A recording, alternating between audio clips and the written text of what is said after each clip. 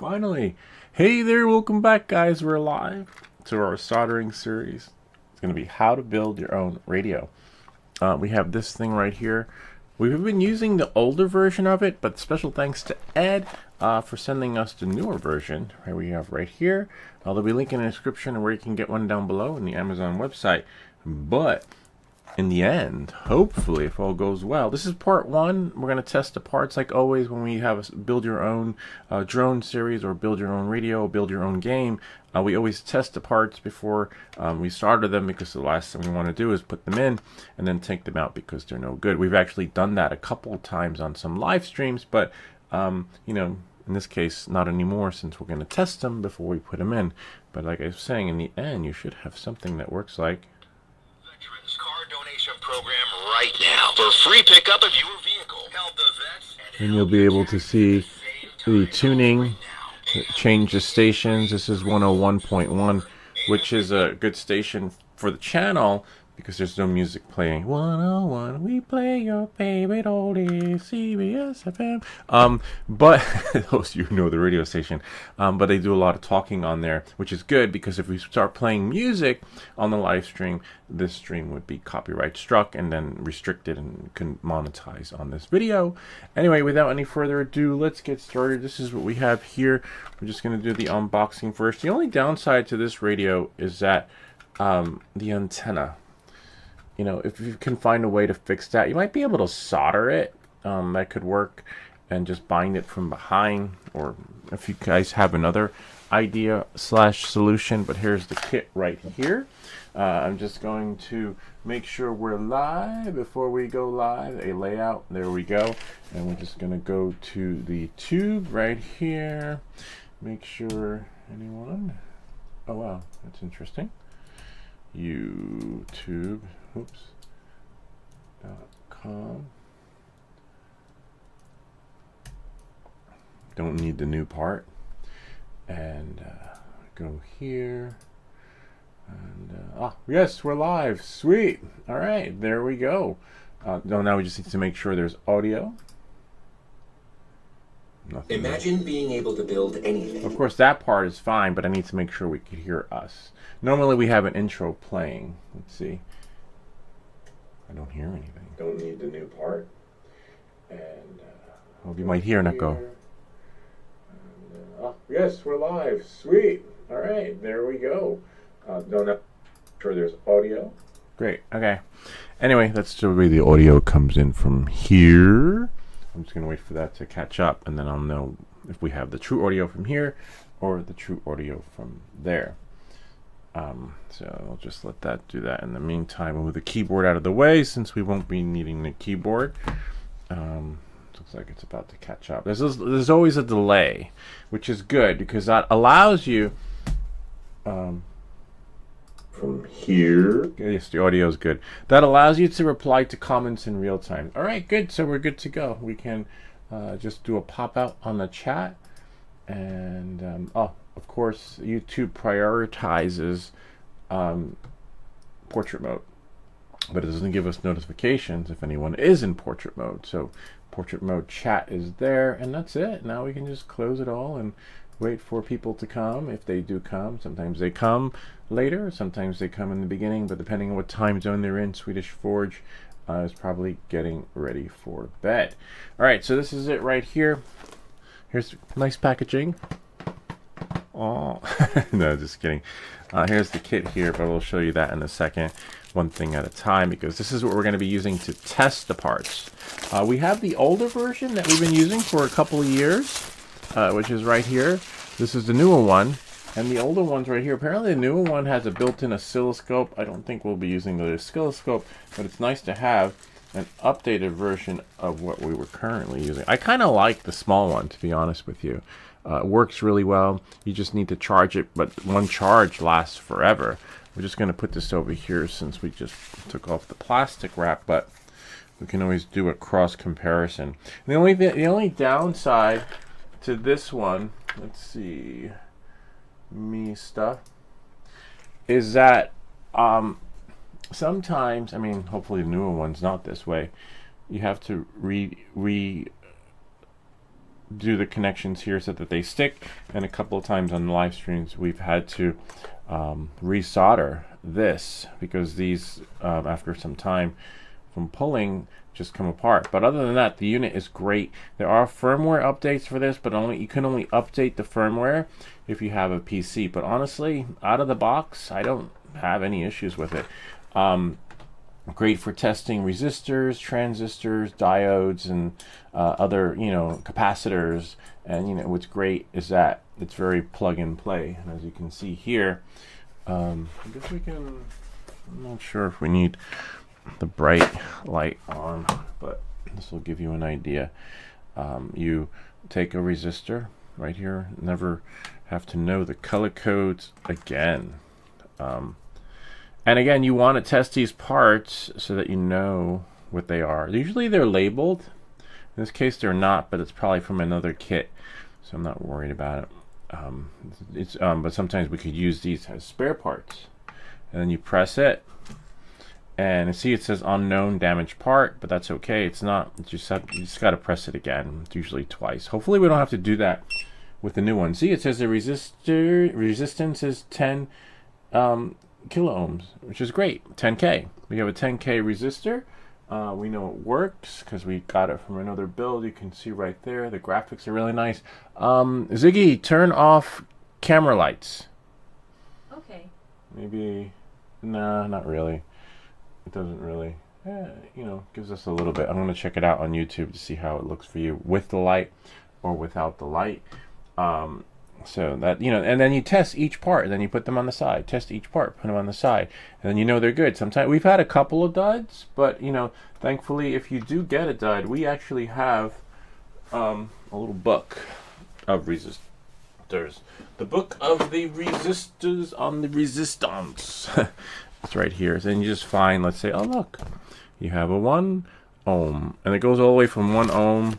You can have a 1K, and if we need, let's say we needed a 10K, if it was labeled, we would know where to find it here. There we go. Look, a 10K. If we needed a new one or something close or similar to it. See? So this is good to have, but as you can see, I don't really use it because, I don't know, we usually find stuff laying around. But this is handy if you want to fix some other stuff in your house or whatever rocks your boat. But I just want to check out the tube again. Let's see. Hold on. I just want to see how it looks. Where's my channel? Looks like I closed them. That's right. One moment, please. Go to YouTube. Go here, and then your channel, and then we'll go here. Voila. Of course, I have to watch ads too. Looks like it's catching up. But anyway, so that's how that works. So we're going to check out the new one and see what we have in store. So we're going to go to Samsung stuff. Just don't know if it's good with light or without light. And let's unbox it and see what we get. So this is it right here. It's a 3-in-1 oscilloscope. It's been forever since I've used an oscilloscope, but for those of you who need that mini version of an oscilloscope, here it is right here. Ziggy, turn on camera lights. Okay. See, it's a little bit, you get a lot of, oh, there we go. Oh yeah, definitely better without the light. Ziggy, turn off camera lights. Okay. Oh yeah, it's like night and day. Okay, so we'll leave that off, and then you'll probably see the. I just want to see what the glare looks like. Yeah, so definitely. Oh yeah, definitely with the light off. All right, light off, lights out. So here it is, really nice. And again, you want to test the parts before you build your stuff. Oh look, a little barcode. Download manuals and firmware, but you can't do it on the Mac. I mean, you could go to Best Buy and be like, hey, I just need to test the machine out. I've actually done that once, and they're like, you can't do that. You can't, but you can. Just don't get caught. And then you're fine and good to go. Let's see what's in here. Oh wow, nice. See, it comes with the 3. Again, the barcode, download firmware, but only works on the PC. And again, honestly, I really don't know why you would need to download firmware on a device like this.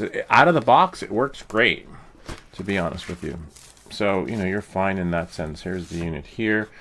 Here's a little it passed inspection. And if it passed quality control, if you have one of these in there, /inspection, you know, that it passed inspection, then don't worry about it. Just send it back. Especially with Amazon. If you buy it from Amazon, you have that little window, and that's all that's in here. Nothing else. Interesting, because on the box, looks like it has more. See, like these. I guess the oscilloscope accessories are separate because we only got the charger to charge it, right? And then we have these positive and negative tongues to test, I guess, voltage, and or whatever, you know, because red is positive, black is black. We don't need that. Okay, we have a battery tester, but kind of strange. It says oscilloscope, but we're not going to be able to test the oscilloscope part because we don't have the oscilloscope thingies. That's okay. We'll put that there. I just heard a ding. I didn't hear no bells. Let's see who it is. I'm just gonna close this here. Oh, sweet. Oh my God. Brian's lab. Brian, we love Brian. We miss Brian. It's been forever. Brian introduced us into AI on the channel. We experienced Grok and ChatGPT. Told us how to talk to it. He uses it to plan his routes for his drone when he's flying. Really technical. Loves the Reader's Digest too. What's it called? The wordplay, word of the week, whatever it was. I forgot. It's been a while since I've done that. But yeah, great to see you again. Let's see. I like the screen split, but why is the composite video in portrait cell mode? Why can't we get a real split screen full size video? I don't know. That's just the way Streamlabs works. So we have here. I don't know. See, didn't I tell you guys? Brian's really technical. We could make this a bigger, right? Make that like that. Make that like that. Since this is the area we're going to be working in, right? Right about here.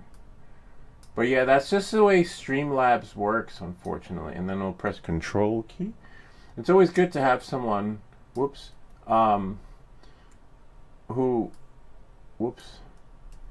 knows what. I think it's Control. Nope. I think it's Shift. Yeah, Shift. No, not Shift. Command. Nope. It's one of the keys. Just give me a second. Nope. We'll string that out. Could be Option. It's Option. There we go. And then Option allows us to shrink it so that. Where's the chat in that one? In here. There we go. Sweet. Oh, the chat's at the bottom. Yeah, that's it. That's all I can do. But the main video is streaming in the irregular format, landscape. But this is all we can do here. I can do that like that. Or maybe that like that so we can see it broken up. But yeah, you're really limited. That's all we got for the vertical cameras. Okay. Let's see. Brian is retiring at the end of December, so I'll be doing a lot more. Oh wow, that's great. I don't. Yeah, that's definitely good. Brian's really technical. Brian is an engineer. That explains a lot. So Brian's retiring as an engineer. It's hard when people retire because where I work, the company I work for, a lot of these guys and girls and women, they've had really good jobs before. One guy had his own business. One woman, used to work. They all had good jobs. Point is that when they retire, they don't have much to do, so they come to volunteer, right? So Brian is probably excited about his retirement, but at the end of the day, these people want to get out of the house, or their partners send them out of the house. I know Brian, the other Brian, who volunteers for the company I work for, his wife found him the gig. She wanted him out of the house. Apparently they were driving each other crazy. So, even though you're looking forward to the time, apparently people go stir crazy and need something to do just to get out of the house. So, one of them is volunteering or just, having other hobbies, like Brian's going to be doing his YouTube thing, which is great. Just anything to keep busy and create a routine. It scares me though, because I'm like, what am I gonna do when I retire? Like, you know, like, I hope I don't wind up like that, where, you know, I just got to come up with something to do, right? I mean, I do this is YouTube, but it's, you know, in addition to what I do outside of my real job. And then when I'm off, I'm here, you know, or I'm riding my bike or hiking with the kids and stuff. But that's really cool. We have an engineer, or you can consult. I know another person who consults. You'll figure it out. But I was just throwing it out there when it comes to retirement, because I know some people. I have some hands-on stories I can share with you on what the retired folks in my community are doing. All right. So remember, we just opened it, and it's nice. Look, it has a little stand. This is really cool. This one doesn't, and I didn't like that about this one's still good. And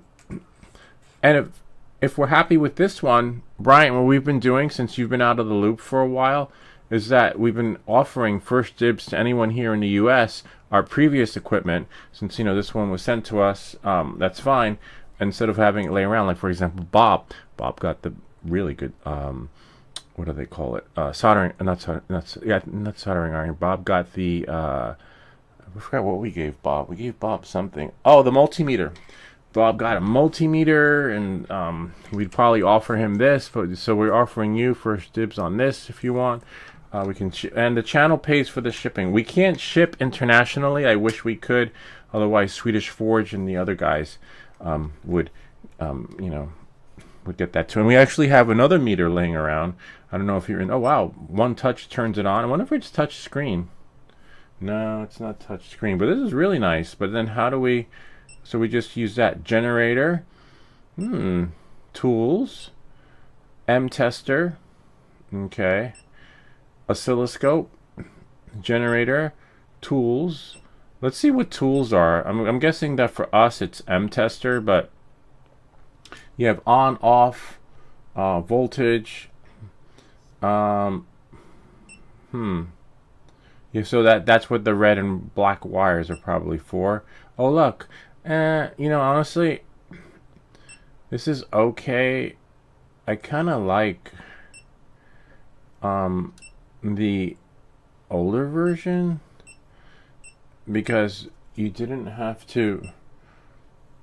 There is no tools on the previous one. You just put a resistor in, transistor, capacitor, and it automatically knows. So hold that thought. I might keep the old one.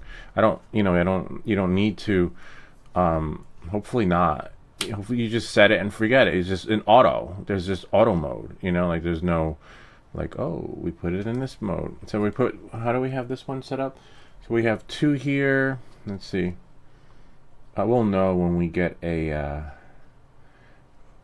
capacitor. No, transistor, sorry. If it's in the right hole, I can't remember.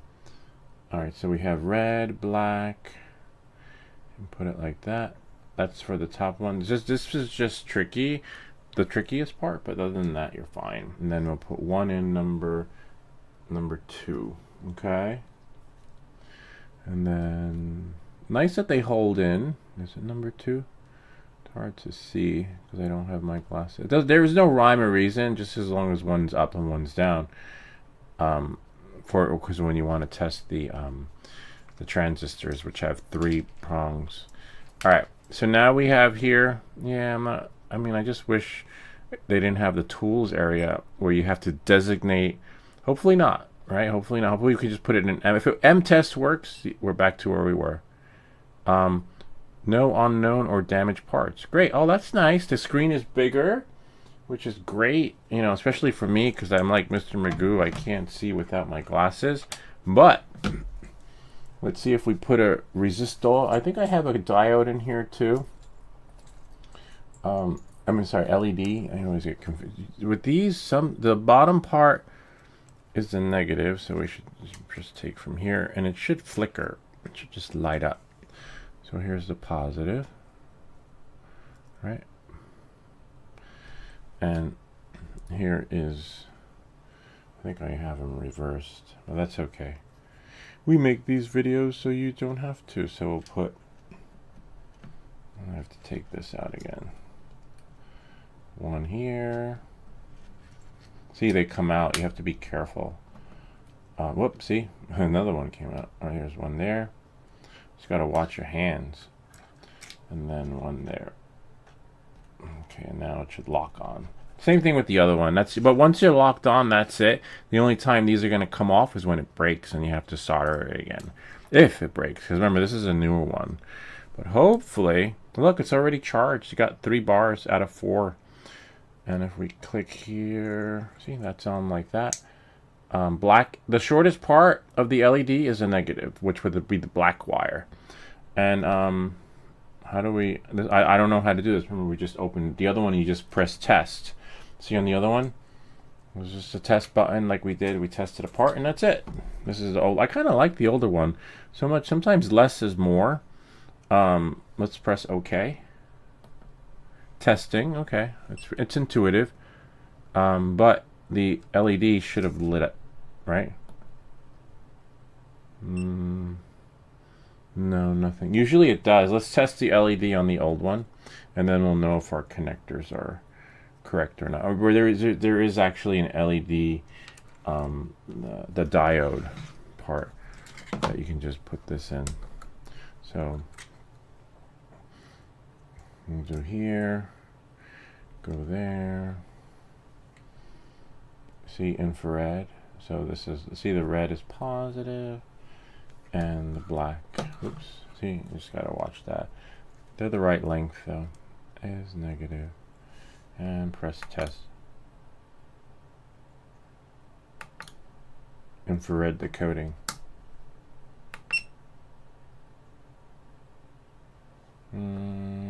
Nothing. Just test and oh yeah, see, you saw it light up. See that? You see that? Kind of neat, huh? See, and it tells you it's a diode. Okay, so we know we know that one goes on the top and one goes on the bottom. Okay, so the bottom one's a negative. All right. See, it's just sometimes less is more. Sometimes it's like, oh, it's really something. They overcomplicated it. All right. So here, the red is on the top. And with green, we have green. Think of the green as a negative, right? We'll just swap them. And now, hopefully, in the perfect world, let's see, it should work. Oh, well, wow, this one's faster. There's no delay. Oh my God. Yeah, so Brian, the old one is up for grabs. If you want it, remember the channel will pay for the shipping. Brian probably might have one of these. So I don't know, you know. I don't know. But that's okay. If Brian says no, we will offer it to Bob. That's the thing we do on the channel. First come, first serve. Okay, so now I'm going to swap the wires. I left the green on the top so that we know that. And it was really nice. It has more detail on there too. So if you're like Brian, an engineer, and need all the specs, it gives you the specs of your diode / LED. What? Sort of. Look, it says it's a capacitor. So now it's having an identity crisis. It identifies as a capacitor. All right. Well, that's good for business because then we can say, welcome back to everything that glitches. Okay, usually that sometimes happens, but let's try it again. Oh, man. Are you shitting me? All right. All I did was switch the wires. I put the red on the top and the black on the bottom, and you know, that worked really well. But apparently, let's take it off and put it on again. And then if you don't know the parts, you would think like, oh, that's okay, it's a capacitor. Everything lit up. What the hell, man? You're killing me. Okay, this is probably why they require you to do a firmware update. I'm gonna move it over into another hole. Yay, there we go. See? Now it's a diode. Alright, so now it identifies as a diode, and hopefully we don't have to take the parts out again. Look at that. It's faster too. The other one, there's like a little delay. It's in an older version, but there's no lag. Wow, this is just amazing. Alright, so now that we know that this works, for our LED/diode, and it tells you what it is, the specs. It has VF equals 1.9 3 volts, and C equals, this is just freaking awesome. And then it has those other stuff in there, but honestly, I don't think I'm going to be using the other features. So let's test the resistor so we can see if we have some resistance, and hopefully it won't identify as a tranny transistor, right? All right, so we have one there. See, it's in lead 1 and the other one's in lead 2, but actually it says in lead, it's weird because I put it in lead 2, but it's 1. So like down here, I'll show you guys.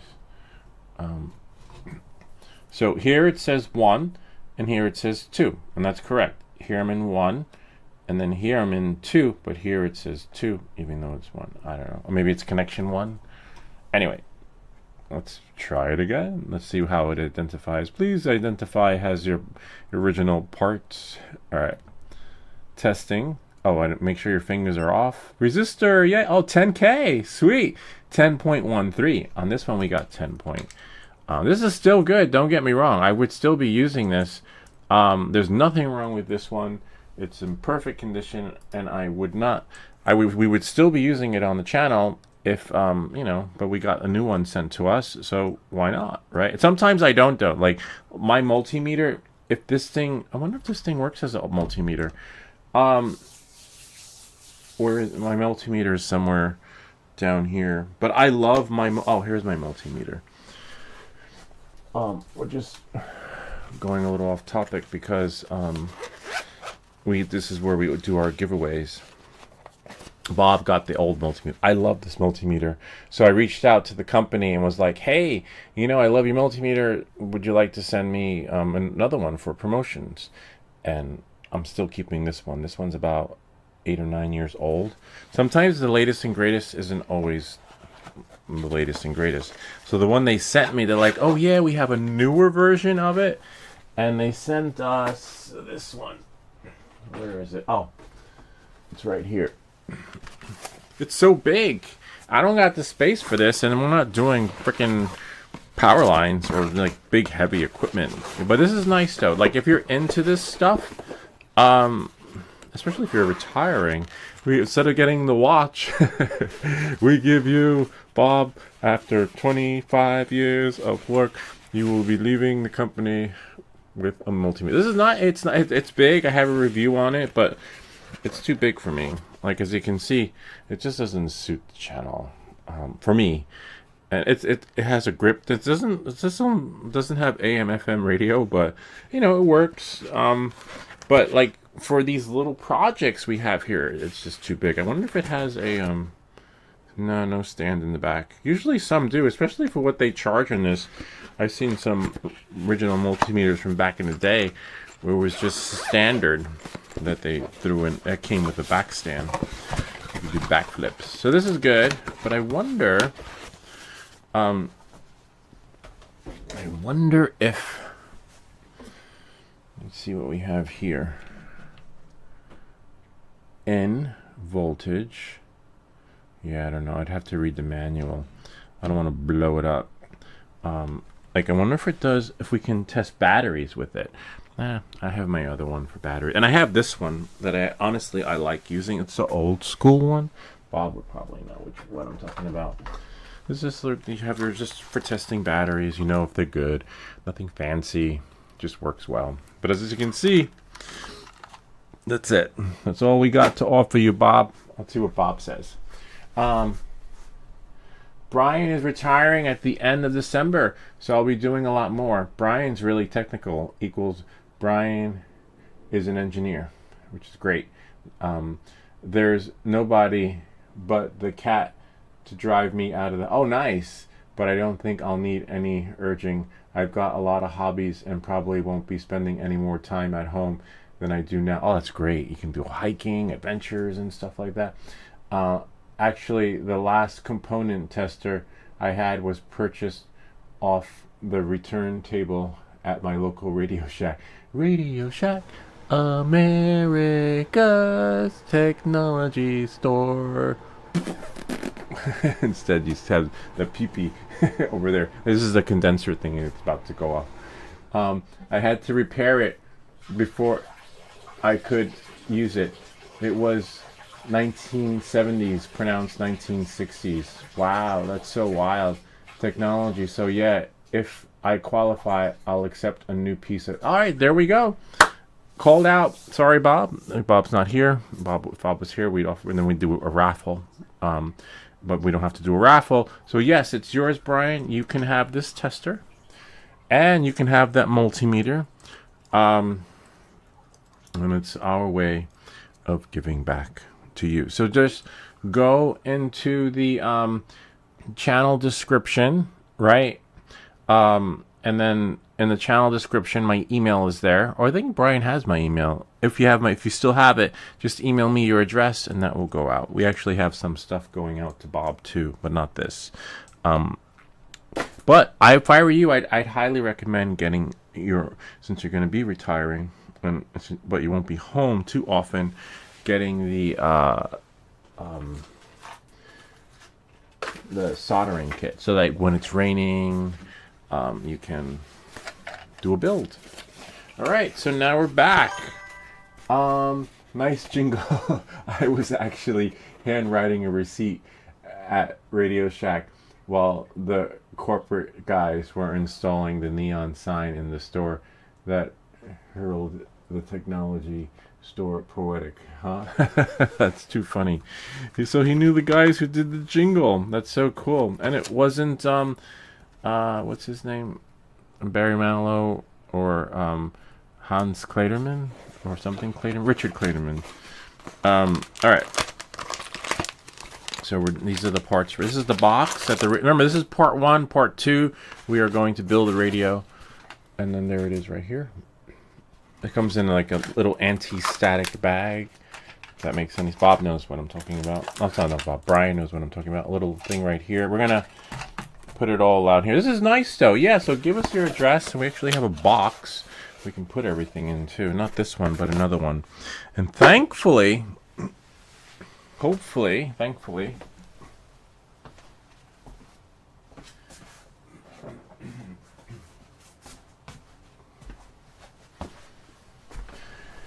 should fit in here.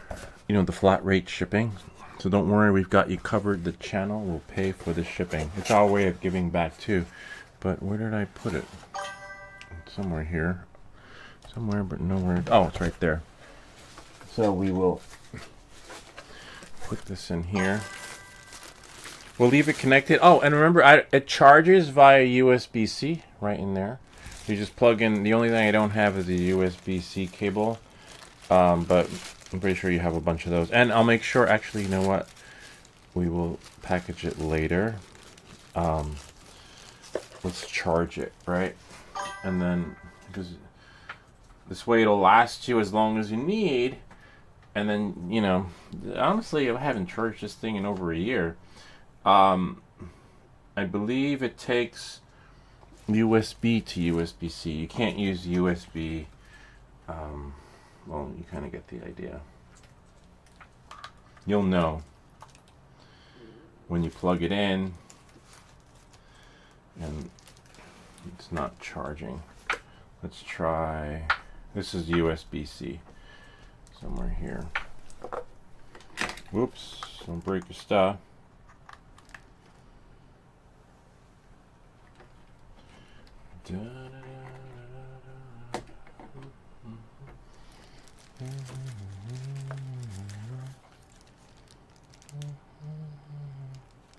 Five volts, 1 amp.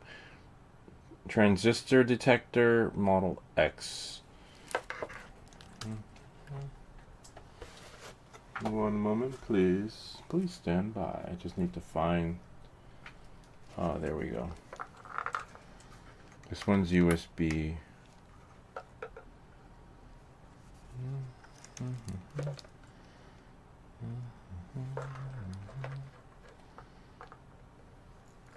It doesn't tell you if it's charging or not. Let's try the other cable that came with this one. Let's plug this in right here. See? Oh, you can't see. Hold on.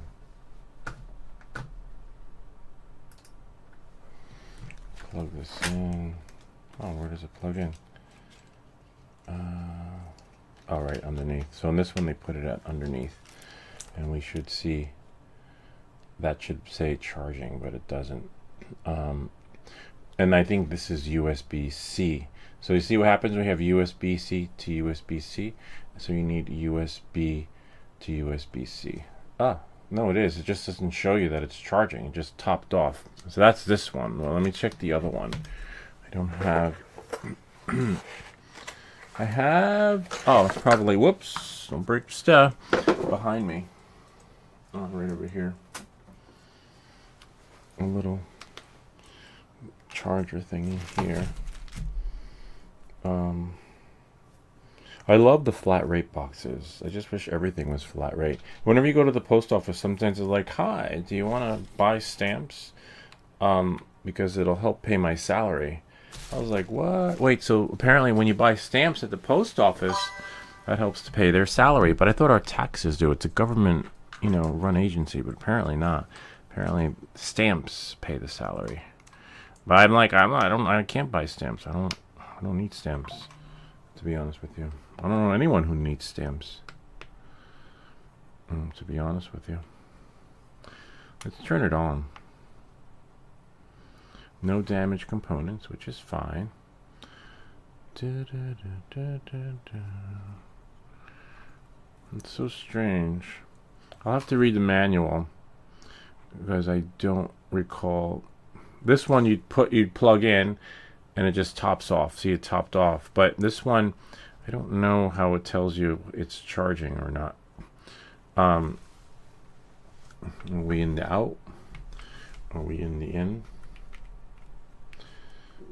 And let's see if this works actually though. We'll know if the charger is working if we plug in our phone. Sorry, I couldn't find that in your home. I wasn't asking. All I did was plug in my phone, and then Siri starts like killing me, man. See, the charger's not working. But also, you need the correct voltage, right? Coming out of the charger. And that, see, it's only 12 volts, which is fine. But for the iPhone, I believe we need 16. Let's try 24.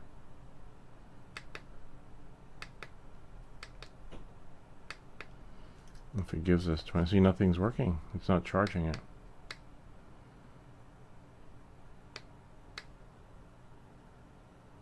And let it flash.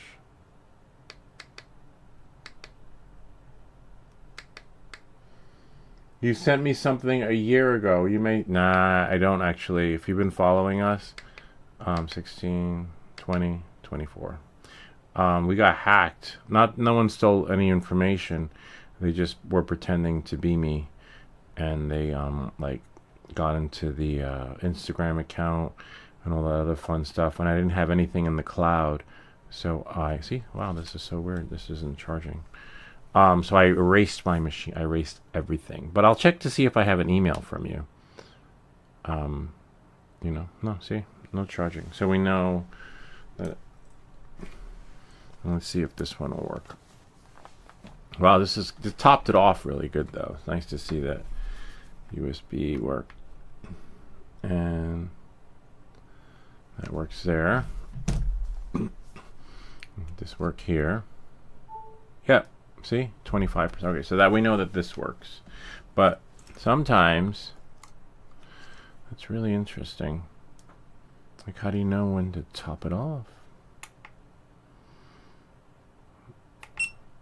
Test in progress. Hey, what's up, Swedish Forge?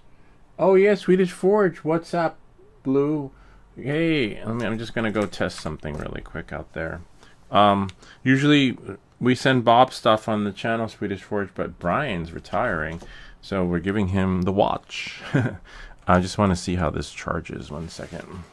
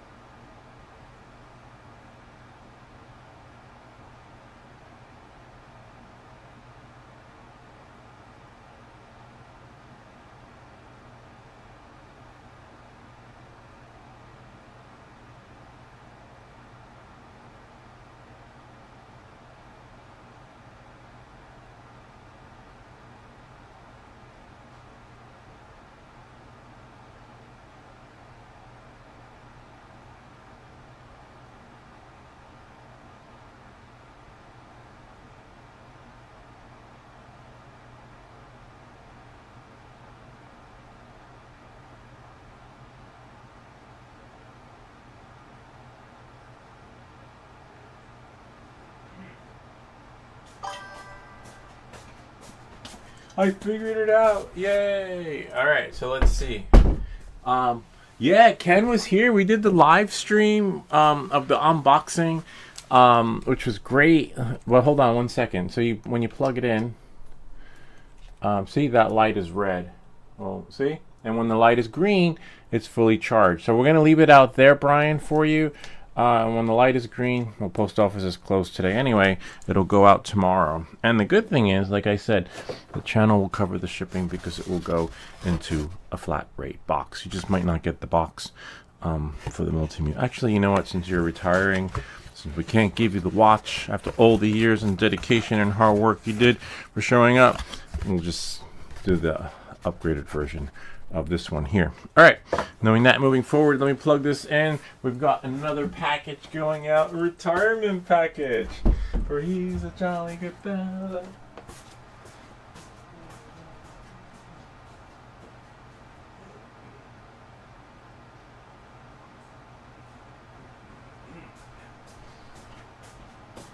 I remember when you would go to camp or in school, when someone was like leaving school and transferring, they would sing the song for them, like "We miss we Bob, we wish we will, da da da da da, oh, you were chill, and then da da da da da, oh Bob, we'll miss you," something like that. Or it kind of reminds me of the song that they, and remember the movie Cutters? Cutters has their own version of it. I love the movie Cutters, by cycling movie. All right, yeah, Ken was here. We did an unboxing and debunking because apparently a lot of YouTube content creators, famous ones too, are saying that the DJIUSA.com is fake.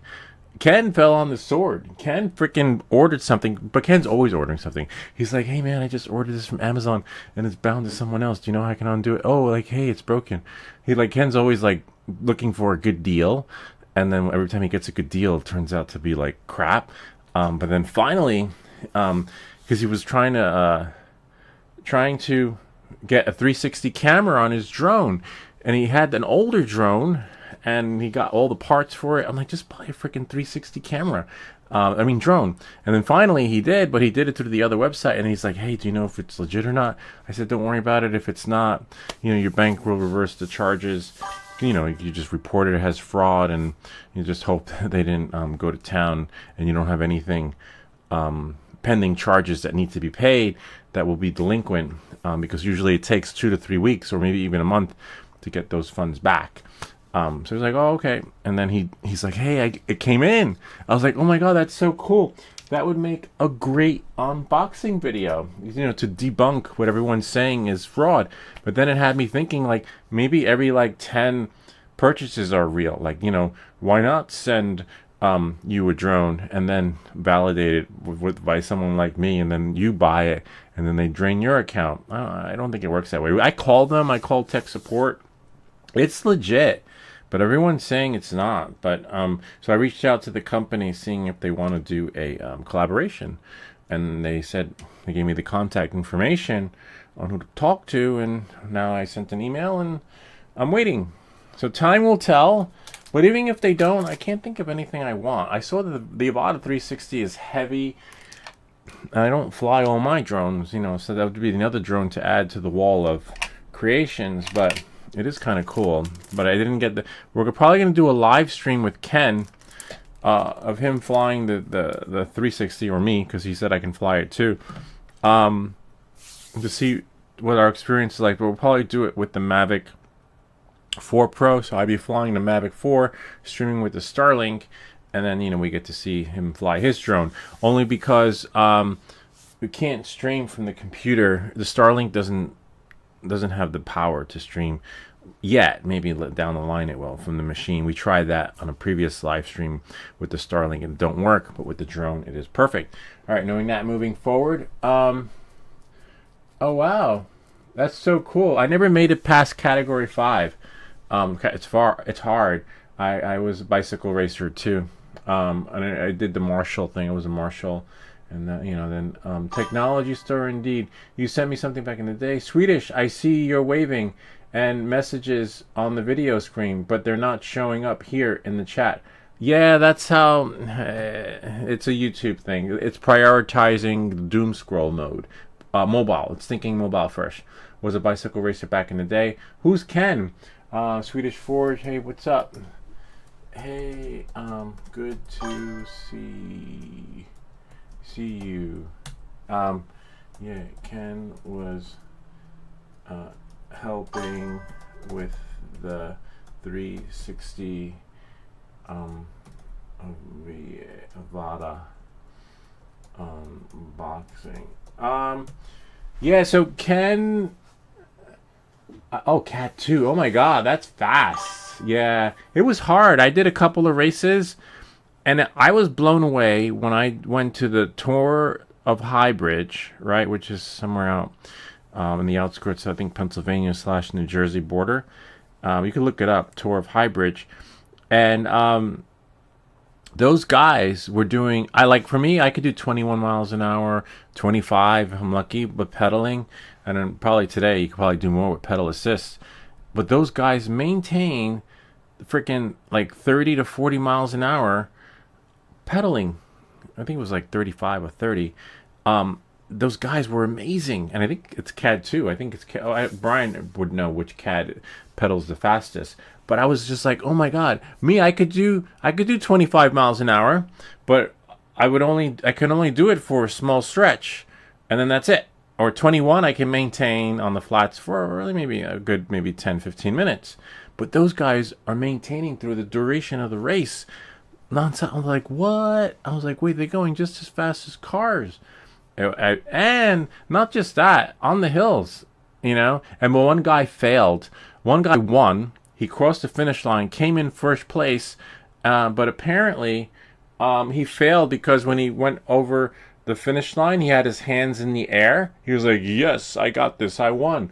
And they failed him. I was like, "What?" And it's like, 1 second, please. The judges has convened, and the rider so and so is disqualified because hands must be on the handlebars when crossing the finish line. But the funny thing is that I think on the I want to look it up. Tour to High Bridge on the T-shirt or logo that they have to like sign up.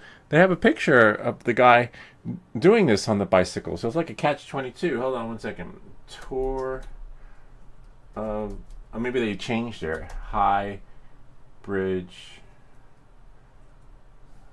Oh yeah, let's see. Images maybe. No, they changed it. Now they just have a. Here, I'll show you. Now they just have a. Samsung. Now they just have a bicycle like here. See, oh, it's in New Jersey. I thought it felt like I was in Tom's, in another part of Pennsylvania, Frenchtown or something. Yeah, so here it is right there. But these guys. Oh well, look, they have girls now. Before there were no girls before, literally. That's a good. Oh, hopefully, right? You never know. Today they could be like chicks with dicks. I don't know, man. So yeah, don't be fooled by the ponytail and the long hair and the boobs. Anyway, yeah, I remember that thing. This little N147. Wow. So it's getting. Oh, look at the roads though. They're kind of paved now. I remember the roads being crappy. Being like this. Yeah, like that. I remember the roads being like that. But now, and then being like small backstreet roads. Oh wow, maybe they dumbed down the race by making it easier, so that it wasn't just the guys CAD 2 or CAD 1. Maybe now CAD 5 can participate. Because I remember when I went, I was a CAD 5, and I was with the Century Road Club in New York City. And I was like, oh, wow, it's so cool. I was like this guy. I got the shorts. I got the shoes, the helmet, the bike. But that don't mean anything. Like literally, you really have to train. Oh, I thought I would be instant cyclist. Nah, it takes like years of training to build up to a CAD 2, which Brian did. Brian gets more than the watch. Wow, this is so cool. I mean, look at that. But then the downside was, the reason why I left it was because I still ride now. I still do centuries and things like that. The reason why I stopped racing was because good luck finding a local race in your town, right? Like a lot of these races are freaking destination races. So I was living in Westchester at the time, and I had to drive from Croton all the way to Highbridge, and it took like freaking like 2-3 hours, and then for like a 45-minute or 1 hour, like event, and then you got to drive back home, and that was the closest one I thought there was. So you have to travel to all these different destinations, no matter what category you are. So that's why I'm like, hell, I don't like the whole paying for gas. It's expensive. It costs more. It's like it's an expensive hobby.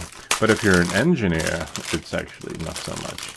All right, so this is I'll do the unboxing, test the parts, and in part 2, we will make the magic happen. So here we go. Samsung Me stuff. I have to go. I see if you're online a little later. I might be online a little later. Good seeing you. I'll send you a message. WhatsApp. You remind me of Jeff Goldblum. Life will find a way. The dinosaurs, and we shouldn't do like they say. Everyone says that. I don't know why I look like. Maybe I don't think it's the glasses. I think it's the deposition. But I used to get that in high school. I remember in high school there was a girl that had a crush on me. She's like, oh my god. I used to get the Karate Kid. They're like, you look like the Karate Kid. And then I also got like, you look like the guy from The Fly. So it's funny how I'm older, and they still see that. Except it's not the chicks. It's the dudes. But yeah, I do. I don't know why. I can't explain it. Maybe it's like how I speak. All right, so then we have here. So we're gonna put this on the side. This is nice. So Bob, you got it coming to you. Not the new one. I'm gonna keep the new one, but the other one's fine. Again, I would still keep it and swear by it, but because Ed sent us a new one, we are gonna keep the new one. I'm gonna check out some other features in there, but honestly, I don't see myself.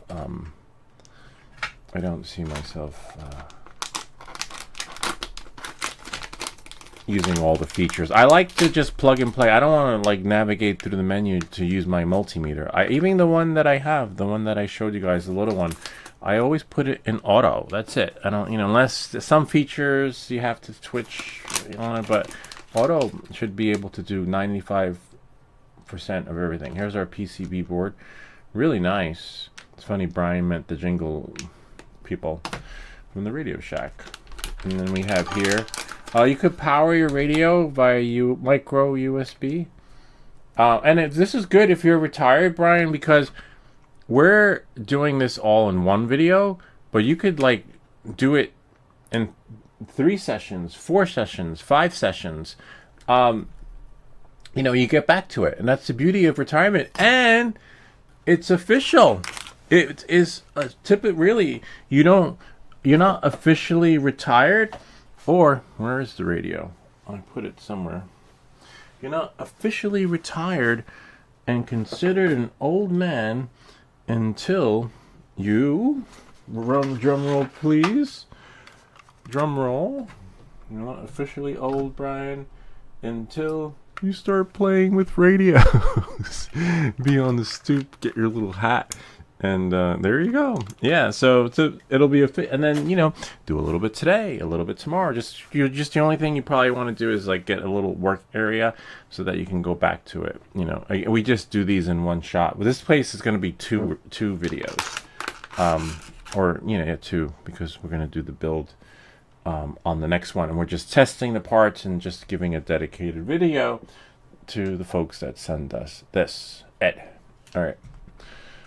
We got some other collaborations coming. I've been saying yes to a lot of collabs. Sometimes they come, and then sometimes they don't, which is really weird. But it is what it is. So just if you are a collaborator. Also, why do you keep calling me Bob? Oh yeah, sorry, Brian. Right. I keep saying Bob. We usually send stuff out to Bob.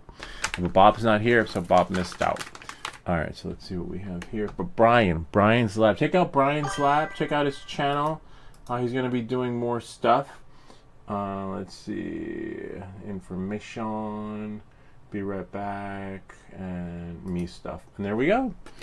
This one's a really fast build. Brian's probably remember Brian, not Bob. Brian's familiar with Moore's law. In the beginning, radios were huge, right? Oh no, they're components.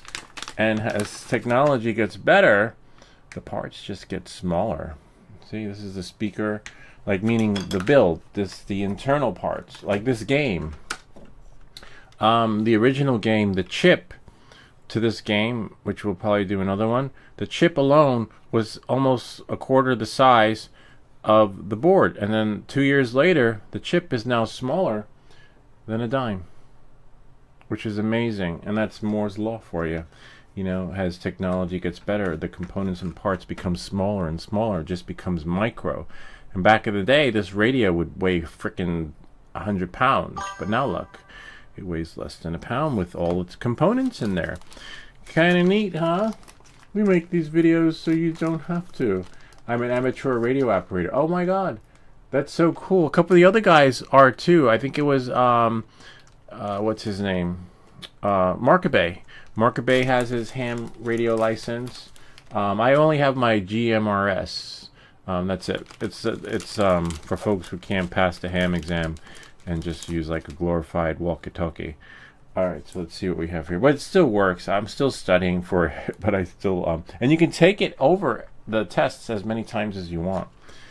So here we go. It comes with 2 resistors, and they gave me some stuff from the Ham Radio Club. 10K. So we have 2 10K. Oh, nice. 3 10K. Because remember the spare, and we're going to test them out. This one's different. I don't recall seeing this wire on the previous build. These like. I remember them giving us wire, which is for the speaker, but I don't remember having more than 2. Yeah, so they only get 2, but maybe it's extra. We'll see. No, 2 for the speaker, right, which is normal, and then 2 for the powering the batteries. Okay, so it does make sense. It's like, wait, it's been a while since we built one. So you got 2 of those. The only thing I don't like is the antenna. Hopefully they fixed the antenna and made it a better experience. So you want to watch out with the parts. Just lay them out nicely. And again, we're just testing the parts, and then we're going to do the build next week.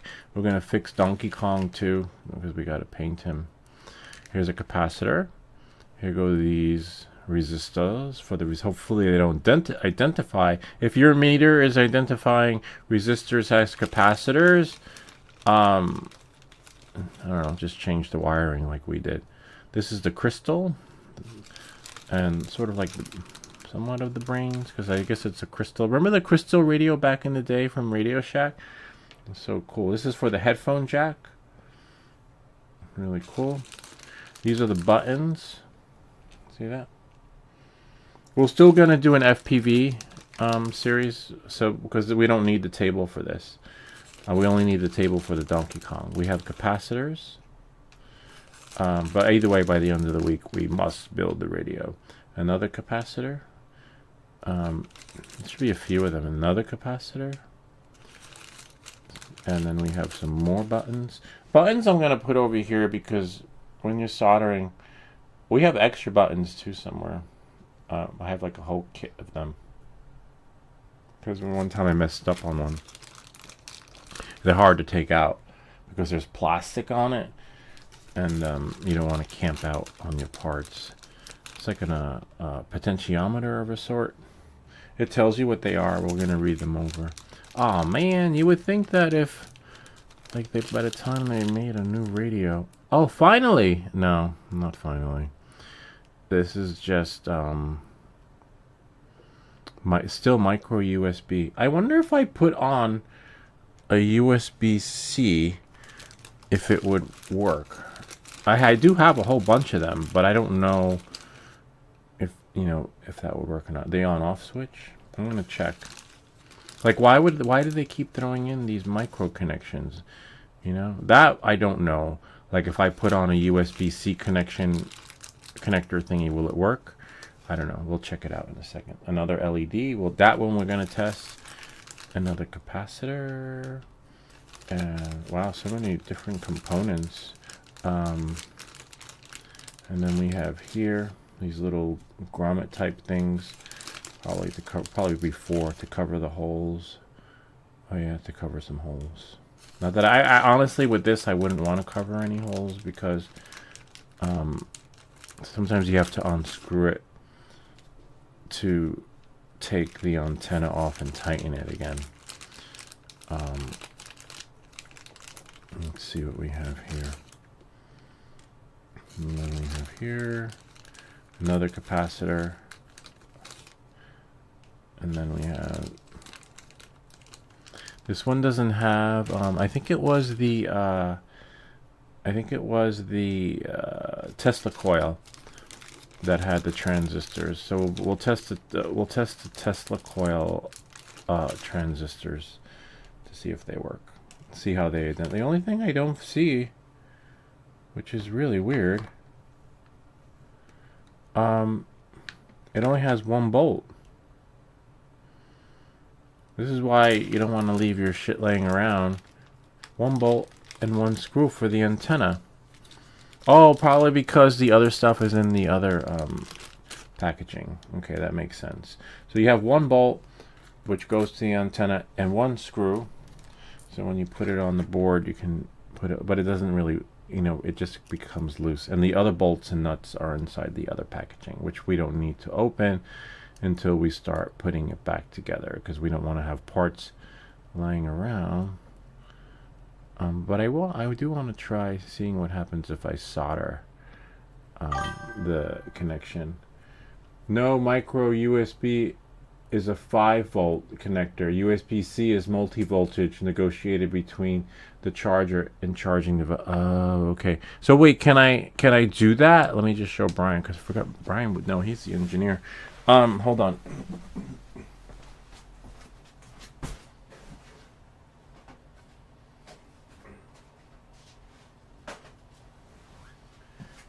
Because that would be great, because I have everything in my house is USB-C. See, look, and we have here, what if we could make we put one of these on instead? But I think Brian said no. It's a bummer. You would think that they, oh yeah, he's right. Damn it, look, these like, because I have these have like some special wiring on it. Oh yeah, probably, man, sucks. All right. USB-C. Maybe you need to find the right one. Maybe you need to find, I don't know, let's ask Brian. What if we got this with the 2 wires like that? See how they were in there, the 2? But instead of micro, do USB-C. That would be cool. Yeah. Oh well. These I don't know. Anyway, it is what it is, right? It'd be so. Anyway, let's test out. This is. Oh, we also have, aside from the Tesla coil, I believe the universal remote that we made has. Oh man, bummer. Do I have another Tesla? No, I don't. See, with the Tesla coil, the screws are in here, on the inside. Oh, that's okay. We can still test it. All right, so we can test the transistor. Yay! Because I was like, damn it, because the screws are in there. But let's see if we can get. So we're going to test some basic parts, and then we're going to test all the parts that came with the radio. So here's one. Oh man, if it lets us, right? Wow, this thing. Here's one. If I can get the one in the middle, right? And then that would be golden. I don't want to break this thing though. Here's 2. Yay! And then it should, hopefully, right? Hopefully it should identify as its original part. Hopefully, nowadays, even our testing. Oh, nice! See, look. It shows 1, 2, it shows the connection, but it doesn't show up as It's so weird. It doesn't show us the icon of the part. See? It shows up as a diode. This isn't a diode. Are you shitting me? Hold on. Remember, we had that problem before in the beginning. Let's go to the original one. The one that we're sending to Brian. The one that we're sending to Brian. Brian. Let's try. We have 1, 2, 1. Let me see. You know what? Let's try putting it in number 3. Let's see, number 3. I should have left it in there. But we're going to test it out on the other one. Because the other one tells you exactly what it is. Then this is not a diode. Okay. There we go. And let's see. And then I gotta get this one in there. And then if I can get it on, yay, make sure nothing's touching. And then now, testing. Resistor? Are you shitting me? Come on, man. This is not a resistor. Damn. Let's see. I'm gonna change the cabling, put it back in the other one. Whoops, there's Donkey Kong. Man. And if you don't know the parts, you're gonna be like, oh, if you're new to this and you don't know, you're like, oh, okay, those part's good and measured really well. But we know from experience that on the other meter, the other tester, it has a graphics of the part. So this is now identifying as capacitance. All right, let's see what we should get. Let me move this over here. We're going to take the one that we're going to... Don't worry, Brian, you're still getting it. We just have to figure it out.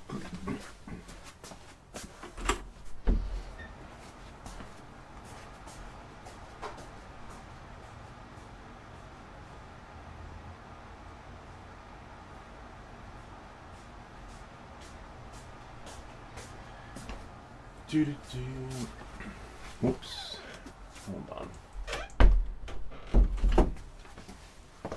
Maybe I have to wire it like this, 2 at the top and then 1 at the bottom. Let's see. You know, whoops. Watch your stuff. Get anything out of the way. All right, this is Brian's. It's been claimed. Make sure these are in. Yep, they're tightly in there. Whoops, one can't see one. That's the only downside to this one. They do go tightly in. You just have to finagle it, and then there we go. Oops. Well, if you've been following us, you know that this is nothing new. But once you got it in, it's in. Just watch the other components. Knowing that, moving forward. This is a Tesla coil. I love this thing. One of my favorites. All right, leave that there, and you'll see what I'm talking about. It gives the whole schematic and diagram, and here to go the 2 at the top.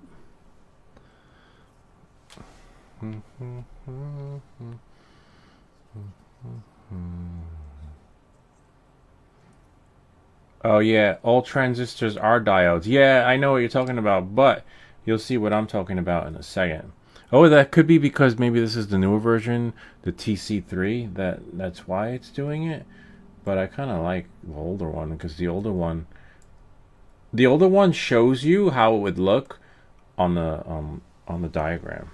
Like if you had a diagram out, it would show, like, you're like, okay, so that's that. That's why I'm like, wait, maybe it's not broken. Maybe it's for the the millennials. Okay, so let's see what we have here. Or Gen, whatever they call it.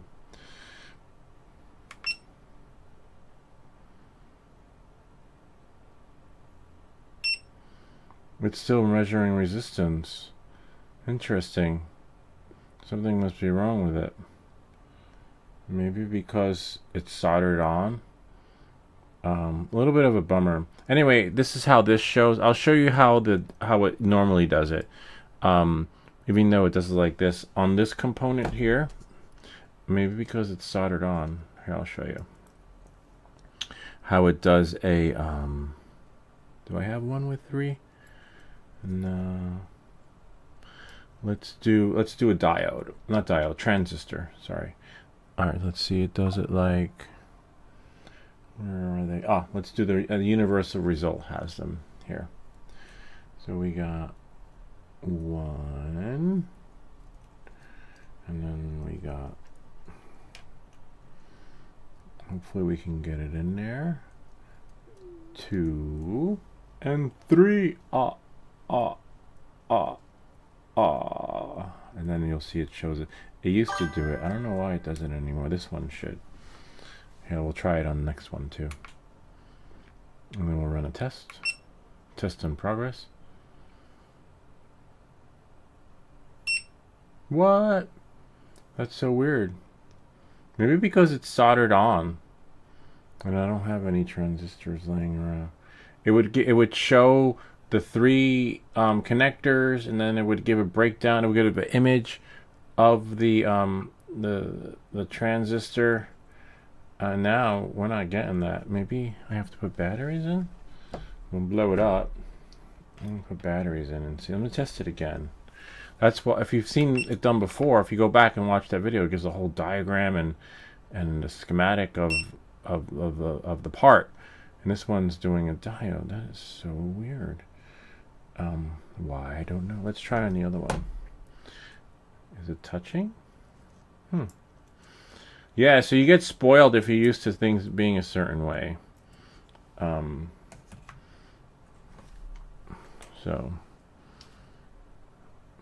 I'm more worried about, like, why isn't the image there? Why can't we see like it shows it like it would on the schematic, but not happening today. But I want to try it with batteries in and see what happens.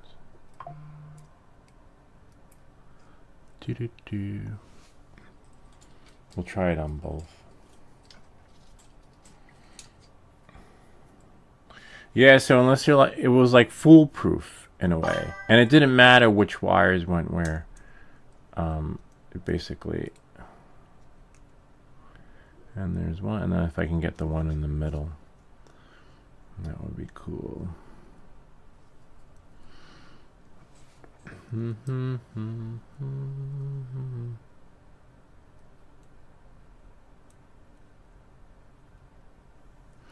Might have to do the middle first. I can't see in there either. Let's try one that has its wires bent.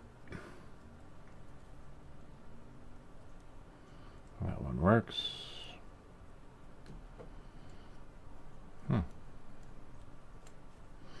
And last but least, if I can get it in here. Let's try it. Unknown part or damage. That's funny. Sometimes we get that. See? Unknown part or damaged. No. Oh, you're killing me. Let me make sure they're connected.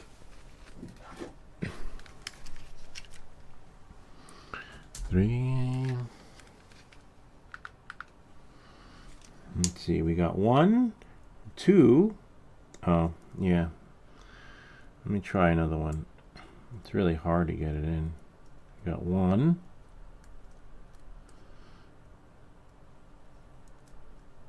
2. Much easier with the goggles. And 3. Voila. Let's see what we get here. Capacitor. It's not a capacitor.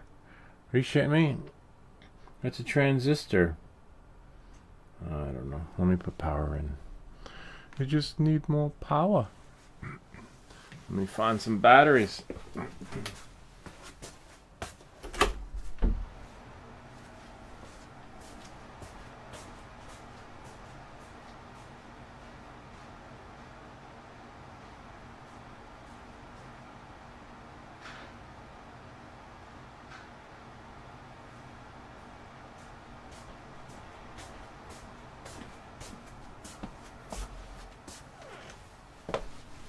Let's close the door. A little bit messed up because if you remember when we built it before, it showed it like the whole schematics and everything and how it would look. It showed the part. It showed an image of the part. And now we're just getting. Well, this is the newer one. Hold on, let's see. Oops, don't break it. Let's see. Oh, it helps if you turn it on. Oh wow, it is plugged in. Interesting. I didn't know that I soldered the connections.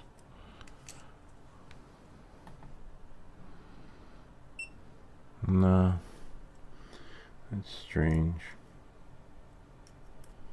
I want to try with the old one and see what happens. Like it would give an image of the part, not just like how you would see it on the diagram. Anyway, let's try the old one. Let's go old school. There's one.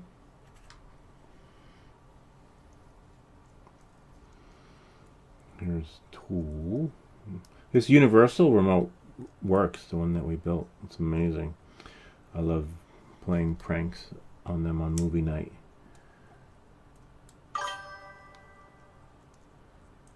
Alright, let's see. Unknown or damaged, which is fine. You always get that in the beginning.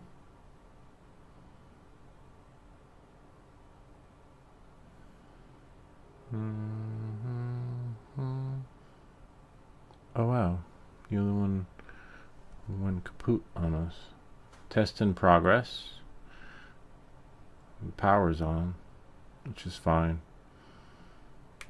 Oh, you see? Oh, I missed it. This one's a little bit laggy.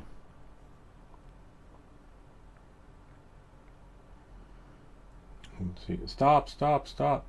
Don't put power to that circuit under test. Oh no, it's fine. You can do it with it. It has a built-in oscilloscope, but I never use it, to be honest with you. See? You have like it tells you the battery, positive, negative, and then you have your 3, and it tells you your volt. Oh, so for those of you, if you're an engineer, this is a really powerful device. It has multi uses. You could use it on real-time circuitry, which is phenomenal.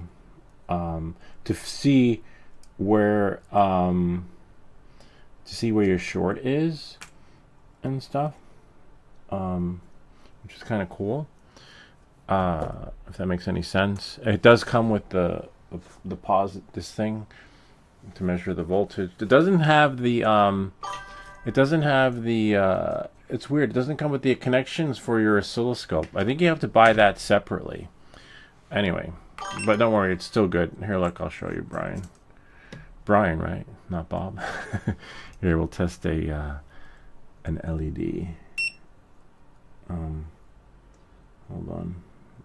Red is positive, and the black is negative. And then we're going to go back and plug it in to charge it for you.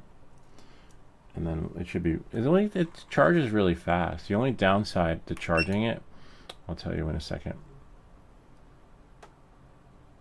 3 a.m. Measures there, but it should light up the LED, which means that it would be here. I forget which one is which, to be honest with you. See? Yeah, your LED. See, you can do live power or no power. See, and the picture shows up as a diode. See, it tells you what it is. I don't know why. And before, maybe because it's soldered on there. I don't know. It would label. It would say transistor. It would say resistor, and then the picture shows up. You know, like let's try here. So this is going back down there, and maybe it needs for the parts to be maybe because they're soldered on. I don't know. Anyway, you'd have a whole image of the part being tested. For the other component, see, there's an image of the resistor. See that? and then it should give an image of, this is Brian's, so we'll leave this, we'll stop playing with it. But you see how it does that? It does the same thing for every component. Why this one isn't doing it, I don't know. And why it isn't doing it now either. It could be because the part started on, but I missed that one. Maybe we'll take one off, right? Take one off and measure it. We could always put it back on, but it would require using a heat gun, or taking the parts out are really hard. Let's see, do we have one here? We do, actually. You know what we could do is, let's do this. Let's go. Oh, Brian, you'd love this new soldering iron. It's amazing. We could, let me see if I can find it. I know I have it here somewhere. The new soldering iron is amazing. It's phenomenal. It is. We have some color wired here. But don't worry, we're going to put Brian's back on the charger.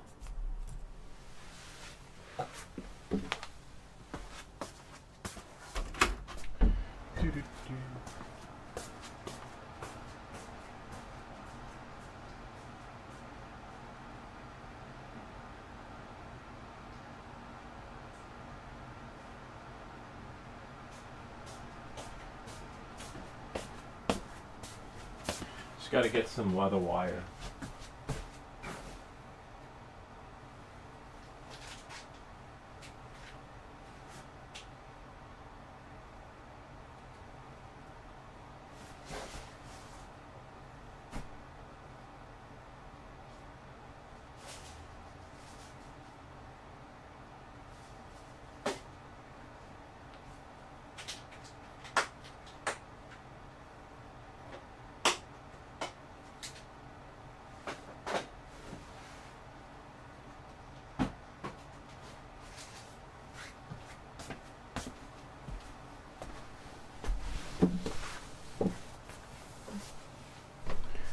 Nah, there are no loose transistors in the new kit, but that's okay.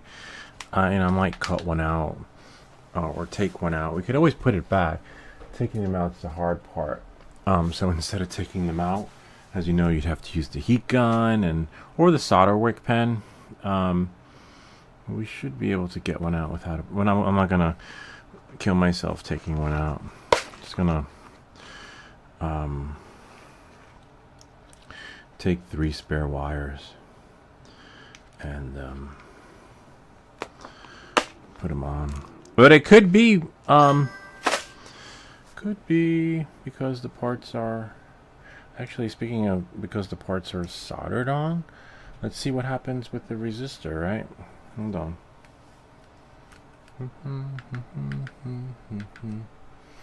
Let's take one from the top and one from the bottom. It's hard to put them in. Here's one. And here's 2. Okay, let's see if the resistance will measure. Testing. What? It's a resistor. And it's measuring up. Look, has capacitor. Come on, man. Capacitor. Fuck. Really, this is good for business, because then we can say welcome back to everything that glitches. Yeah, I don't know. Let's take the power out. Remember this one, I don't know about other testers, this one can be used when well, sort of, I take that back. Can be used while it's plugged in to power, but as you can see, good luck getting the readings, the correct readings.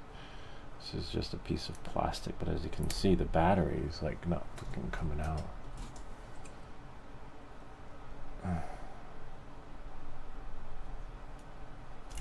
There we go. Try it again.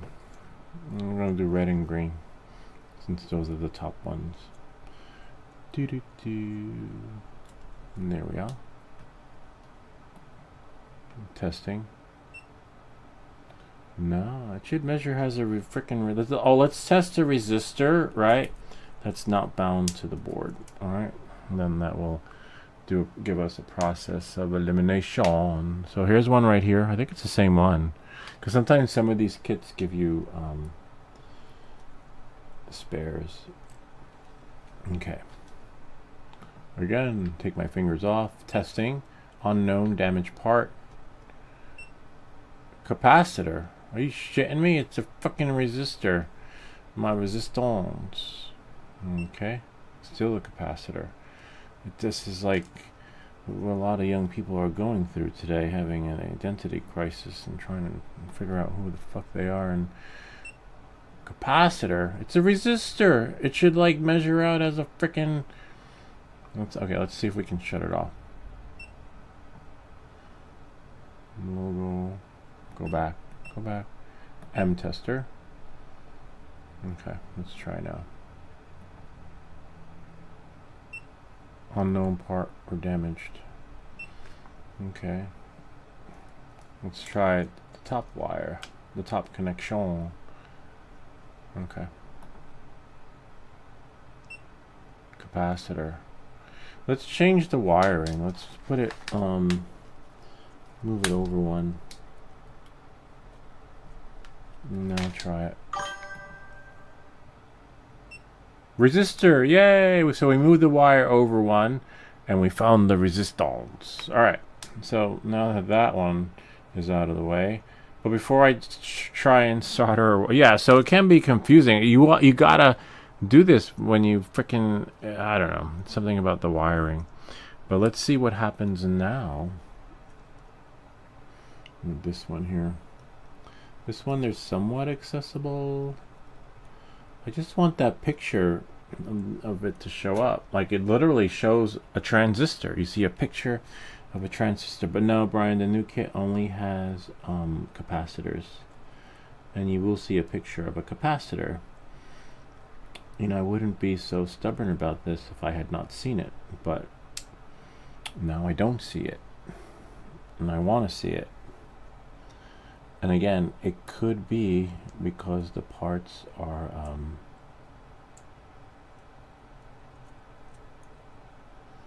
soldered on. I don't know. Let's try. Diode. That's not a diode. It's a freaking. It's a tranny.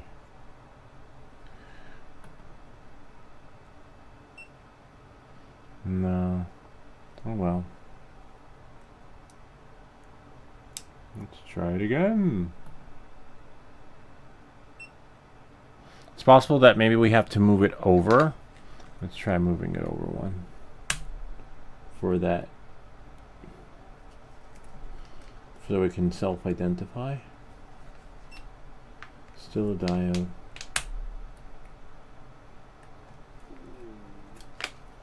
I don't know.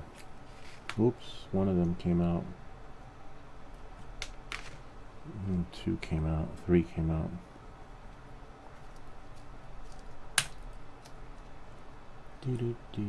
Just make it a little bit tighter. And then put it in.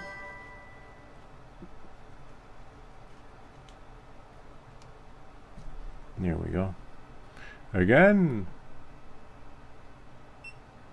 Capacitor now.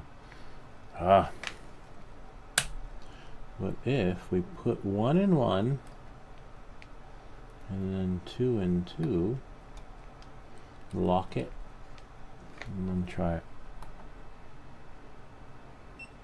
No. Nope. You should get a picture of a transistor.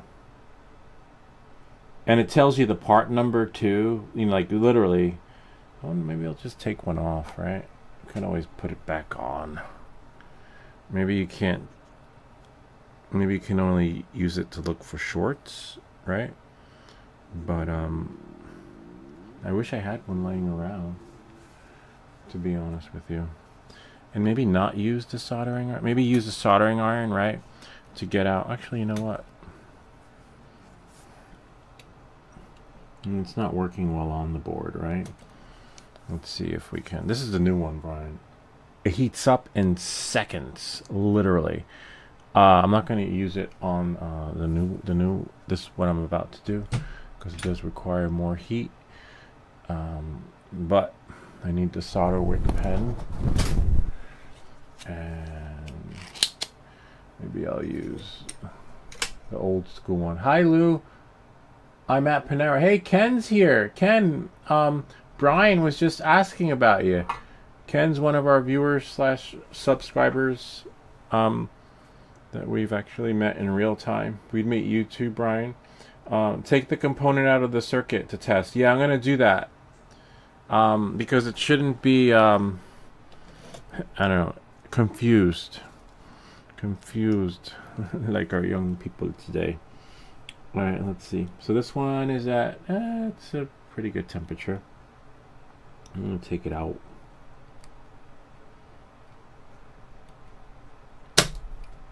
Wow. Never seen that before. The solder go crispy. Like, it just came out though, which is great. Yay.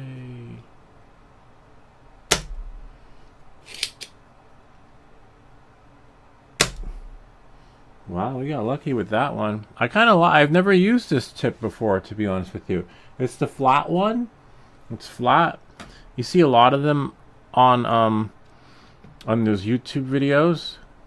In those where they play the music, it goes bow bow bow bow now now now now. And I'm like, I just want to watch the freaking soldering video. And then they have that. I'll fix the camera in a second, but I just want to pull the part out. So it will require a little bit of heat. So make sure you're pulling on the right part too. Otherwise.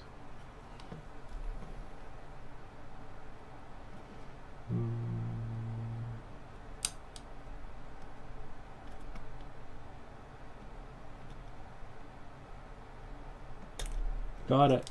Yay. Where did it go? It's down there. Yeah, because this shouldn't be happening. So if you don't have a heat gun, that's one way to do it. Use that tip, that flat tip. But now our car doesn't work. It'll work again. I'm not worried about it. But that's the only thing I don't have are spare parts of the ones that we're taking out, the trannies. Let's see, right about there. I'll fix it in a second. Don't need that. Now, let's see, it should work.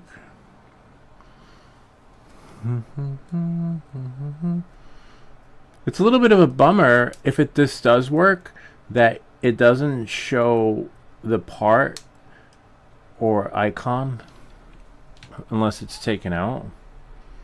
That would, you know, it's a bummer. And oh wow, interesting.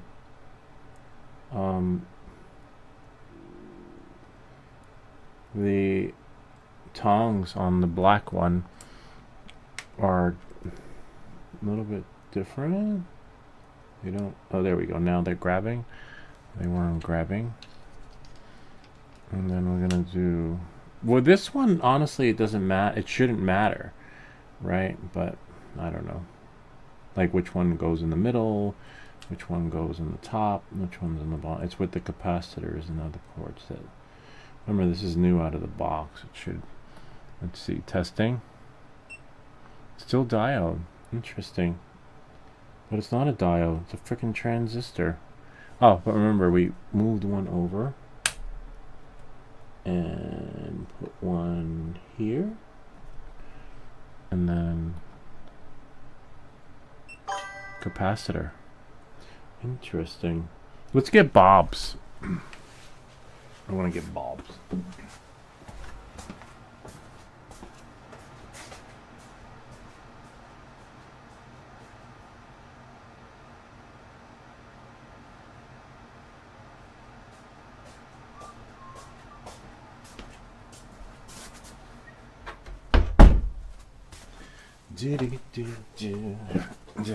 Here we go. No power, don't worry, Bob.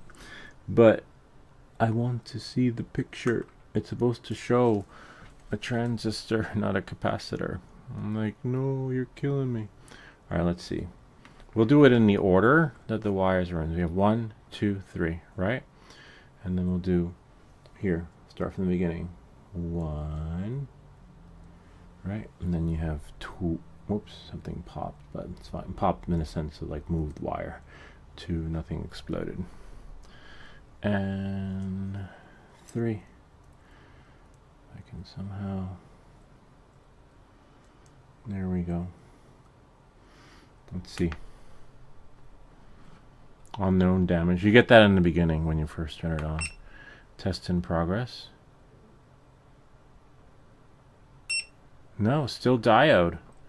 That's so weird. Whoops. Watch your soldering wick.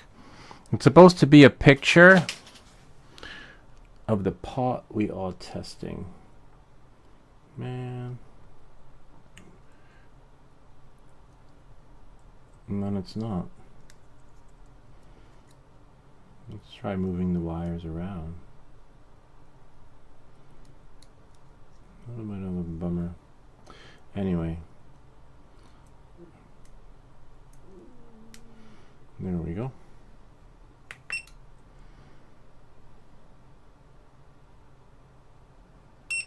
Still diode. No picture of the transistor. Yeah, it is what it is. Alright.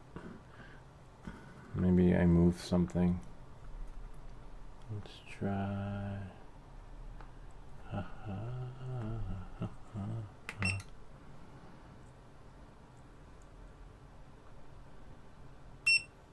Nope, still diode. But wait, let me tell you that one more time. See on the test, you have 1, 2, 3, and then 1, 2. So let's do, keep 1 on the 1, 2, 3, and then put 1 on the 2. Oops. And then put 1 on the 1 on the other end. And then now try it.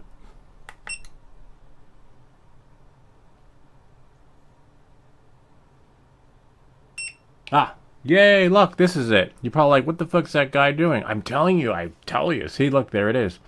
There's the picture. It says transistor. We finally got it to self-identify as its original parts, even though it had all parts. So there it is. So now let's see if we can get, so Bob will probably figure this out in 5 minutes, like, or no minutes. You ever, like, I remember one time that happened to me. I spent hours trying to figure out how to wire the 3-way electrical switch, and then the electrician comes in like freaking 5 minutes. He's like, oh yeah, and it's like $200. I was trying to save money, but I couldn't figure out the 3-way. But anyway, here, this is what you're supposed to get for any of the parts. Hopefully now this will work with the other parts on the other board I was trying to figure out, which was the heat sink or whatever it was. But yeah, so you wouldn't know. So remember this, Brian? 1 on the top and then 1 on the other side, like it's divided in 3. It goes 1, 2, 3, and then 1, 2, 3. So then anyway, you'll figure it out. You'll have to rewind, and then in the bottom a new different connection. And then let's see if we can duplicate that again. Hopefully it can remember what it was. In the beginning you'll get a damaged part. That's fine. You just press power again and wait for it. See, and you have a picture. And it tells you the transistor and PNP and all the other specs. And whatever specs are on the transistor, like if you can see it, or the specs are going to be right there. So that's how you know if it's the correct part or not. Because if you look closely, well, you can't see here, there's the numbers on it, like, the D18, the 624 milliamp, etc. and the specs. And you want that.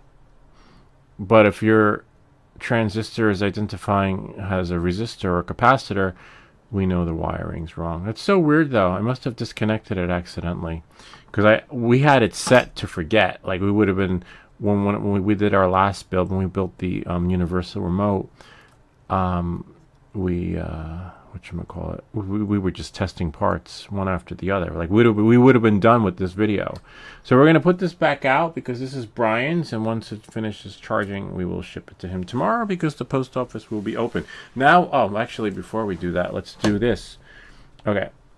So if we can duplicate that here, 1, 2, 3, 1, 2. So the first two are correct here.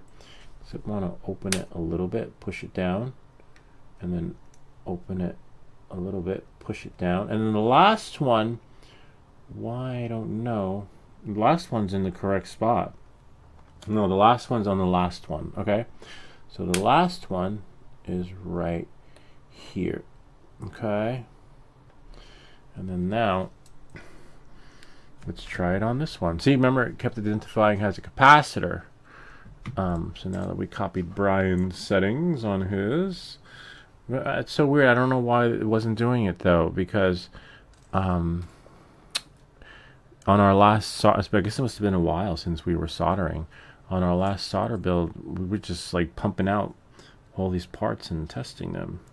All right, so let's see. We have one, and we're just going to put them in the order. It shouldn't matter, honestly, the order, but because the meter picks up the configuration, unless it's a diode, then you have to put it in its correct order.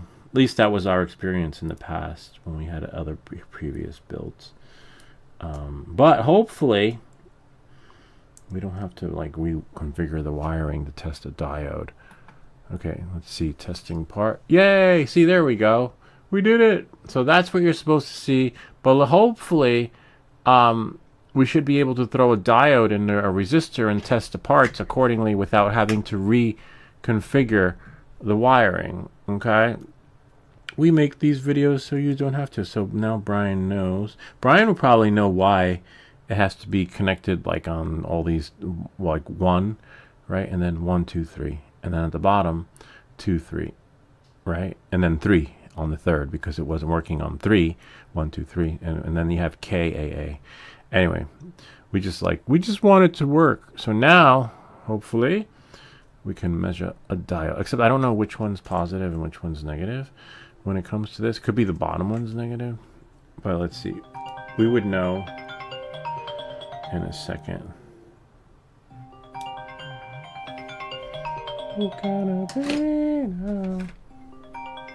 Oh, it's our buddy Ed, but so I can't get it. Because we're live streaming. Ed, if you're watching, it's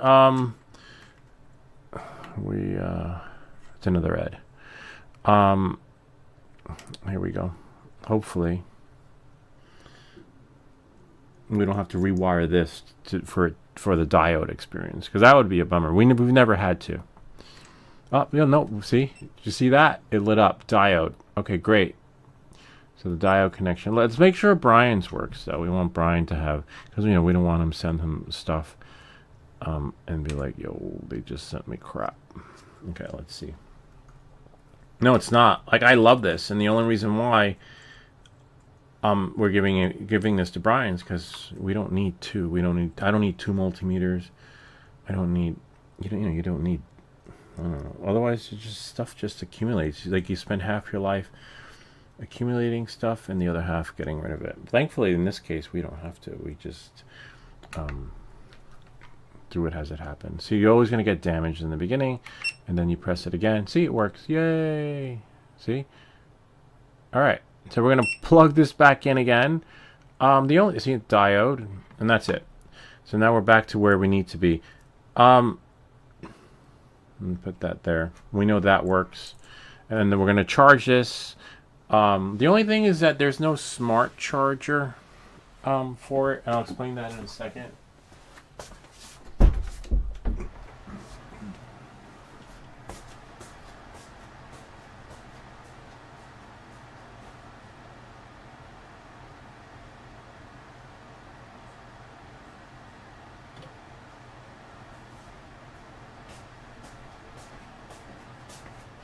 All right, that takes care of that. So now we can test the parts.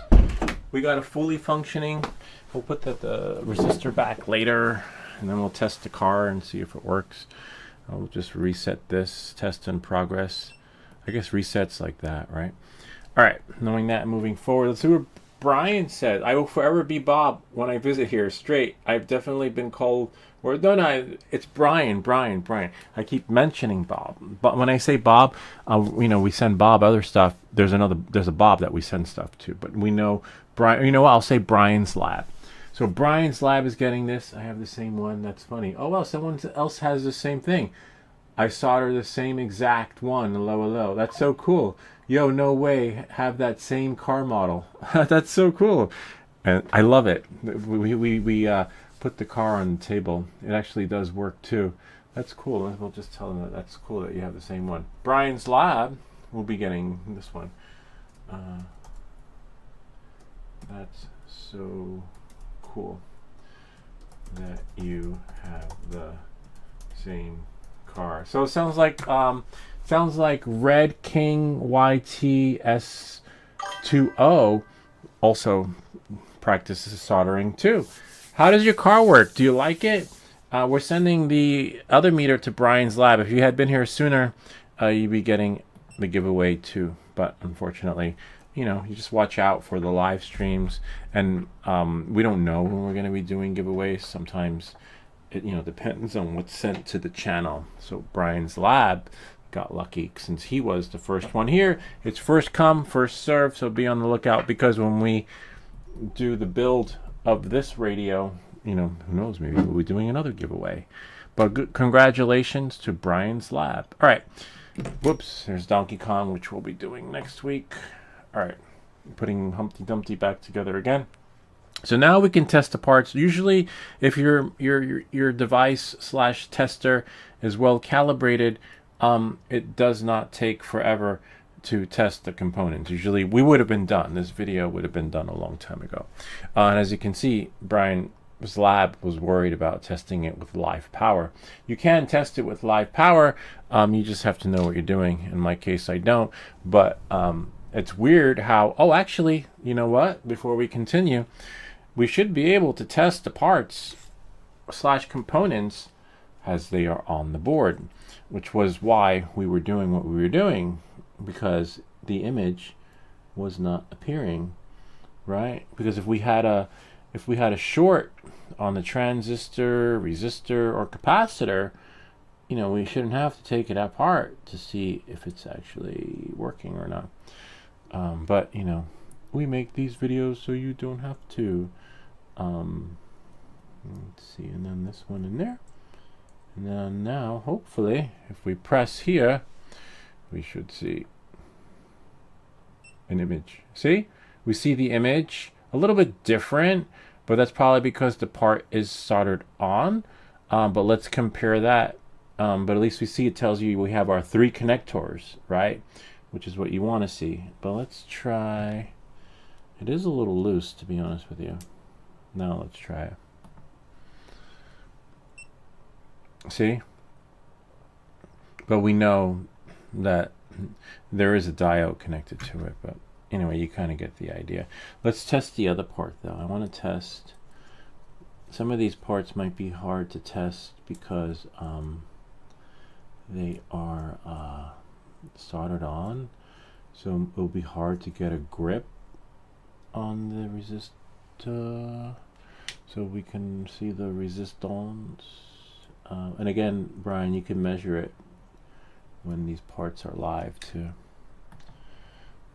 Oh look, it lit up. So it tested the diode. So when you have it soldered on, it's one thing, but I remember honestly when I had done it with the power in there, you get different readings. You get like whoops, don't break your stuff. Applying this, that's the only downside, is this thing's hard to put in the batteries. This is the universal remote, so you have to be careful not to put too much pressure on the parts. All right, so there we go here. See, IRD detector. See, and then it's measuring the diode. It's a little loose, to be honest with you. See the diode? See, it's like it's loose though. It's a connection thing. Try now. See? Yay! Alright.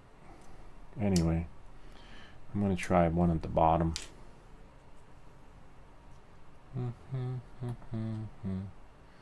See? And let's try the resist. These things are like, it's tricky to get out only because, so you know, you could use it like a multimeter in a sense. It should look like this though. One last one, and then we'll test the other parts and be done. And go here. Go. As long as you put them in the order / sequence, you're fine. See, it says IR detection. It's testing now, but we need to put all the wires on before we can. See, there's 2. And last but least, remember we should see an image of the transistor. Okay. And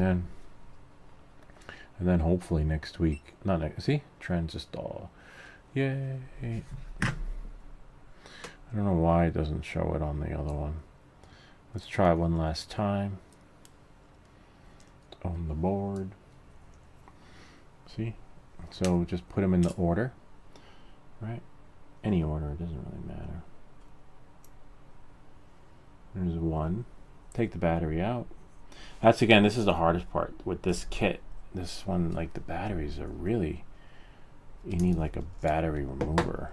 Even if I pull that one out, see, it won't. Could probably maybe do it from underneath. Pop it out.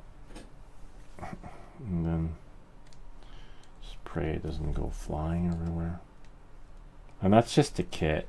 Some of these kits, oops. As long as it went flying out and we didn't lose any components, we're fine. That's the tricky part. All right, we'll leave that over there on the floor. And then we have 3. Oh, this is hard to get in. I can just get it in.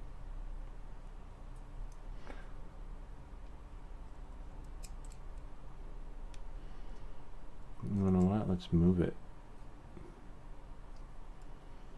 Yay. I can just somehow. There we go. And last but least, I thought, like, so if I had not known, I would have not known, but I know that it's what it's supposed to give a picture and not be a resistor / of the resistance. But as you can see, when you measure it with the parts on, that's what it does, unfortunately. So that's why you want to measure the parts before they go in. Anyway, you get the idea. Sometimes, when you're lucky, see? Inductor. And it depends on how you... Oh, no wonder why. There we go. Now try it. It was like bridging the connection. And that's how it should look when you put it on. All right, so there we go. We got our 3-way connection. And the tricky part is making sure that the tongs are tight. If not, it's not going to work. And if you don't know, then you don't know. Then you just won't know how to use it. And you won't know how to get your parts to show the image. Let me try now. Yay.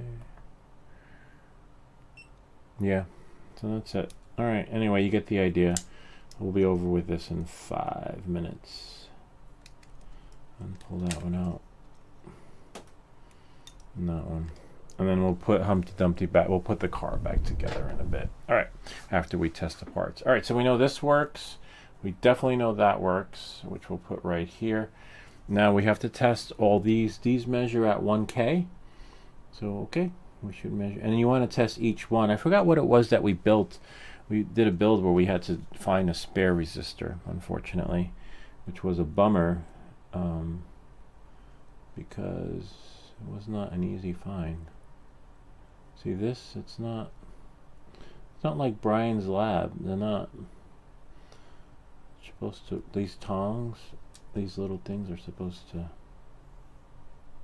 go in their little hole, but so that they grab.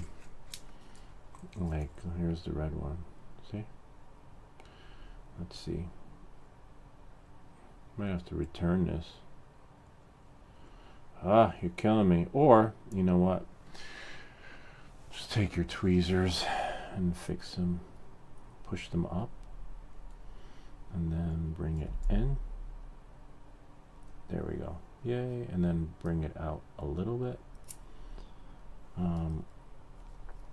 So it does require some tweaking / fixing. This is new. This is just out of the box. I shouldn't have to do this. I shouldn't have to finagle this thing to work the way it's supposed to. But that's all right. We make these videos so you. It should be clamping on to the resistor, but it's not. Okay. This one's fixed. Let's see. There is one. Will it work? Yay, we got one. Okay. And it looks like we might have to fix this one. It's a bummer. If that happens to you and you're not confident in doing this, just return it, you know, because you shouldn't have to. In my case, I can't return it because it was sent to us. I mean, maybe we can. I don't know.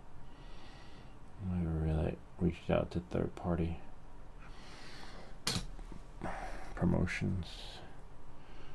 All right, now, yay, it went in. Now it should measure. Make sure your hands are off, and it should measure resistor 510. Great, and these are the wow. Oh my God, these are the 510. Look at that. We got 510 there, and we have 510 here. So we just run down. That was 2, right? So now,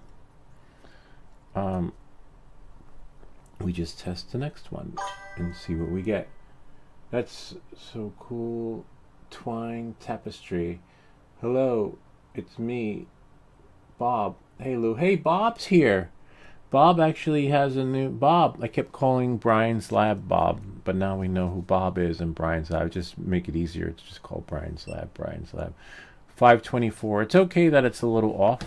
Bob, we missed out on the giveaway. We're giving the giveaway to Brian's Lab, but that's okay. We could send you the radio if you like. Not this one, the one that's already built. If you like a radio, more than happy. This one is 505, but that's okay. There's always that buffer / extra space. I wouldn't worry about that. And then we have here, how are you doing, Tapestry? My Tapestry's friend. Brian's Lab might have left 517. And whoops, don't break your stuff. And then we have here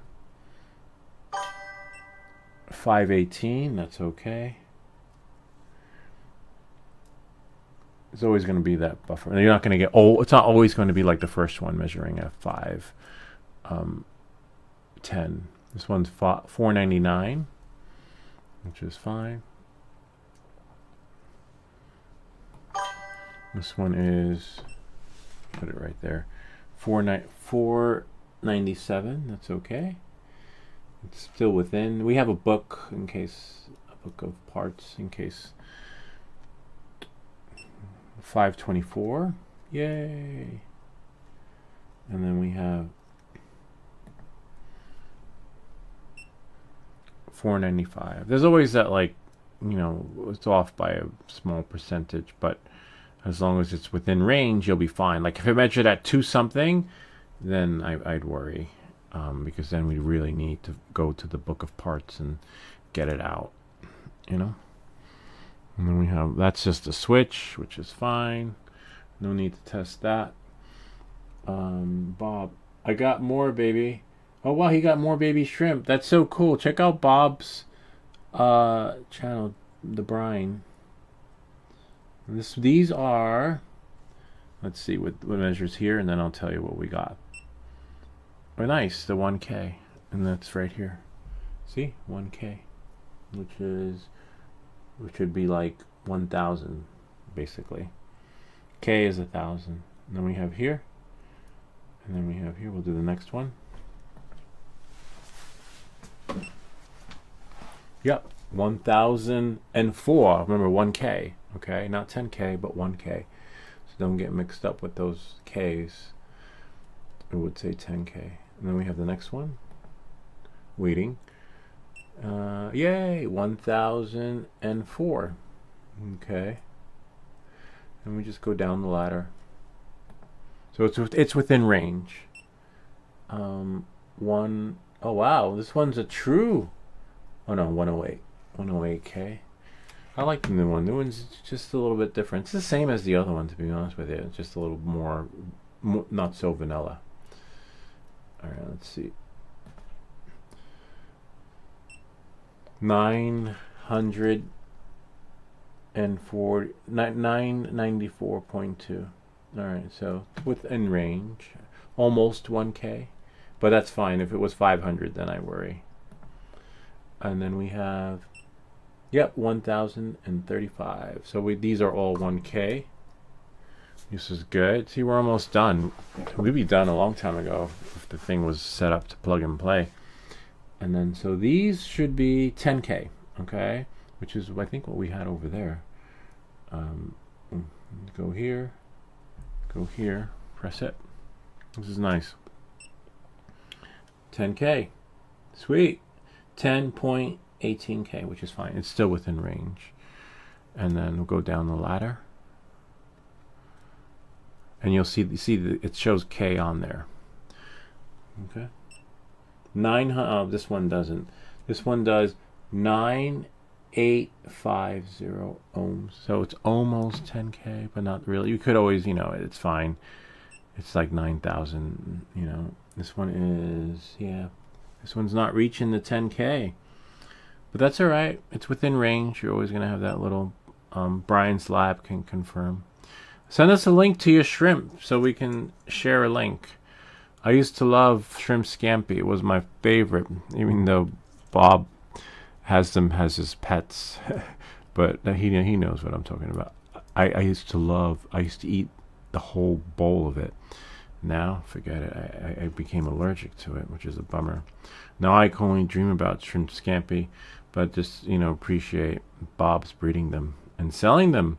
And I think on Temu, he has an account where he's like doing a live auction. So you might want to check that out too. Bob, send us the link so we could share a link to your auction. Let's see. This is a capacitor. It should measure as a capacitor.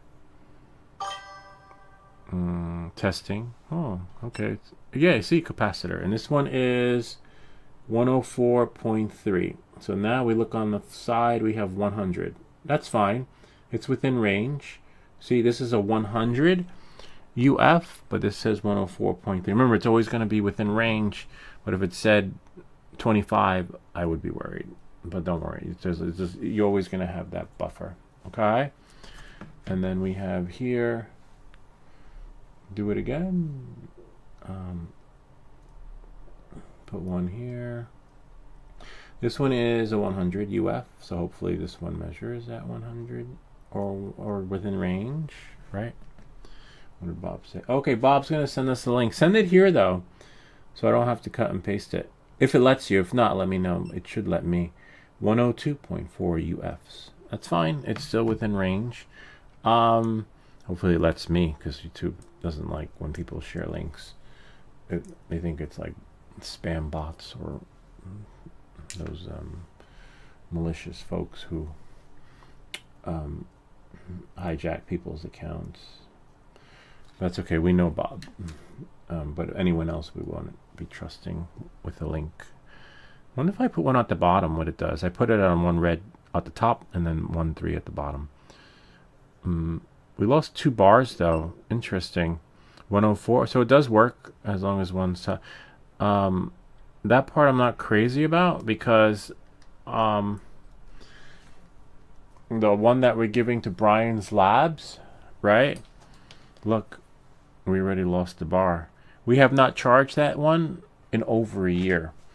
We just plugged this in, so I don't, I guess probably because it has a bigger LCD screen and a lot of graphics, and I don't know. The other one is very vanilla, but it's very reliable. Like I don't know if I'd want to bring this on a job with me, considering we're already down 2 bars. Maybe it just needs to be charged too. I don't know. Or maybe they didn't expect us to take so long in testing the parts and figuring out how to use it. So there is that setup period. But as you can see, it's set up and we're just breezing through the testing of parts, right? So as you can see, capacitor 100 UFs, and this measures as a 100 UF. Okay. So you're not going to go through that once you set it up. It's going to be basically, you're going to be rolling out and testing the components. See? And then we have here, just remember the short part is a negative. And then we have here, and it's testing it.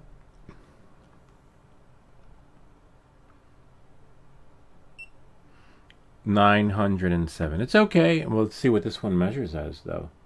What's the UF? 50 volts, 1 UF. Okay, so that's fine. Almost 1, but it's still, you know. Oh, it's measuring as, yeah, it is a capacitor. I was like, wait, it's measuring as a capacitor. Let's try that again, because it took a little bit longer.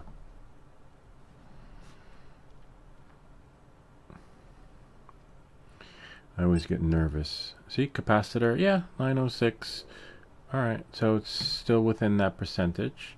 A little off, never exact. And then we have the little bitty ceramic capacitors, I think they're called. We have the little brain chip. Why would I keep like put these in a bag? I thought we had a little bag. But that's okay, we'll leave that there. And this is a potentiometer / variable resistor switch. There's this right here. And then we have 2 more capacitors and we're done. That's, whoops, don't break your stuff. Just leave that there. See, now in part 2, we're just going to solder this baby together. And we will be good to go. And then we just build it. Build the radio. Alright, let's see. This is a capacitor, ceramic, I believe. See, this one is 56. This one doesn't really say. It's 104 number on it, but there's a little book over here.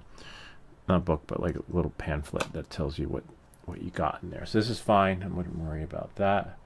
Just maybe move this right there. That's for the propeller. Oops, don't electrocute yourself. So we got one here. Move this guy here.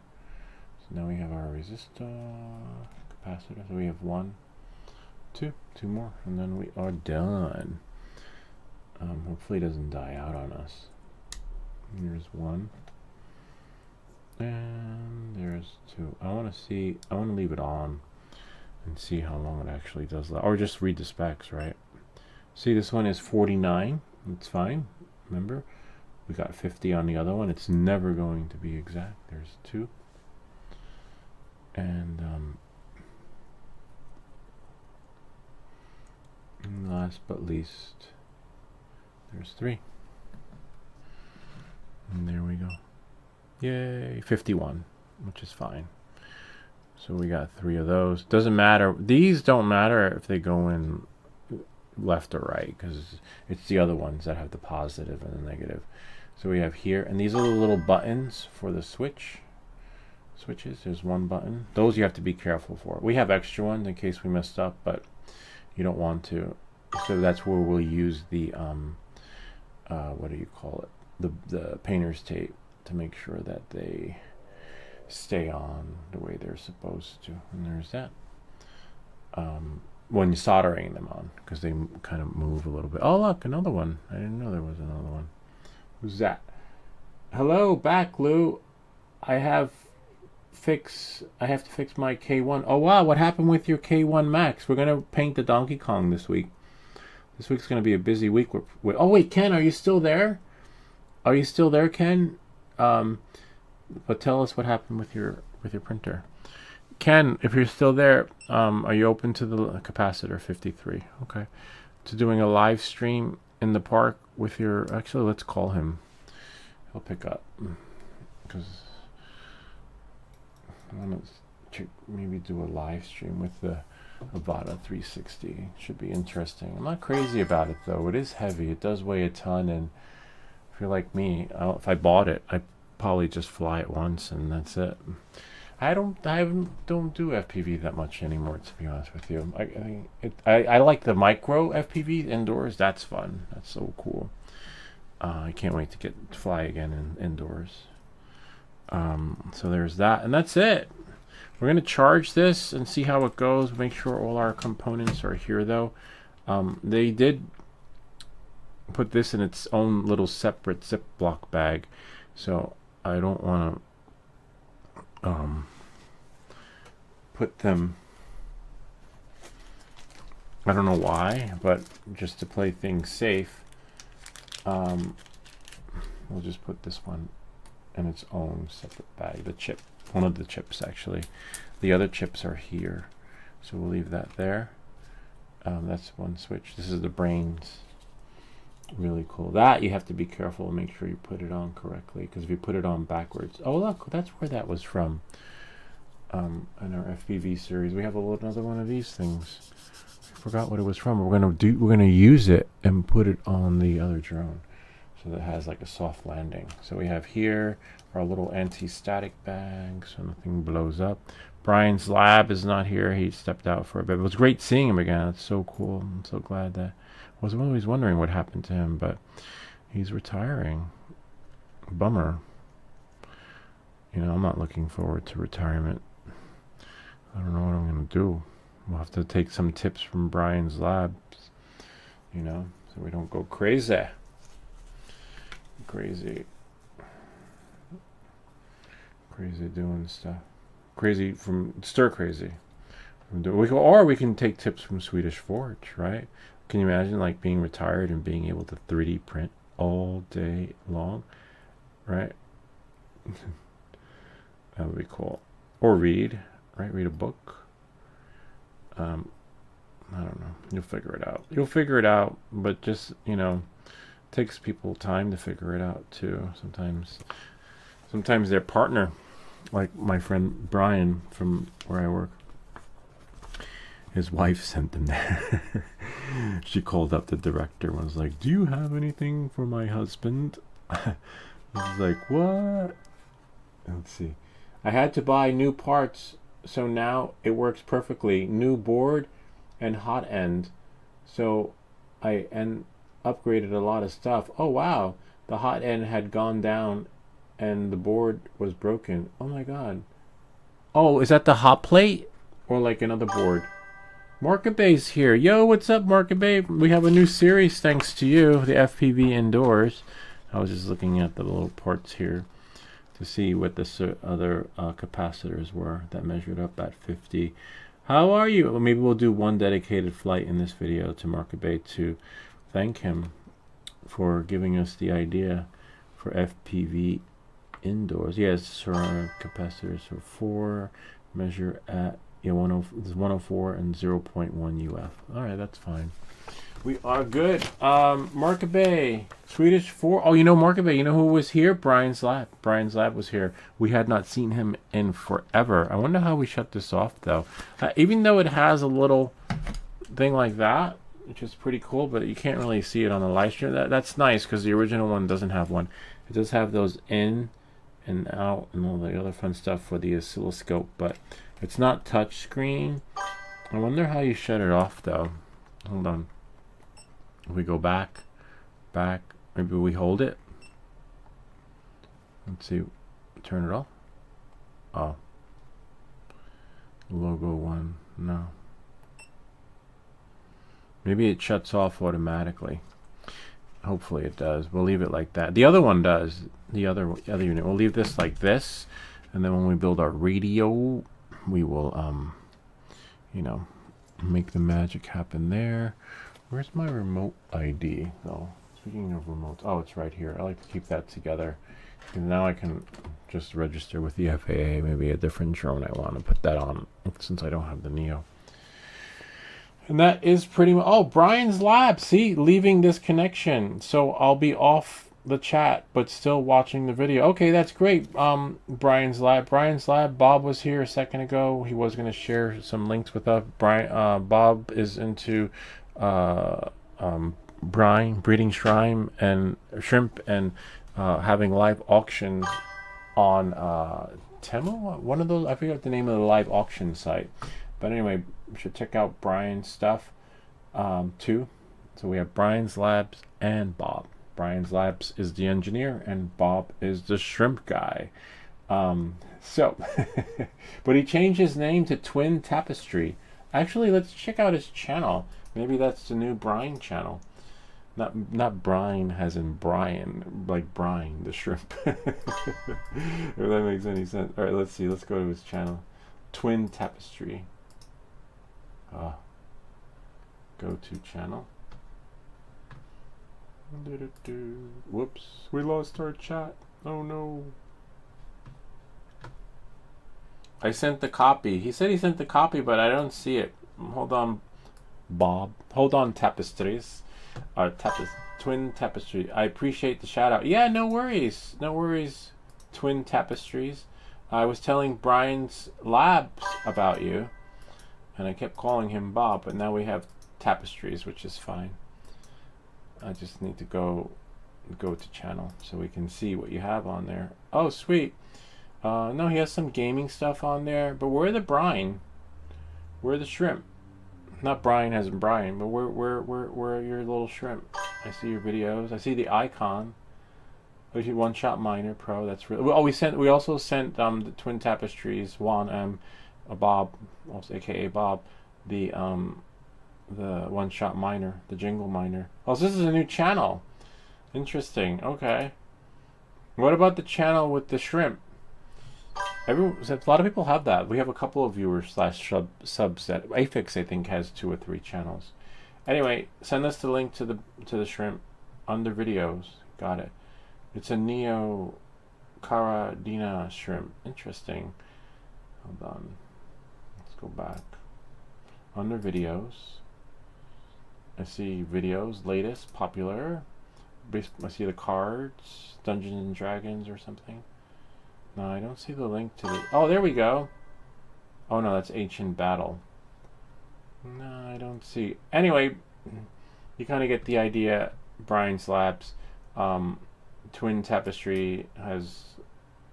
It's the same channel. I can't find it. They're not... Oh, they're not on today. Oh, speaking of on today. Okay. That means you were live streaming? Or were you live streaming from the other platform? I forget what it was called. Is it Temu? Oh no, he doesn't have live stream capabilities. Okay. Anyway, he was live streaming an auction. How did that auction go? Did you sell any? Did anything like move? On that note, that's pretty much it there. So this is the setup here. It still hasn't shut off, which is really weird. There's no on-off button. Let's see if there's an on-off button. No on-off. There's a middle button. Is that middle? No, in the middle. You have run, hold, and up and down. Up, down, which moves here. You have the generator / oscilloscope. And then you have the M tester, which is what we use. M tester is fine because it's everything in auto. But let's see what happens. Good seeing you again, Brian's Lab. Nice that you came back in to check in. And good luck next week. Hopefully they give you a retirement party. You know, and you're actually retiring at a good time because we're in the age / timeline of the gig economy where there is no tenure or tenure like if you're in a university. There is no tenure as in tenure, right? Or 10-year as in 10 of 20 years employee. Everything's like the gig economy now, whereas like you'll get a job and then you'll be there for maybe a month or two, a year, 2 years, 3 years, and after that, that's it. On to the next gig. And there's no more like, oh, I want to be an engineer and for 10 years and then retire. Yeah, you can't do that anymore. So wherever Brian was, he was lucky to have that because most people don't. And even if they're at the university, they're not even getting tenure. it's just a bummer. You know, times changed, and then they call them independent contractors now. So you could be an engineer or whatever, sales or helper, don't matter. They make you an independent contractor now. So then you be independent. Or an intern. Intern's the worst. I did that once, like 10 years ago. I did the intern thing, where they're like, "Oh, you get to be an intern." I'm like, "What about how do I get paid?" Well, you know, if you're really good, then you oh wow, this is just different settings here. See, English, which is fine. Brightness, volume, default, about, which is the firmware version. Yeah, I hated the intern. I quit a couple. I worked for a couple of tech firms as an intern, and I was like, I can't. It's not working out. But it looks good on your resume. Like, you know, if you were an intern with companies that work with the big brands like ExxonMobil, some big banks, and but it don't matter, you know, because everything's AI now. Oh wow. No, nobody bought any coins. Yeah, that was the only downside. Twin Tapestry is that those live auctions are similar to the home shopping network, where when you go live on these auctions, you have to pray that someone's actually watching. So it's a little disappointing, because you're in the room, right? And then someone else did that. I forgot who it was. Oh yeah, one of my friend's kids did one of those auction sites. And then you're just sort of like doing what I'm doing now, talking, right? Except now I'm engaging with you, and then hoping someone comes. So you have to just keep talking, be like, "Hey, here they go right here. Oh, just so you guys are watching, you know, as you can see, we're selling the brine, not the brines, but the sea monkeys or whatever they are."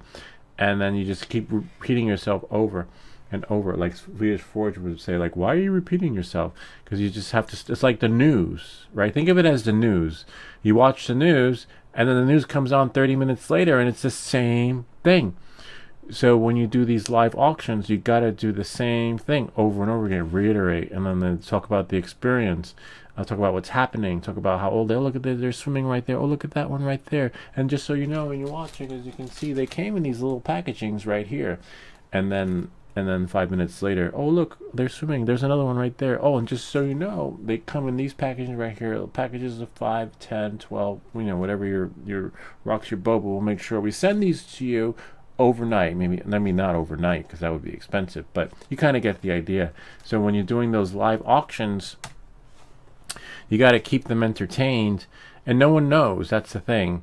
I saw the ad for it though. I was like, what? This comes off. Check that out.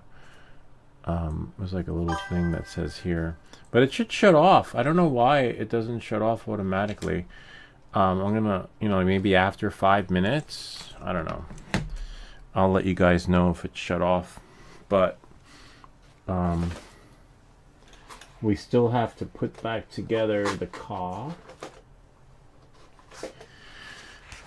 Let's see, here's the manual. See, 3-in-1 oscilloscope. It's all in Chinese. Key features. Yeah, it was on. Oh, Whatnot. That's what it was. Swedish Forge said he'll be right back. And that's it. I'm just going through here. I want to see where the... it's in English and Chinese. But I want to see... here's English. Technical specifications, display screen, rechargeable lithium battery, that's fine. Charging specifications, USB Type-C, 5 volt. And then we have the bracket, and then we have here, reel-to-reel rate sampling, input resistance, and they have 400. See, Brian was worried. He was like, no, don't do it. It has a test voltage range up to 400 volts. So just so you know, I knew that going in. I just, you know, I know that nothing in this channel would be measuring at 400 volts. So you don't have to worry about it shorting out because it has that built-in capability. You just have to know what you're doing instead of like, I wonder if I put the wire there, what will happen? Kind of like me. But I'm looking to see, I want to see if it has it has triodes, diodes, regulated diodes, MOSFET, and then SCRs and capacitors, resistors, inductor, batteries. You can even test batteries up to 4.5 volts. I don't see myself using this as a battery tester. The other one too, you can infrared remote decoding, which is really cool. I haven't used that, but you can point the remote to it, and then actually, let's try that one. Infrared remote decoding. We'll point the universal remote to it and see if it works. Sin wave, square wave, you know, like we're here peak to peak. If you want to measure, I don't. Those were some restoration. There's a reset button. And then you go up, down, press long. But I'm looking for. I want to see charging. Built-in large capacitive lithium ion. That's fine. Doesn't say how long it takes to charge. These are some of the menus we just saw. See, I was talking about Brian's still watching. It goes 1, 2, 3, and 1, 2, 3, 2, and then it goes K, A, A, and then 1, 2, 3, 3, and then that, we put it on 1, and then we put it on the 2 for the second one, and put it on the last number 3. And you see, look, oh yeah, there you go. You're supposed to see a picture of whatever it is that you're showing, whatever it is you're measuring. See? But I am looking for if it shows how long it takes to charge, but also the auto off. Like when it should shut off, right? Like it shouldn't be on all this time. Menu testing, and then you have continuity. Oh, yeah, they even test for continuity. That's pretty cool. Again, it does the voltage test, but honestly, I have my multimeter. I like having a designated one for parts, and I don't want to run even though it can measure up to 400 volts. I don't see myself doing that. Using this as a multimeter type thing. I just like kind of old school. Oh, there we go. The instrument is powered by a built-in 3.7 volt rechargeable lithium battery. Please use a power adapter when using it for a long time in order to prolong battery life. Oh, so they do recommend using a power adapter if you're going to be using it for a long time. But how long before it shuts off? Because the thing is, when not in use for a long time, the battery should be discharged to 3.7 volts before the storage and needs to be charged and discharged every quarter. Please use the voltage within range. So you could use it with, plugged into via USB-C. But that's it. Then it goes into Russian. But it just says after being on for a long time, it'll dissipate to 3.7 volts, which is really weird. You would think that there would be a shutoff. So the only thing it says is try not to perform high voltage tests while charging. See, Brian? So you can do it. It was like, no, you can, just not high voltage. And again, I wouldn't use this. I would have a designated multimeter, to be honest with you, for just testing voltage. And at least that's how we do it on the channel when it comes to measuring parts. Interesting. And that's it. That's so weird. Maybe I press the hold button. And it didn't shut off. Let's hold it down. We have language. We have... Well, it's already in English, so there's no need to put it in English or Chinese. See? Volume. There's a volume button. But I don't really need it to be all the way up. And then we have brightness. Brightness is nice because that's good if we're doing a live stream. Default, about, and that's it. And then we have the back button. And maybe if we hold the back button down. Holding down the back button turns it off. Okay, got it. I was like, and that holding down the back button. Wow, it turns on really fast though. See? Holding down the back button turns it off, and then holding down the back button turns it on. You would think, I guess the red probably symbolizes power. All right, let's put the transistor back on to where it needs to go. I'll make sure that these things are charged so that when we go to put this radio together. Thank you, Ed, for sending that to us. We love it. And as you can see, Brian's Lab is going to get the other. Was it Lab or Labs? Brian's Labs is going to get the other one. So we will pay it forward. Lab. Brian's Lab with an S. No S. Sorry, no S. So now I'm going to need those goggles again. So now keep this out of the way. You can take this off or leave it on. It's up to you. I don't know. I'll leave it on for now. But if Brian's Labs is still watching, that new soldering iron is amazing. It's just simply amazing. Oh, now I can't see. I'm like Mr. Miss, like everything's blurry without my glasses. Brian's Lab. So I'll be off the chat. Oh, he's watching, so that's good.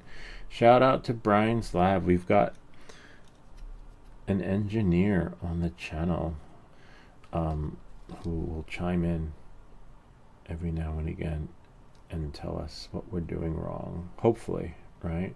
It's nice to have an expert on here, someone to walk us through it and learn a new word every day, a word that we probably won't be able to know how to pronounce, but that's okay. We make these videos so you don't have to. We'll do like a Reader's Digest challenge. I get a copy at ShopRite dedicated to Brian. It'll be really cool. So this is a tricky part. It's because when they're longer, it's easy to put them in the way they're supposed to go. The transistor, because they have 3 connectors. If that makes any sense. So the holes have to line up accordingly. This is going to be the hard part. And then in the next few days, I'm going to make a thumbnail. You'll know when the radio build is going to happen. Okay. Yay. There we go. It's funny. Someone came on the channel and they were like, I have that same car. Yep. And then we push this in.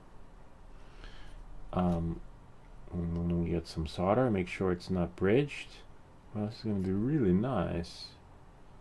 Sometimes you have to use painter's tape to hold the parts on, but in this case, they're pretty good. The transistors, usually not, because they kind of have their own balancing act if you spread the parts out. Don't worry, Bob, we're almost done. This is the new soldering iron, Brian's Lab. Look at that. And you turn it on, hopefully, and within 8 seconds, it reaches its ideal temperature. As soon as you press OK, 570 is the ideal temperature. And we got 1, and it's going to go 1, 2, 3, 4, 5, 6, 7, 8, 9, 10. And it's not like the, what do they call it? The pencil. The other soldering irons take a couple of minutes to boot up, right? This one, a couple of seconds. So now, we shouldn't need any flux, but hopefully not, considering we're melting new solder on here. Ideally, you want to put flux on because flux helps melt the solder. But in this case, there might be some leftover flux on here. And then we just should be able to turn on a light, right? And then make sure we're not touching anything accidentally. Make sure your tip is tinned. See, there's 1. And there's 2. Whoops. Sometimes you have to do this to it.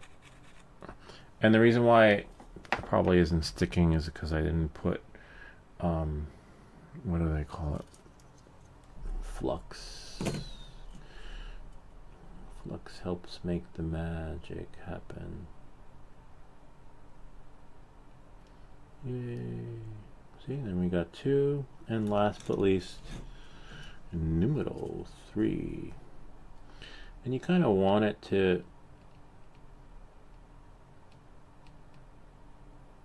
bleed on there. Just go bloop.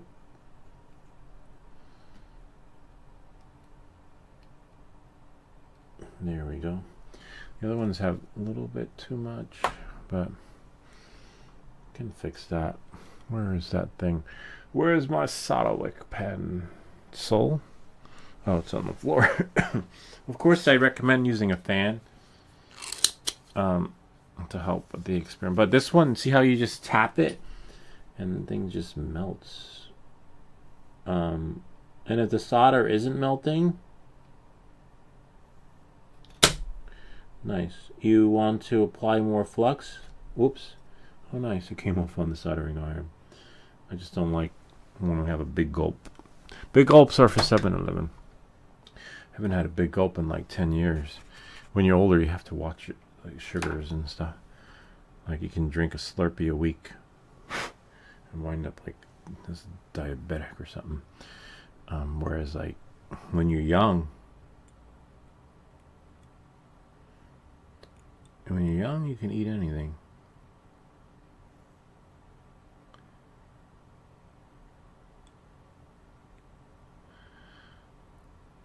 It's weird. There's like a piece of solder, probably from doing this,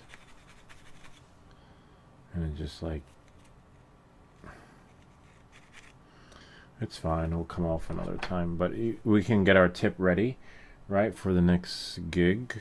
Yeah, it'll probably come off when it's so we just take a little bit of solder, right, and then just put it on the tip. And then just put this here.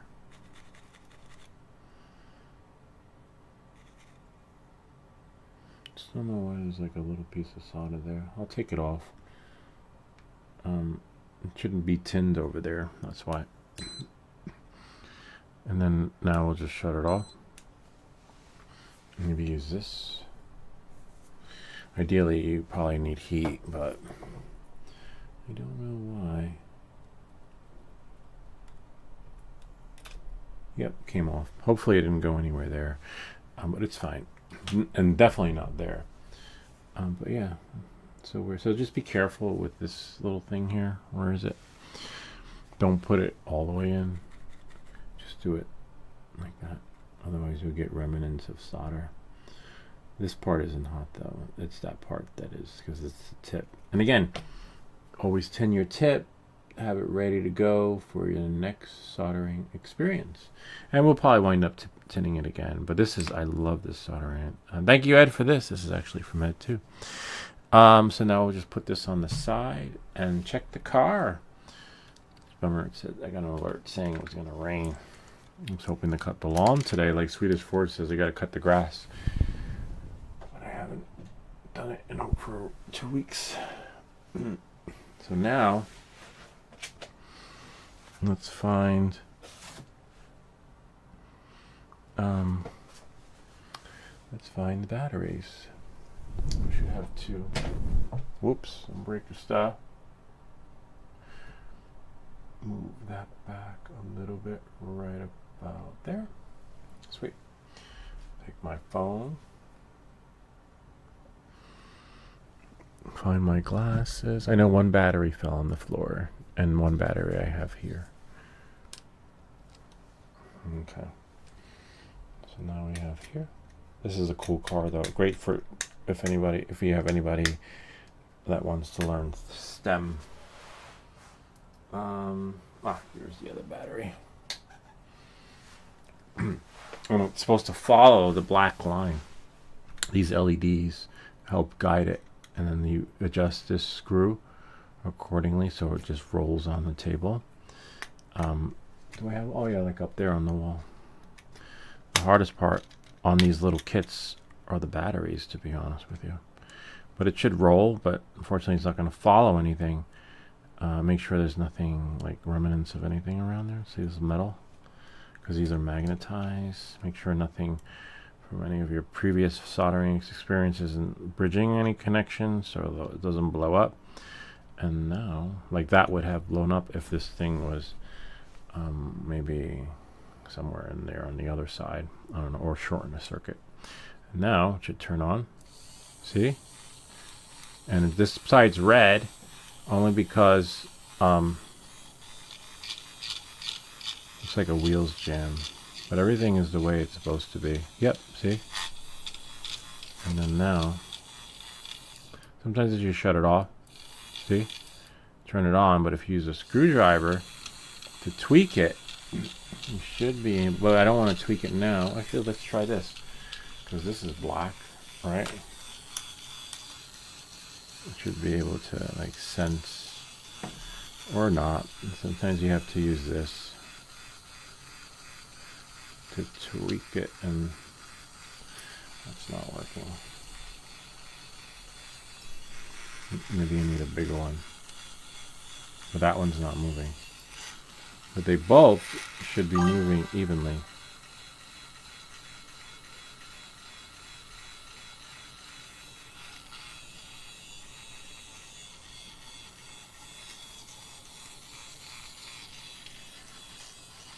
See, only one's moving.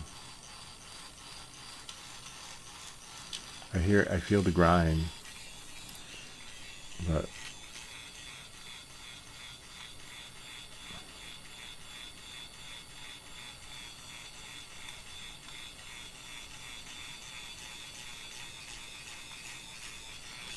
and then if we check it,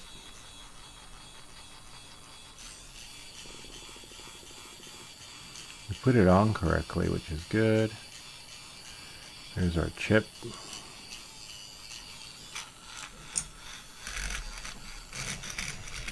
And it spins around, but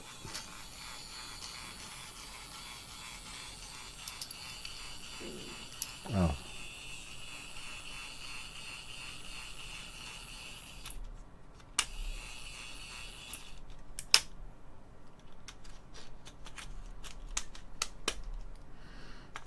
Do. Who's that? Oh, Normatic FPV. I'm waiting on my Pablo Pico 2 to deliver today so I can put a GPS and buzzer on it. First time what soldering iron did you get? Nomadic FPV. Is it a good one? Oh, so it is a battery. Batteries are not. So if your batteries are like dead, I'm just checking the connection. Before you do anything, you want to try practicing on little kits too, like this that we have here. In this case, this is why we're building the radio, because eventually we level up to the build your own soldering series. And as you know, the flight controller, the camera, the OSD unit, and the frame, everything comes out to almost $500, right? Whereas these little kits are $10, $15, whatever. If you mess up, you just get a new kit, or you just resolder again. Whereas with your flight controller, soldering is going to be hard. Let me know if you're still there, because I'll show you a little tip. I have a little soldering practice board to show you exactly. This is the how to build your own radio series, but that's okay. We can throw you in something. I need to get another battery. I think these are dead. Hold on. One moment, please.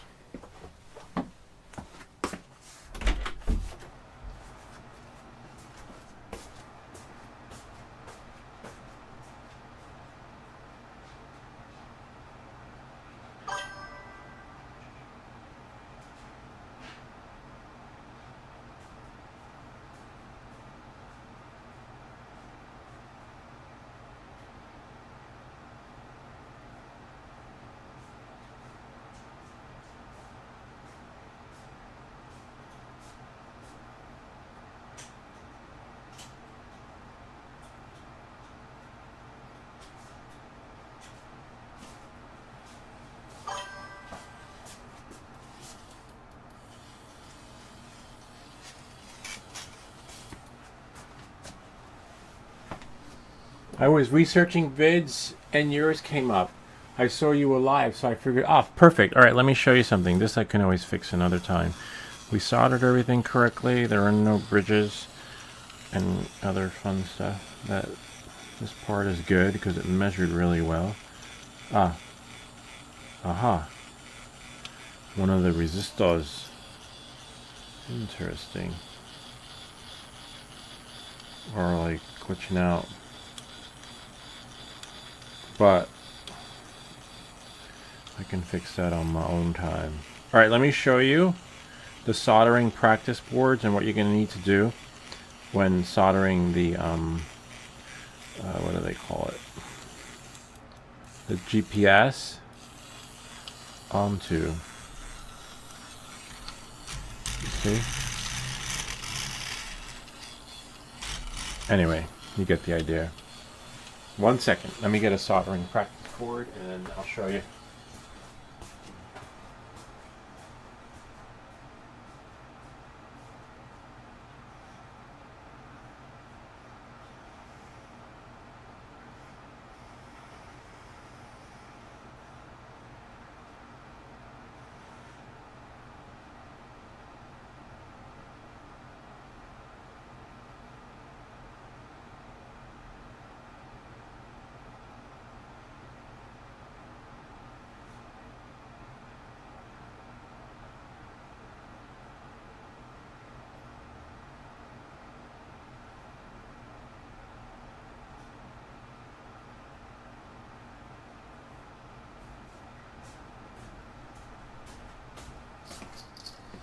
Okay, so they come from Amazon, right? One of the resistors are loose, which is fine and weird at the same time, but we can fix that. Let me find the soldering practice board so that you can put your flight controller, or have the full experience.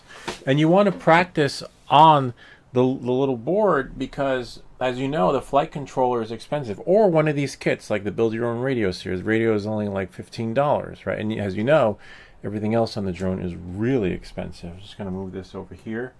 Move that over there. We have and we have this soldering iron, which is phenomenal. I also have a pencil soldering iron. Are you anywhere in the United States? Let us know, because we do giveaways to people here. Unfortunately, we've done some giveaways to people outside the country, but it's a whole Amazon nightmare. But it can be done, but we just, until the shipping rates come down. Here we go. These right here. These are the soldering practice boards, right? And you need to practice on here because, as you can see, the soldering connections are so small. North Carolina. Okay, there you go. North Carolina, USA.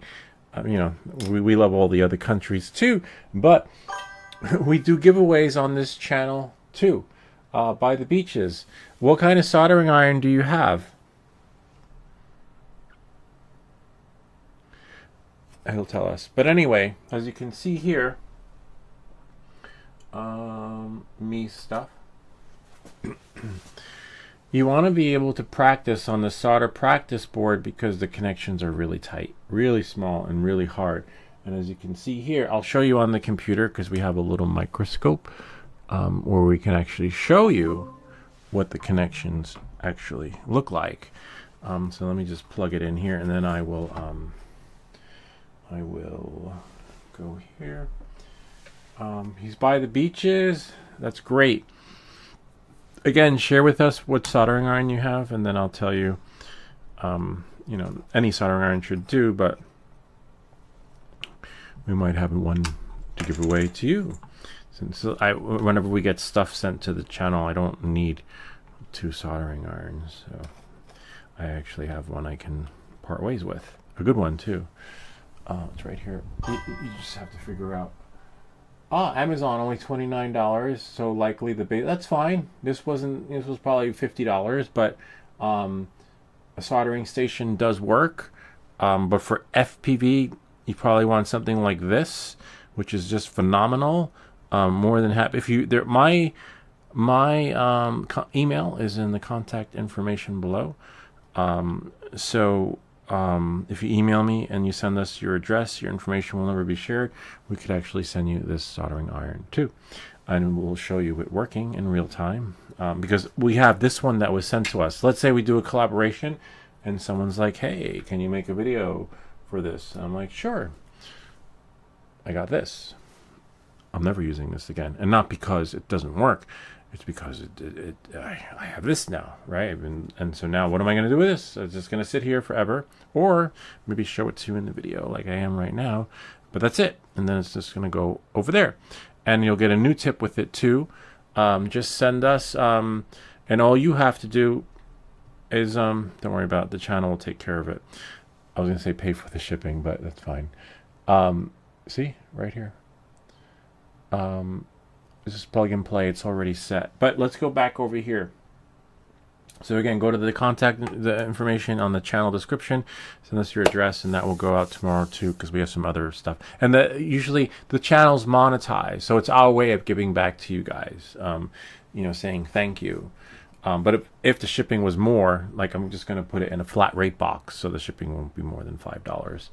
All right, so knowing that, moving forward. But if it's more, then we ask you guys to pay for the shipping, like Bob can tell you. Bob has paid for the shipping for most of his stuff, except, you know, so, which is fine. And then you would pay for the shipping for most of your stuff too. But, you know, since we have another giveaway, we make these videos so you don't have to. So now I'm going to turn this on. How do I turn it on? You don't need this thing right here. This is just for the channel that we use for the how-to experience, if that makes any sense. I just need to turn this on. This is on. And then I'm going to go into my computer and go into the camera.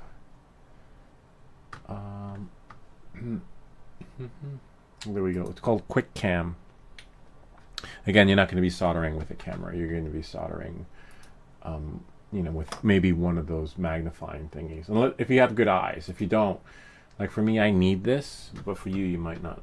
These things right here. I've seen some videos of guys soldering without glasses. So it's not like, oh, I got to get these. If you can see it, you don't need it. I think if I was in my 20s, I would, you know, I'd be that guy making the video without these things on. But instead, you have to. So you can see the connection. So as you see here, I'll show you. Samsung Me, make this bigger. All right. So the connections are so small, but you want to make sure that when you do the connections that you don't bridge it. Bridget is not the woman who lives down the street who's hot. Bridget is like you have connect to solder in between there. So you don't want to bridge it, okay? And it has to be really small. You see how right there, there's like, it should be like the blue one. See the blue one? It shouldn't be like the red one, exposed and like hanging over a little bit. It's okay if it is, don't, you know, it's fine. But one of our viewers / subs, FPV Unknown, actually taught us how to do this. Because I had made these originally longer. The wire would be exposed right about up to there. He's like, no, you can't do that. It's like, it's got to be like this, right? And then knowing that, moving forward, a little paintbrush, not a big one, just a little one like this right here. Hold on. A little paintbrush. Because what you want to do is you want to put flux in the area that you're going to be soldering. And the flux is basically this really cool material that allows the solder to melt. It helps the solder melt. And or if your solder is not melting, it might mean that you need more solder. So I take the little flux. See this one right here? This is this one. I can right here. Pause the video if you need to, so you can get the brand. I'll leave a link in the description. But it'll be after this video, or I'll put it in the chat when we're done. So you have this and a little brush, right?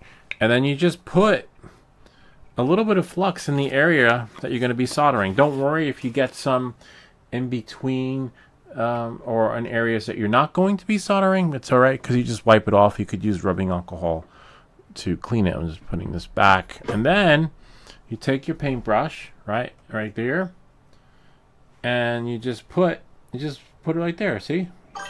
Yay! See how shiny it is? How like gooey? It's not gooey. It feels like oil. Really nice. And then that's it. And then you're done. And maybe let's say there's one right here. But as you can see, those soldering connect. Oh, you can't see. Sorry. Samsung Me. Let me try it again. Hold on. And as you can see how shiny it is and gooey. See, normally it's like oh, there's some connections here. We'll do some connections on both sides. These are probably more realistic this one right over here on the edge to your flight controller experience, as you can see, because they're a little bit bigger.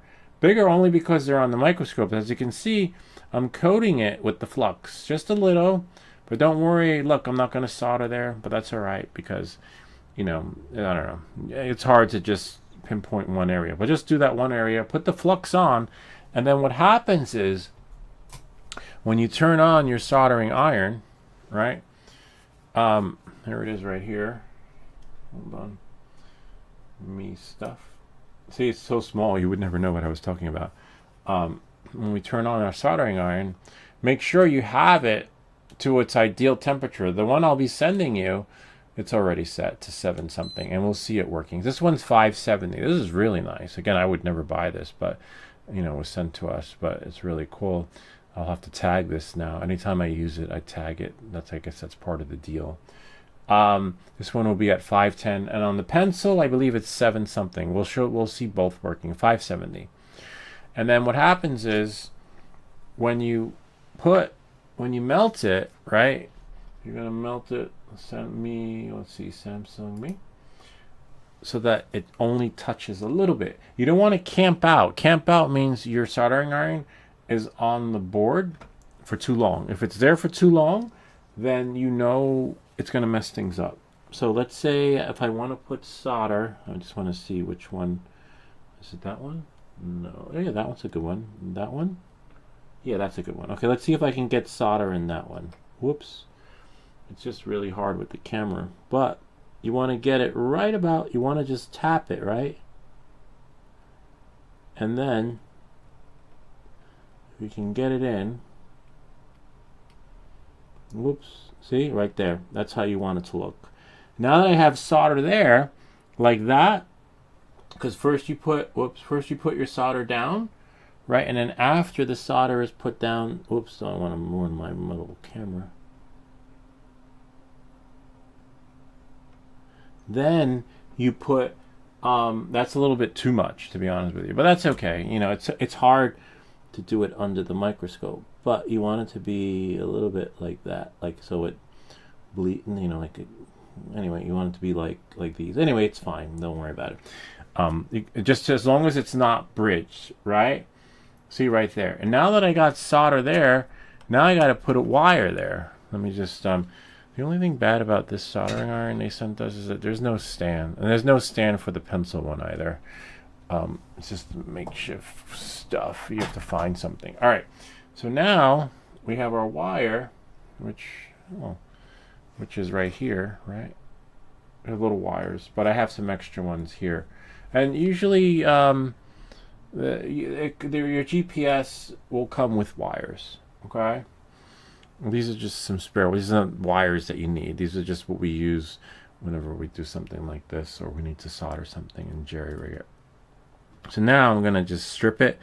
You want to take the wire, right? And I'm going to break 2 pieces of wire.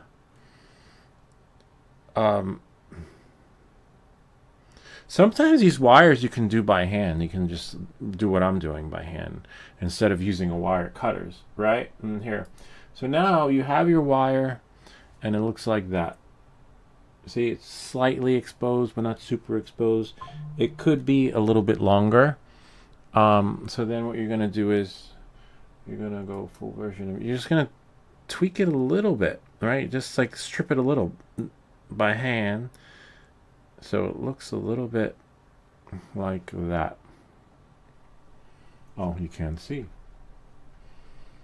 Samsung, it looks a little bit like, that's hard to, I'm going to have to put it down like that. See that? It's a little bit too long, but that's okay because we're going to tin it and then cut it a little bit. Okay. So now I got to do that to both wires. So I need to tin them. Tin them just means you take a little bit of solder and you just put solder on the tip. So let's say, hopefully I can do this one. And sometimes you might need helping hands. I don't have them. I have them, but I don't, you know, you'll get it when you solder. It's like a skill that, you know, it's like a, so here's our solder. And then here's a wire. And then somehow if we can get solder, maybe if we put some solder on the soldering iron, right? That might work better. Let's try that. Get some solder on the soldering iron, right? And then now we can run the tip through right about there. See? Something like that. Now that's tin. Tin just means we got, see, solder on there. Kind of, you get the idea. You want to tin the tip. It's tricky to do under the microscope, but it's probably easier. And then, oh, and you also need one of these things, a little brass thing to clean it off every time you get solder. I'll show you in a second. I just want to tin both tips. Where's the other wire? And then I'll be back. So now, it just might be easier to get the solder on the tip, on the soldering iron, and then just run the wire through.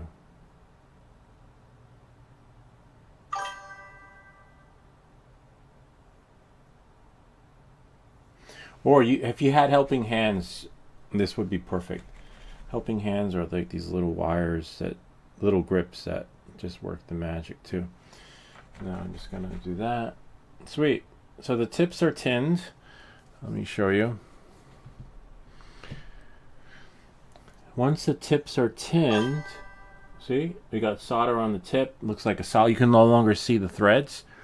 Then you take it, and you have to decide. There's no magic like length, but as long as it's short enough so that they're not overly exposed on the bottom of the flight controller, or to cause a bridge. See, that's cut, and then you can hold them both together so that they're both the same length, and then we'll see them under the microscope.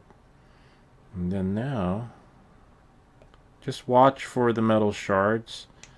Like, you can either leave them on the floor and vacuum later, or just make sure that no one steps on them, or you don't accidentally rub your eyes, because the last thing you want is a piece of metal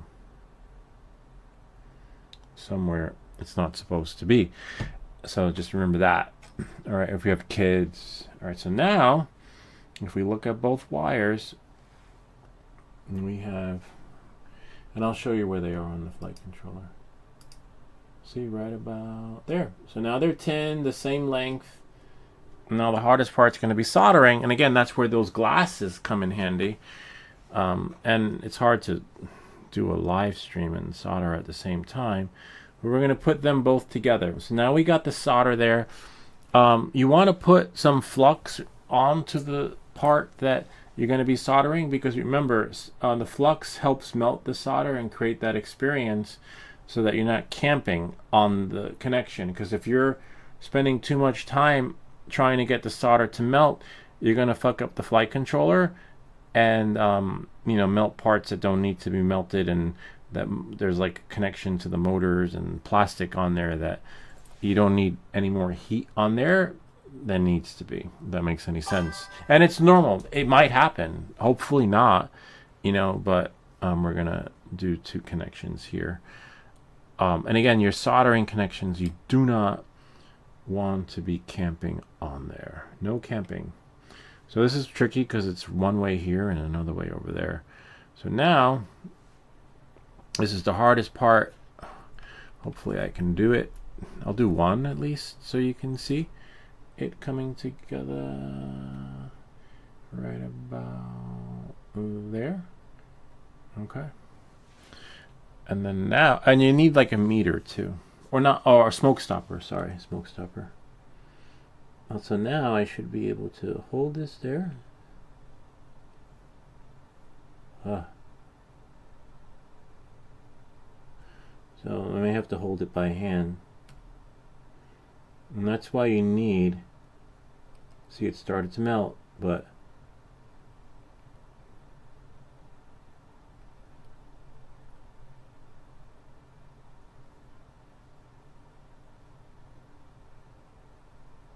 yay, see, I got it.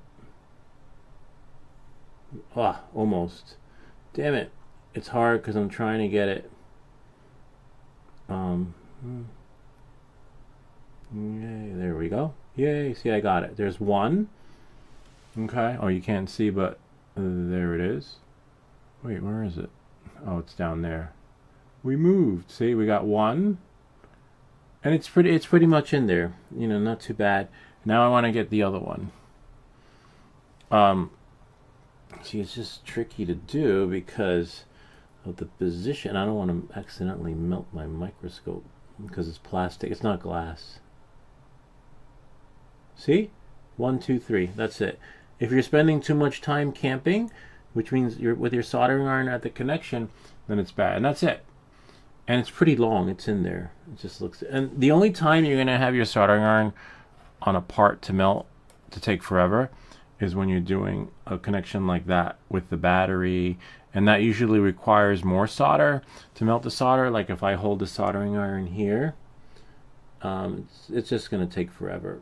But if you have a stronger soldering iron, like the one that's plugged in, it'll work. But if I take more solder, right, let's say I need to fix that, I want to remove that. So if you want to remove this, you're going to need more solder to help melt the solder. As you can see, that turns everything into bloop. So if you're holding your soldering iron on there and it's not melting, it means it needs more solder. Or flux, but more solder helps melt solder. So now that's like a big gloop right there. To remove it, and don't start your soldering gig or whatever you call it for your flight controller or GPS unless you have one of these. Get it. There's a package of these they sell on Amazon, because if you mess up and you put too much solder somewhere, you're going to need this to get it out. So in this case, maybe if the solder is fresh, like, you know, it should melt like that. Like, but even though if it's too big of a gloop, it's not going to work. So I might right now be able to touch it and it should melt, or I might have to add more solder to help melt the solder, but never too much, especially on the flight controller because the connections are really small. You could add more, overcake it, but you just have to remove it, which I've done before in the beginning, because soldering flight controllers are hard. And then it becomes like an art. So there we have, and that's why I recommend, as excited as you might be, do the radio, do the universal remote control, build the game. The game is, I think, only $10. Because remember, this is your $500 investment, right? So if it only costs you $10 to $15 to have a real experience, right? So that you don't mess it up. See, it's not melting. See? And before I tapped it on there and it was melting. And that's because more solder helps melt the solder. But this case it's a little bit tricky because I have to work it so that I can be quick, right? Otherwise, as you see, it's not gonna... Yay! See? I got it. But unfortunately... See, and I don't need that much on there. And now, whoops. Oh, there we go. And I get that out. And let's try the other one. So I'm going to tin this one and use the pencil, right?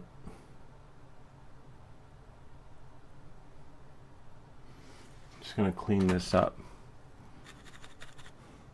Because this is not the one, honestly, that I use to for bigger globs. I only use this for the finer. For the finers, my exquisite connections, and then I'm just tinning this, so it's ready for the next gig. Sweet. So maybe use your other soldering iron for like the bigger globs, right? Because I don't want to mess this one up. And now I'm going to shut this one off. And I'm going to use the other one, the more industrious one, because that one should just melt it. And then I can just use the solder work pen to work the magic. So let's see, right about there. Just going to clean that up. And then move this here. Put this one on the flat spot, flat surface. I don't think it's ready yet because it has to reach a certain temperature. But it did work a bit ago.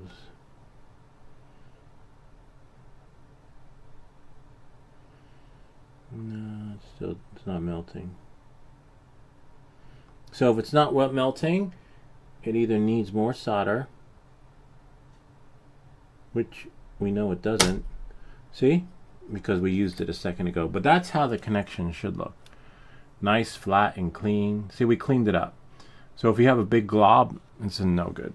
And I'm just going to clean this off. And that's it. So again, so it pays to have 2 soldering irons. One for your micro connections, which would be the pencil. And then one for like doing stuff like that on the bigger jobs when you get to the level of building your own drone and the battery and battery connections. Usually the bigger soldering iron works better. A smaller one works if we've built one with the pencil, but it's just a different maneuvering / skill set. But knowing that, moving forward, let's try this one over here so we know. So we know that, hey, he sent me junk. No, this is good. This is amazing. So we're just going to go Samsung Me and plug this one in. The only downside to this is that this one takes...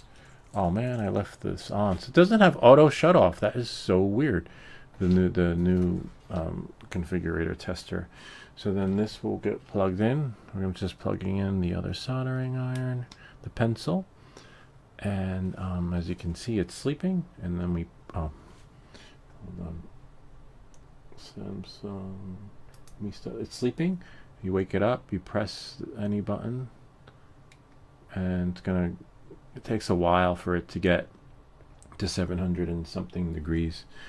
710 depends on your solder, but this case for this one, is it Celsius? Oh, so it might be 300 maybe. I forget. So it would be 700 and something degrees Fahrenheit, and then 3 something Celsius. I'll have to convert that so that it's easier to read. But we'll know what it would be if it melts a little bit here. Yeah, it's melting.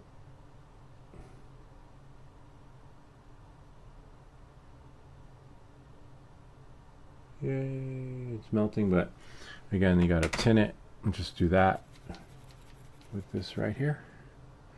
And then do it again. I'll send a new tip with it, so you'll be alright. But you want to practice like that. And then here. And then don't do like I'm doing with all these parts here, because sometimes solder drips. But I've been soldering forever, so I'm alright with it. So now, let's see if this baby works. We're going to do a connection. Let's see, Samsung Me only. There we go. Samsung Me. Let's see if we can get some solder right over there. And then there's one more thing, so pay attention, because this is like some other stuff you're going to need even after you're done building your GPS, because you want to blow it up. Some other components. So now I should be able to put solder right there. This is with the pencil. Yep. Yay. Sort of. See? Wow, this one worked better than the other one. See, look at that. We got some solder right there. And then, you know, do the same. It's rinse and repeat. So that takes care of that when it comes to doing your flight controller and things like that. So it's at Celsius, but you can reset it to Fahrenheit. Why? Actually, you know what? Let's do that. I'll do that later, because I'll do it for you before I ship it out. So now we're just going to clean this up. And you see, there's no stand. So a lot of these places boast like the best soldering iron for your gig, and they don't come with stands. So you got to find an open area where it'll just work out, so that you can make the magic happen. Okay. All right. So now let me show you some other stuff you will need. A meter.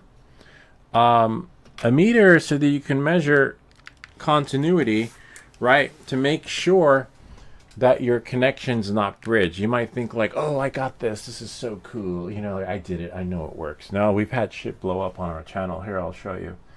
Let me just shrink this screen right here. This is what happens when you bridge your soldering connection. Oh, good. He's taking notes. Cool.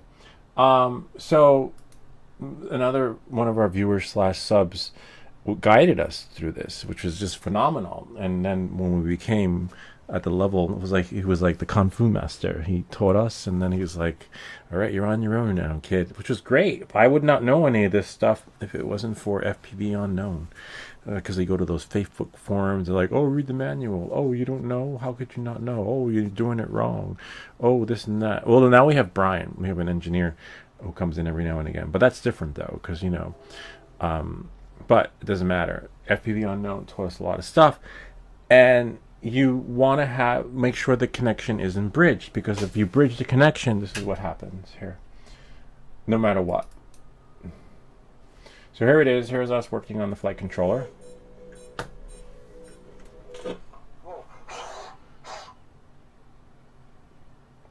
Well, so much for that. Yeah, put too much power on the motors. All right.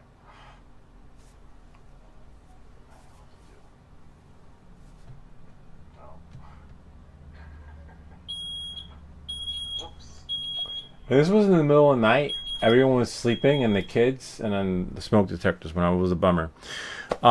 Yeah, so you live and learn, and that's why you need a smoke stopper, and also a multimeter. Multimeters are really cheap. I wish we had one to give away, but no, we don't, unfortunately. I might. Hold on, let me check and see. We have one going to Brian's labs, but no more. Anyway, you need a multimeter. But anyway, you're getting a soldering iron, so that's good. The multimeter will check to see if the connections are bridged, right? And if to know if your connections are bridged, you got to use the multimeter or smoke stopper, one or the other. But you kind of need both, because sometimes if you're new to using a smoke stopper, I could see you blowing your shit up by putting more power in there. That's weird. This should go in. Huh. Oh, there we go. So the multimeter, which we have here, we have a good one. The cheap one is fine. This is cheap. When you turn it on, I don't like fancy stuff unless it's sent to the channel. It should beep like that. That's continuity. And what happens is, if your connection is bridged, we'll check our soldering connections, the multimeter would beep. Hopefully not, right? So let me move the solder out of the way. And so you have your solder, you have your multimeter, right? And then you test the connections by putting the wires next to it, and it shouldn't beep. See, no beep, right? And then this will give you a beep. And you would know if you put solder where it shouldn't be is if it beeps. All right? So there you go. So you want to do that. And the other thing is the smoke stopper. Remember, this is your $500 investment. So if it costs you another $20 or $30 to do it right, I definitely do it. And if you're really confident that the smoke stopper will be enough, because maybe you don't have the budget for a multimeter, then get the smoke stopper. Okay? But you definitely need it. And so what happens is the smoke stopper prevents what you just saw from happening, prevents it from blowing up. So it's like a fuse box, right? So the smoke stopper I have somewhere around here. Let's see.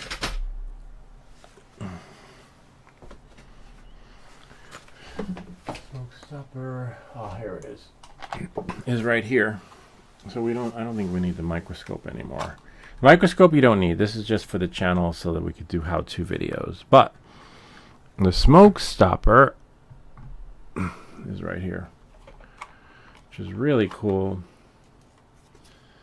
Nah, I wouldn't say it's epic fail, Twin Tapestry. It's just a lot of people don't know what it takes to do a live auction. And I think that that's where the scam is, not you, but the people making you buy the time or committing to a live auction, and then no one shows up. You know, no one's going to know you're there unless they know what to look for. Unless you have like a following. You need a following to do a live auction, but they don't tell you that. So no, it's not fail. You just failed to read the fine print, so you didn't get scammed. So this is it right here, as you can see. This is the smoke stopper, and what happens is we'll get a drone that has the flight controller. Wow, everything's like shifted around here. Oh, nice.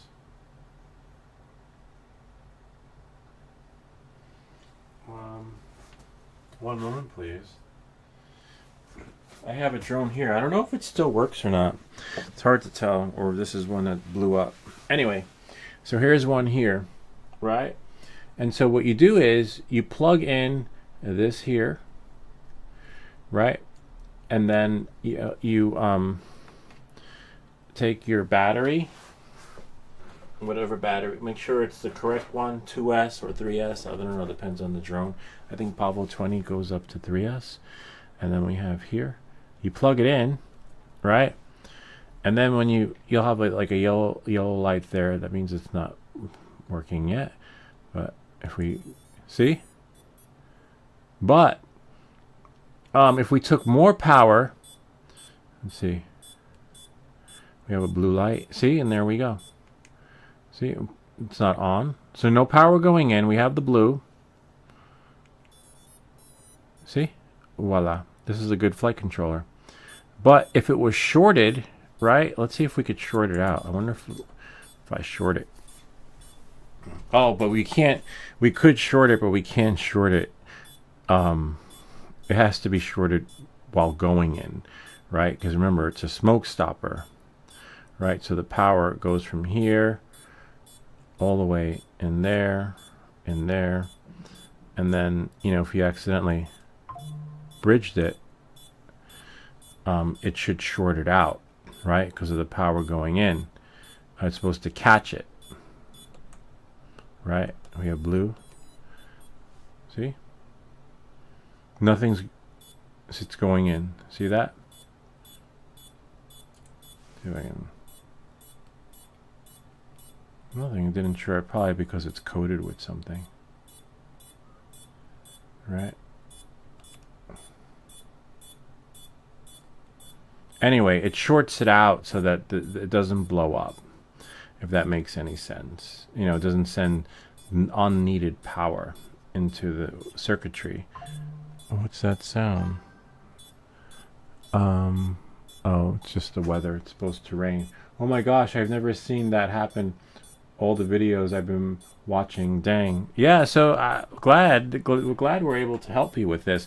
So again, that's what the smoke stopper does. And you know, hopefully you'll be able to, you know, make the magic happen. And you can saw, this is a working flight. You have your T1.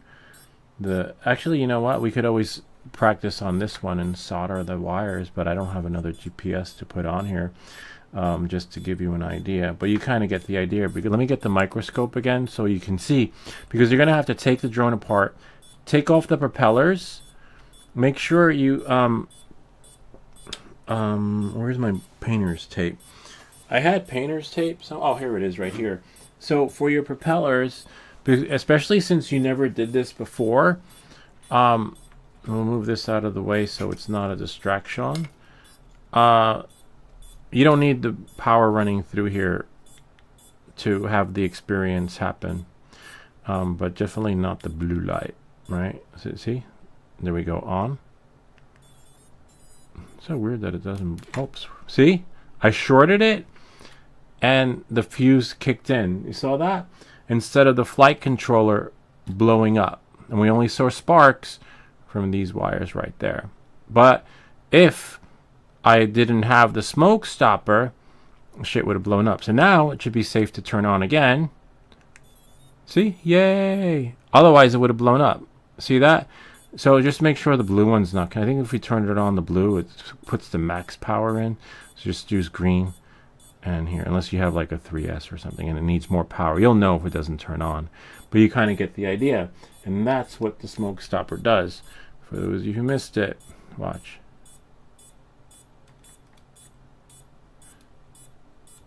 Anyway, you'll have to rewind because that obviously the wire, this is coated with something, so that's why it only worked once. All right, and we don't want to blow shit up on purpose because this flight controller is expensive, right?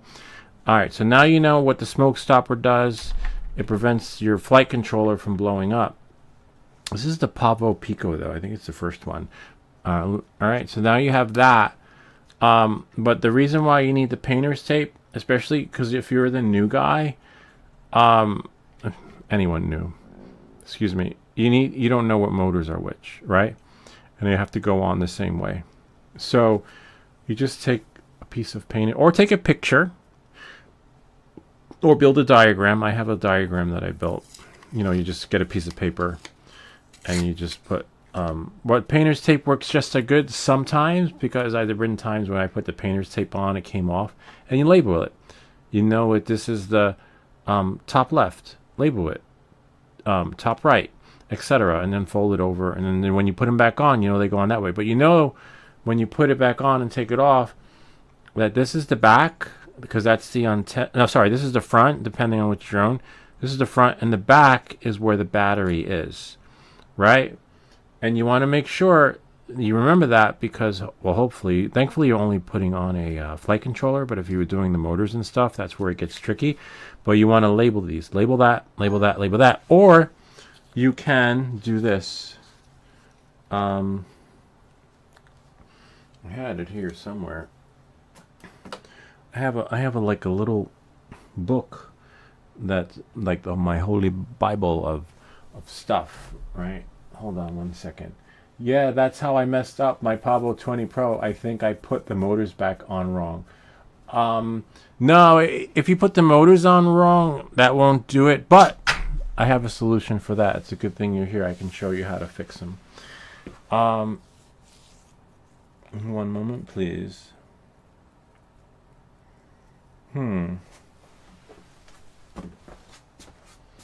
Might be out there.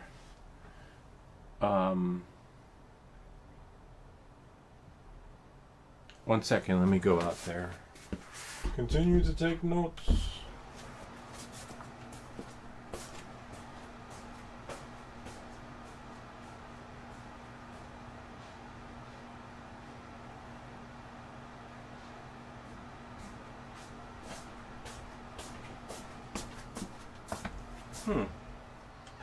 Very interesting. Might be upstairs, but I have to find it. Hold on. I hate when this happens. Well, the room's a mess down here, to be honest with you. But found it. Yeah, I gotta clean up down here. So, or you can do this. Either way, whichever method works for you. You have to do this though, otherwise. But I'll show you how to fix your motors. Because it doesn't matter how they're soldered on. It's a configuration thing.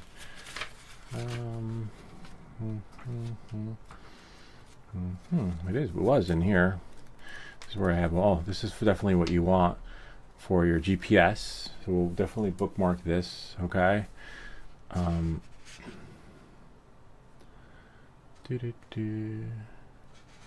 one second.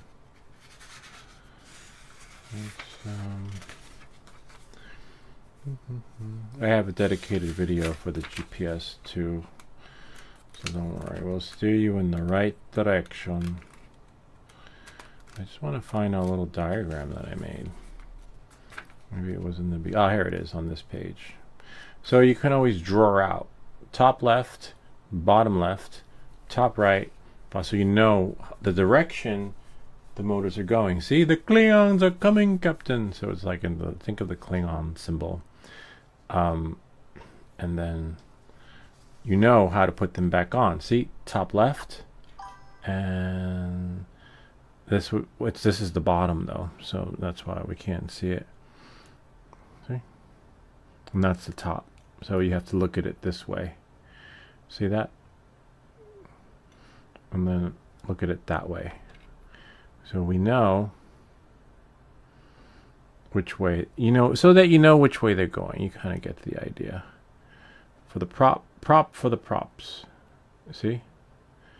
One goes one way, one goes the other way. Anyway, for whatever drone you have, you need to make sure that you have the configuration correct. And as you can see, this one's backwards because it's a different drone. This one's probably for what I'm holding in my hand is probably for another drone. That's why you need to either use the painter's tape or whichever, because that is not matching that. See the top left here? Remember, this is the way the drone's facing with the chip, though. Let me get another drone. Hold on. I think this one's for the Pavo. I forget. So many different Pavos that I lost track of them. That's for this one, I believe. Yeah, that's for this one. So you see, no two drones are ever the same. Don't assume like, oh, I have I have my diagram. No, it doesn't work that way, because as you can see, each drone is different. And here it is right here. See, that's for this drone. See, that top left matches that one. Top right. So don't even go by my diagram, because it won't be in the air anytime soon.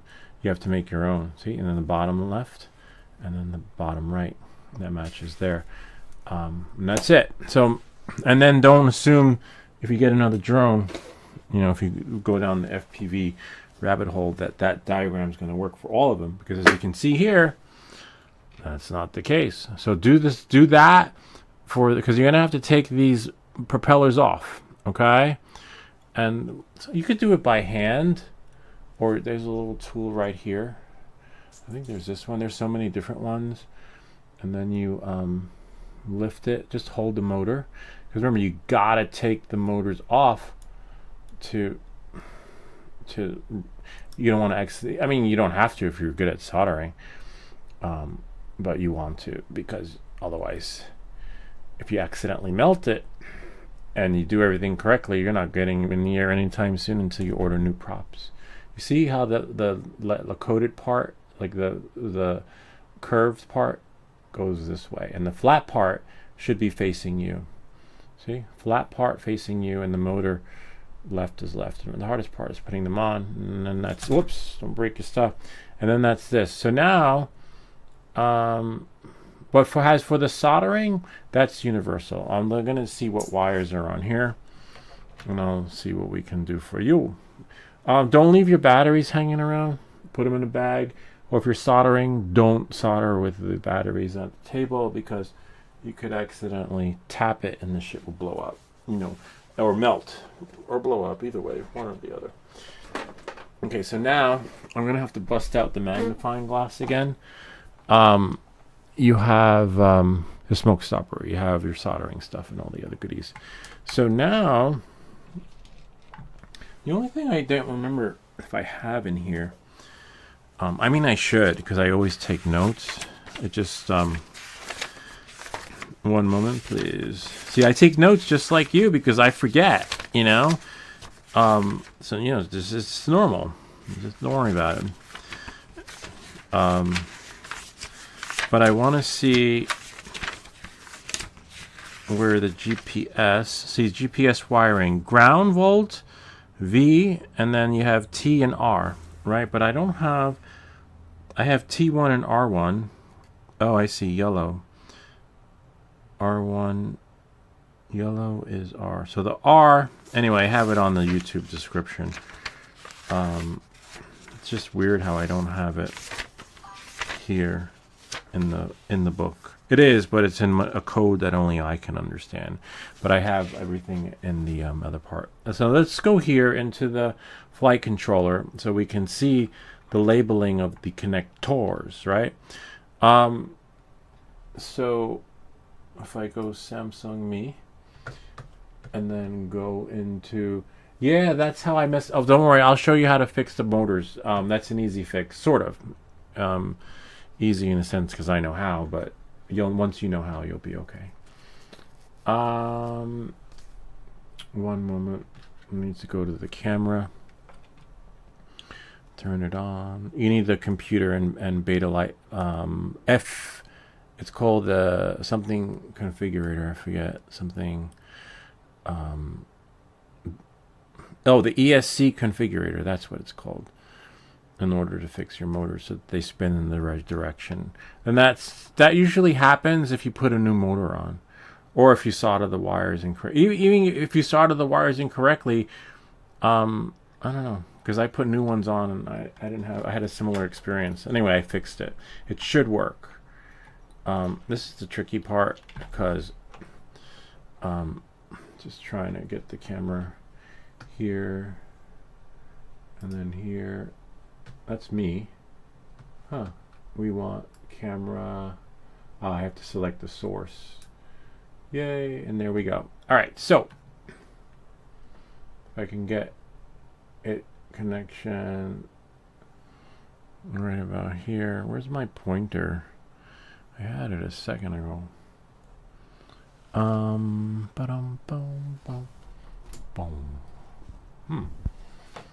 Where's my, oh, here it is. My pointer. Okay, so you have your, now I just need to get, I wish this would, there we go. You have your 5 volt, right? You have your ground. Let me just make it a little bit clearer. So you have your T6, your R6, your 5 volt, and your ground, right? But in this case, you only need the R1 and the T1, which are the wires, which are not wires, which are the pads on the end. I will see if I can point to it. You have your R1 and your T1. And then you have your G is ground and your 5 volt. So those are the only places you need to put wires to, okay? And I believe I have it here. The R1 goes to the T, and the R goes to the T1 on the GPS. Hopefully you got the right GPS, right? So now let me show you how your soldering connections should look when putting, you see it's so small, but you got this. That's why you want to practice, right? On, like, build the radio, $15. Build your own game. This is the game we built. I think the game is $20. And the reason why I recommend it is because, look, you're working on, hold on, me stuff. Something that actually works. You're building actual electronics, right? So you know in the end if your soldering job fucked up or not, because this is either going to blow up or you're going to have a real gaming experience. I mean, it's not the Nintendo Switch, but this is like the space game from back in the day. These were the only graphics. Anyway, you get the idea. But let me show you a couple of connections. We'll see if we can get some wires in there so that you know. And which is why you want to use the solder practice boards, which are right here, right?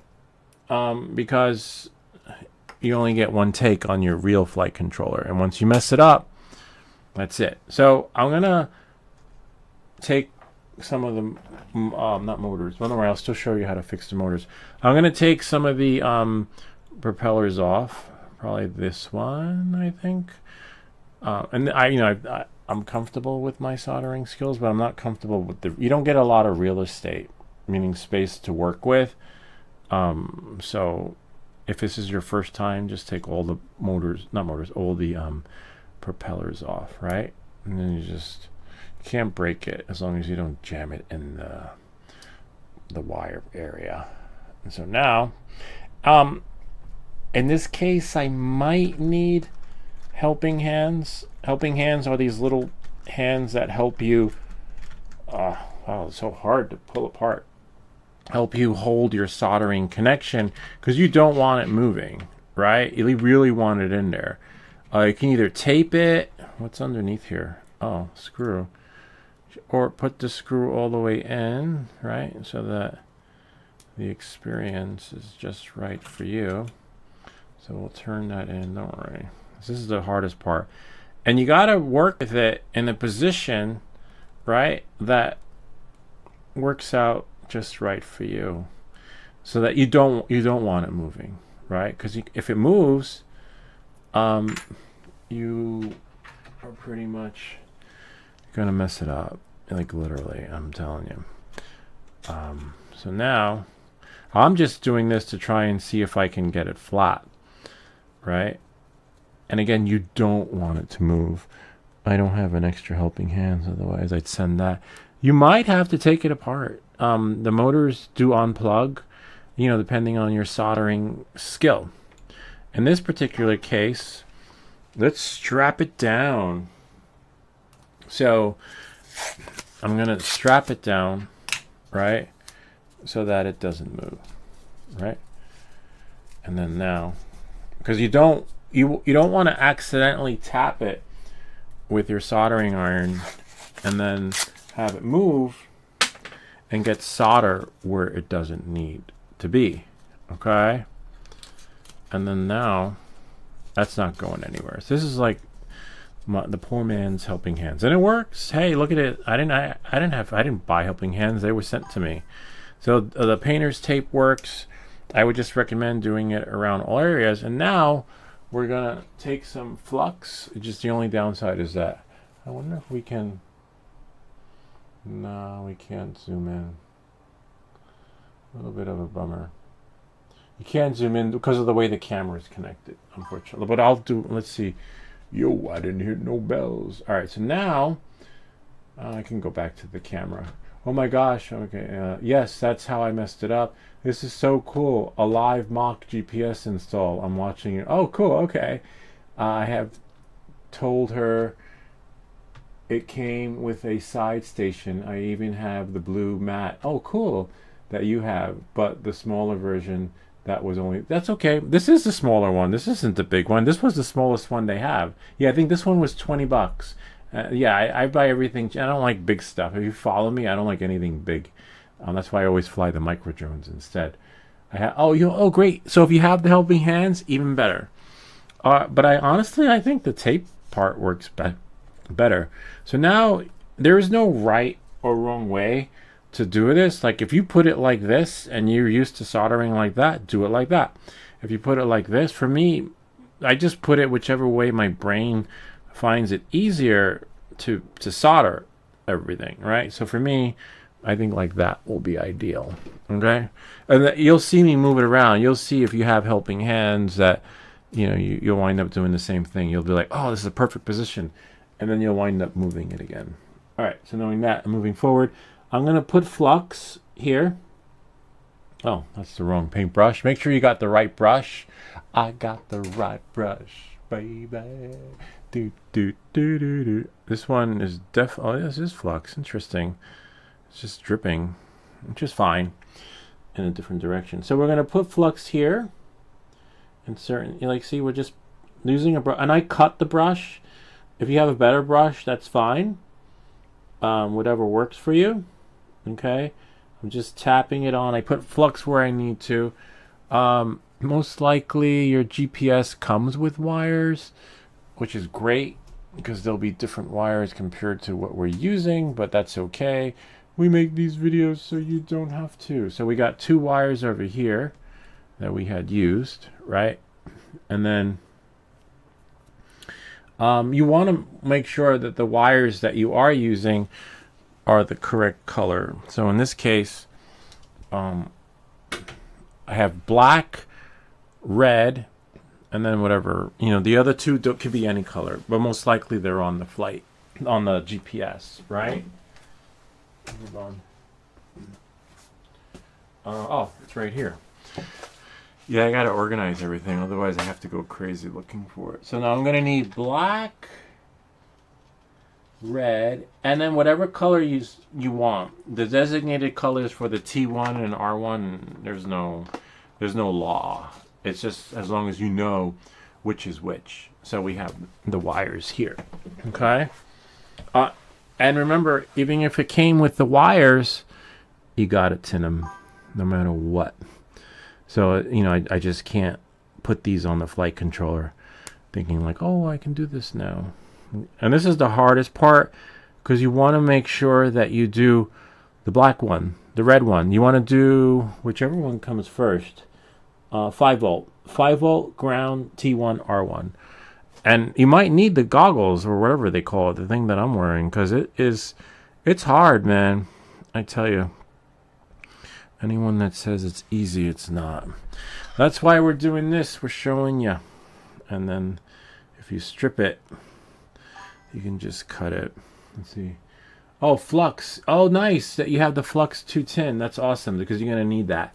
I have that same GPS. I have a video that shows you how to do it if you Google that one on my channel. And then now we should be. Remember, we're not out of the park yet because the wires need to be tinned. You don't have to worry about stripping the wires because yours will. You just have to worry about tinning them because yours will come ready, or they might come tinned. I have that GPS somewhere around here. I think it might be in this bag right here. Is it? Nah, it's somewhere.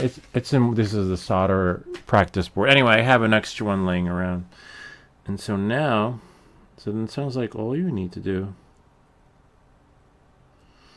is buy the smoke stopper. So these two are ready, but you want to make sure all your wires are ready. In this case, I think I could just snip it, and you don't need to do it by hand. I mean, snip them by hand, but stripping them because they're so delicate, I recommend doing it like this. It's just the wires are so, the plastic is so chintzy on there that you can just oh, wow, that looks like a good one. Interesting. You could just strip them by hand. A little bit longer there, and then the hardest part. I would definitely use your helping hands for tinning them. I have mine over here. I'm going to use my helping hands to tin them. All right,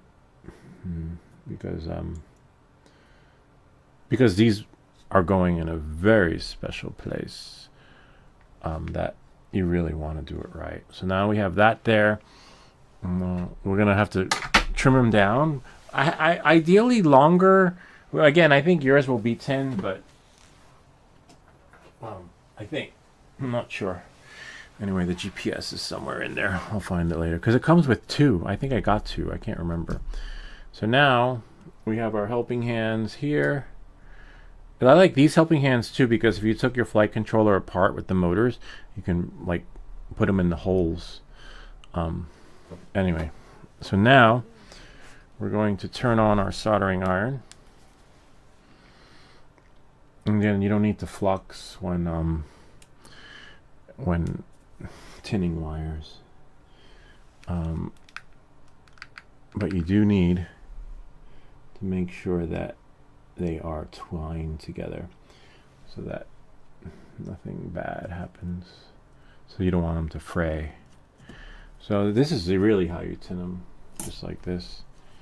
Just put that like that. Oh, of course, make sure your soldering iron's on. Thankfully, this one heats up really fast. And then wait for it.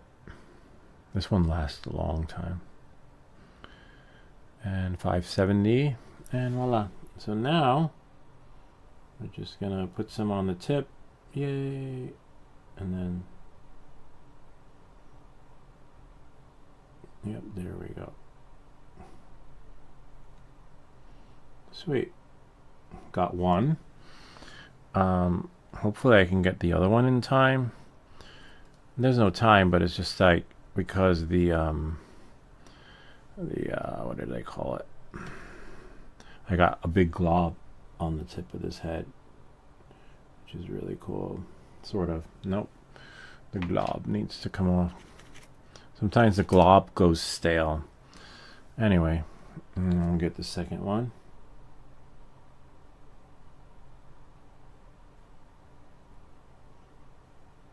Sweet. I should just put them all on, right? Oh, everybody does it differently. Some people can do them all at the same time. Maybe this will work. No, went stale. It's a bummer. It's like a waste, but anyway. So then we got 2. No more. This will be the third one, And then we're going to tin this one. Sweet. There's that one, and we got one more. So you might waste solder tinning the wires, but in the end, you know that it's done correctly. And last but least, the only thing I didn't do, I don't think I twirled the other ones, but they look pretty good. But you want to twirl them so that they don't like fray or like they have little stragglers hanging out. And then now, yay! And then we got that one. Now that we've tinned them, I made them a little longer. Whoops, for the sake of the tinning experience, right?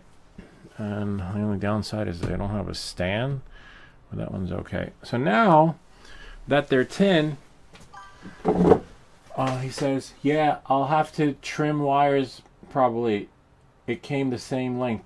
But I think, I can't remember. I think on the GPS, the wires come readily tinned, trimmed to the size that you need if you got the right GPS. If not, you'll have to, it doesn't matter, there's no wrong GPS, but some GPS units come with the wiring, you know, and then all you got to do is get your board ready.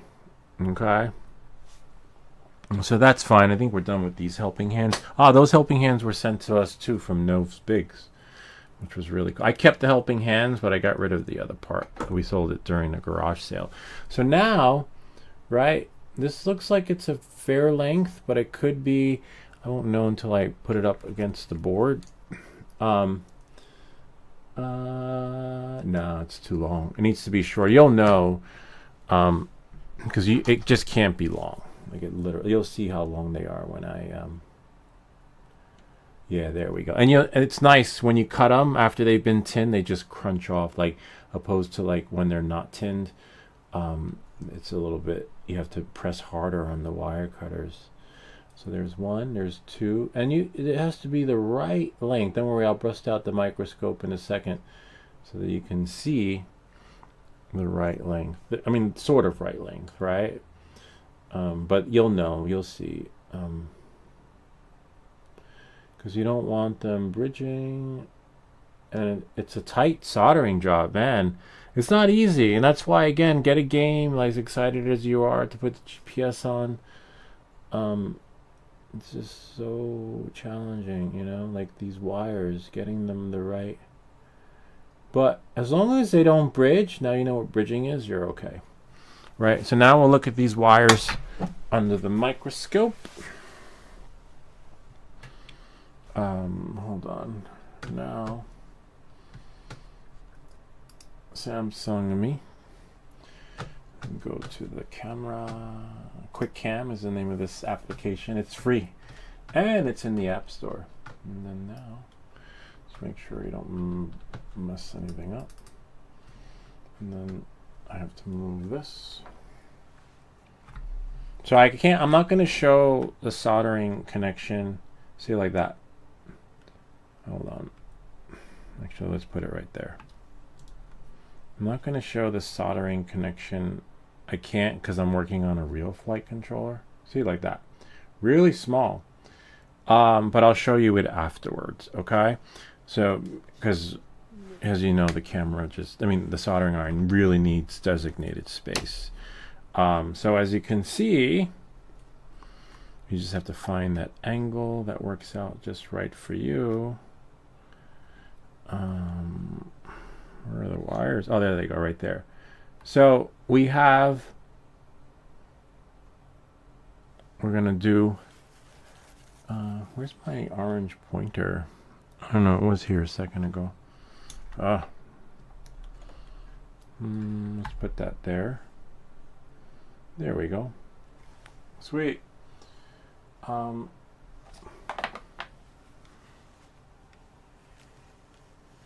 Oh, it's over here. All right, so I just want to make it so you can see. Sweet. So we have I can't even see. I'm just going to look for it on here. We're going to do the 5 volt the ground, the T1 and the R1. The FV, which stands for 5 volt, should be red or orange, whatever. The G, which is ground, should be black. T1 and R1, whatever color you choose, you just have to remember if T1 is red, then it should be red. I mean, not red, never red. Any other color. If T1 is purple, then remember T1 is purple. And if the R1 is white, then remember that it's white. All right. So now, actually, I thought I stripped. Oh yeah, do we have a white? Oh, no, we have a yellow. Okay. So you just have to remember which wires are which. So now, I'm going to do stuff. I'm going to put solder into the joints. Remember, we're not putting the wires in yet because we want to make sure that we have solder in the places that need to be. All right. This is the tricky part, and this is why, like, you know, the motors are the easiest, if you ask me. So now I need to make sure that I get a little bit of solder. Make sure this is heated up. It says 570. Check. Then melt some on the pencil or your soldering iron tip to make sure it works. If that worked, because remember, you don't want to spend any more time needed on the flight controller, which can be tricky. So solder's not melting. There we go. Now it's melting. So now I just want to I need to prep it. It's a lot of prepping because you don't want to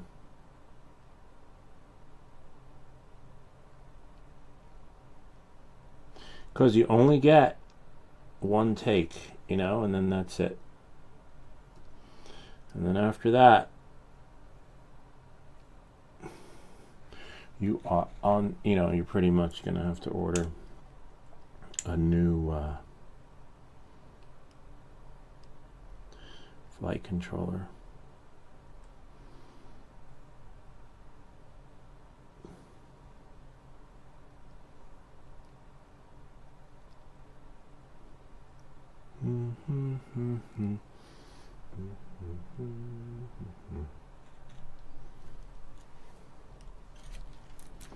And then just finding that right angle, which is really hard too.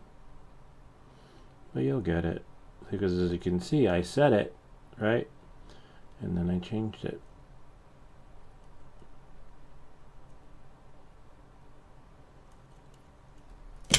Whoops.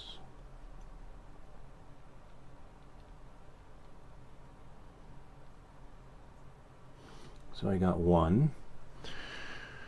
And I think I got a little bit too much on there. But that's okay. That's where the solder wick comes on. Comes in handy. But not, it didn't bleed or anything. It just got like, it looks like a mountain. Yay. Let's see, and then we'll just do the other one. And then it's like rinse and repeat. This part takes time. But you'll get it, you know. We got one. Then we got two. Again, it's not as straightforward as you think.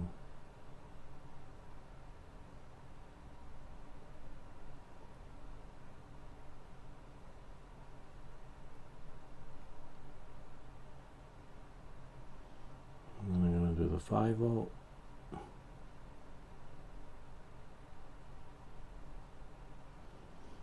Sometimes you might need a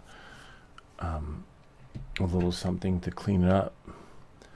I have over here somewhere. It's fine. I just need, I think I got too much flux on there.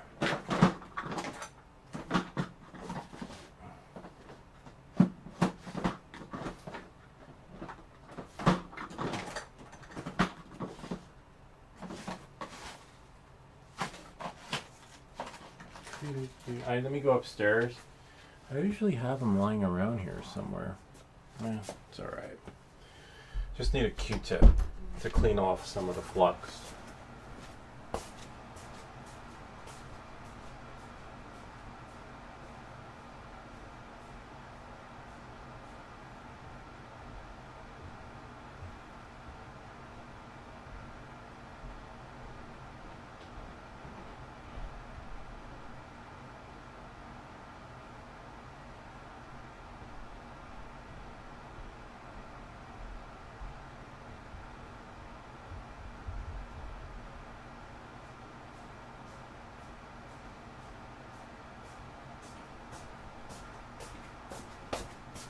Yeah. Okay. And some rubbing alcohol.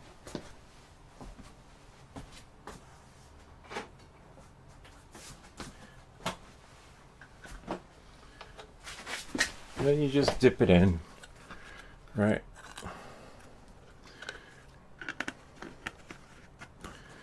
All right. Put it over there. Clean it off later. And I'm just cleaning off the excess flux, that's all. Nothing, you know, not.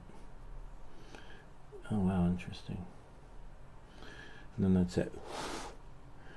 And it looks like there's like some strange remnants of a piece of wire. And that's why you want to be careful. And that could accidentally bridge everything, which is what you don't want. All right, so now that we got that out of the way, just apply a little more heat here. It might get a little smoky because it's alcohol, but that's okay. See, like I'm telling you, it's hard because it's like, why isn't it melting? Not melting, but sticking. And then we got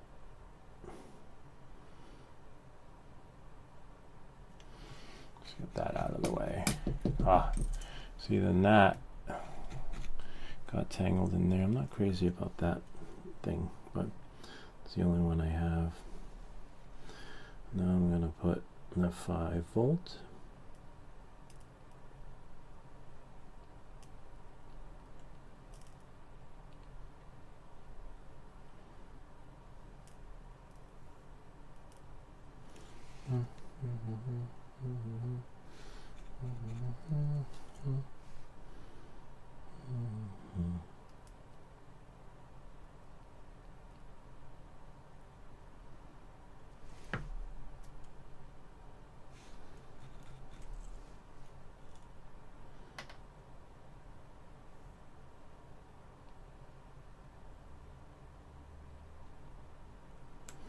Let me try the other soldering iron, the pencil.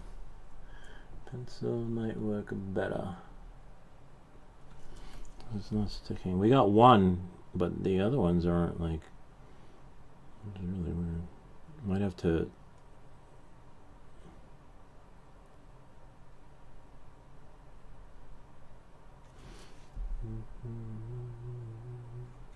Being really delicate with it. And as you can see, I'm not spending time camping on it. If it doesn't stick, then it doesn't stick, you know. Might have to scrape it a little bit. Hold on. Sometimes you have to expose the board a little bit, kind of like what you do with the LED lights. Just the pad, not the chip. We just scrape it.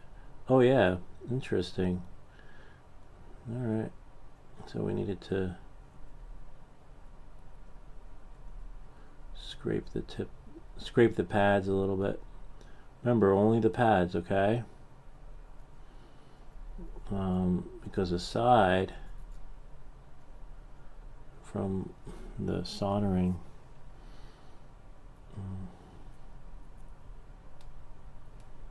it's like got something. It's like a protective seal on it. So weird.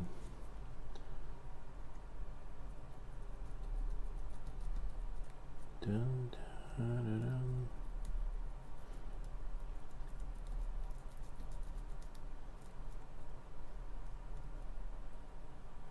Interesting.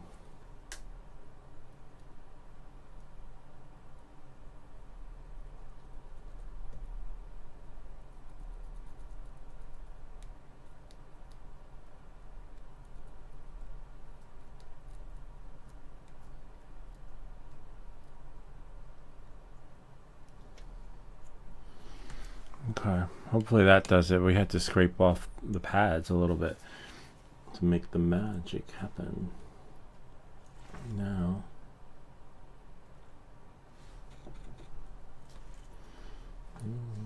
now it's just getting that right angle.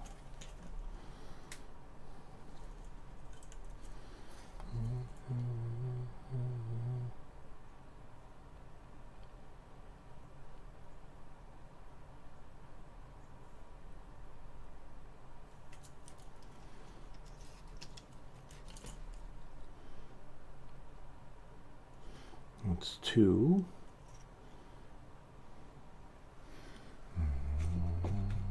Usually you can just tap it on there, and your pad will be like having a nice little thingy on there, but apparently not. Apparently not with this one. But after scraping it, the other one went on, which is good. And then hopefully this one will go on.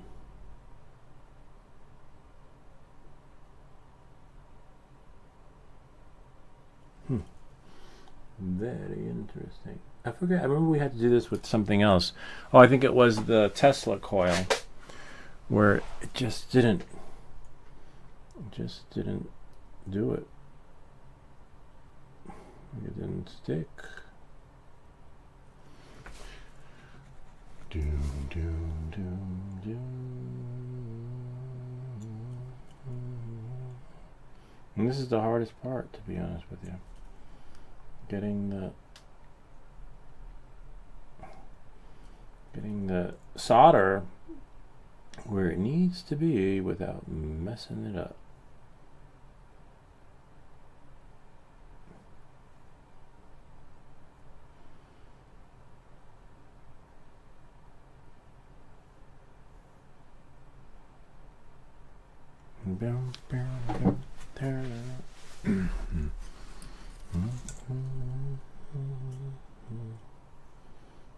I'm just trying to get another angle, you know.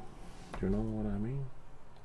See, it's not as straightforward as you think, and that's why on the pad, see how on the solder practice board, how easy it was. Boom, I was there. Boom, I was there. But look, in the real world, this board is like coated with something, and it shouldn't even coming off. Like, and it just I should be able to tap, boom. But unfortunately,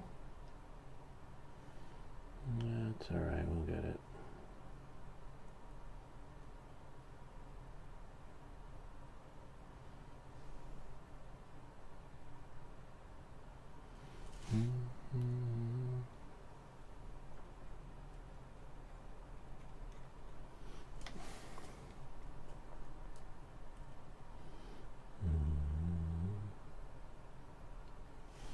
You want to make sure that it's not bridged. I'm not worried. It's not bridged. You'll see in a sec. It's just it's not binding. I'm gonna try another soldering iron. Let's put that there. The soldering iron's working fine. It could be that because the tip is too fine. But thankfully, this one's ready to go. Oh wow, this one's hot. Let's see. This one I'll definitely have to put. Wow, I'm surprised it didn't melt. All right, so now let's see. Could be that it's too fine of a point. Oh wow, this one. This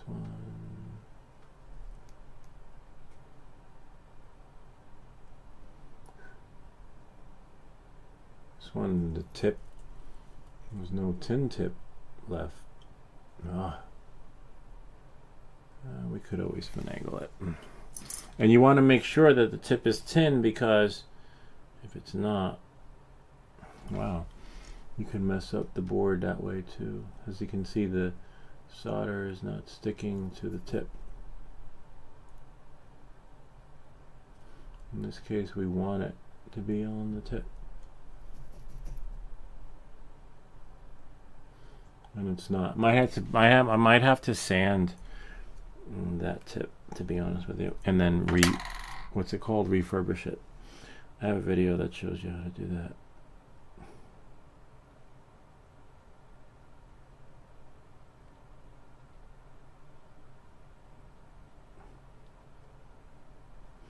Okay, let's try the other soldering iron, because this one has too much. I'm going to shut that off. Actually, the tip might be too hot. That could be it too. Meaning, like, why the other tip is like oxidized. But you just sand them down, and then you retin them again. And so for that, yay! And then now, hopefully, whoops, in the perfect world, that should work its magic.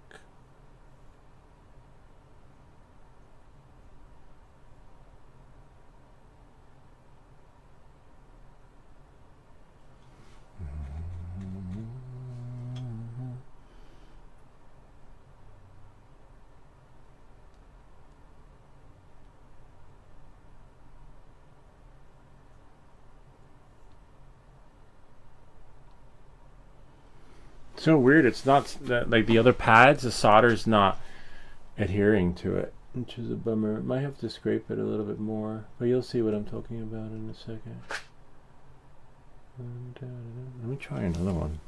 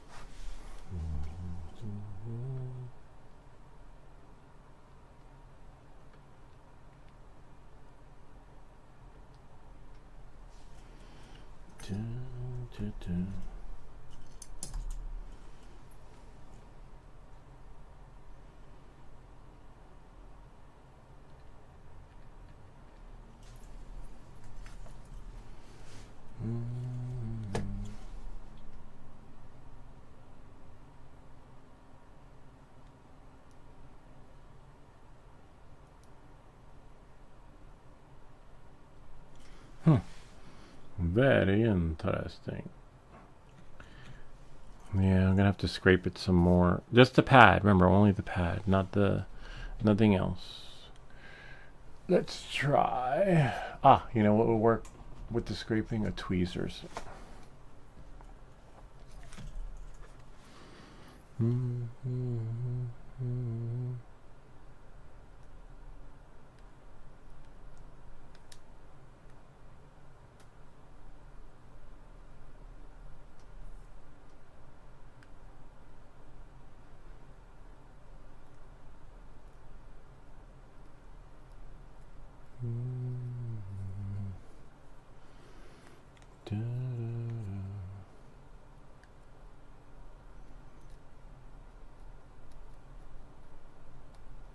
Yay. It's like the pad is coated with some sort of strange material. Remember, only the pad, okay? Nothing else. But you should, or you just try soldering it first without putting anything on it. It should be alright. In this case, it should adhere to the experience. Alright. Yay.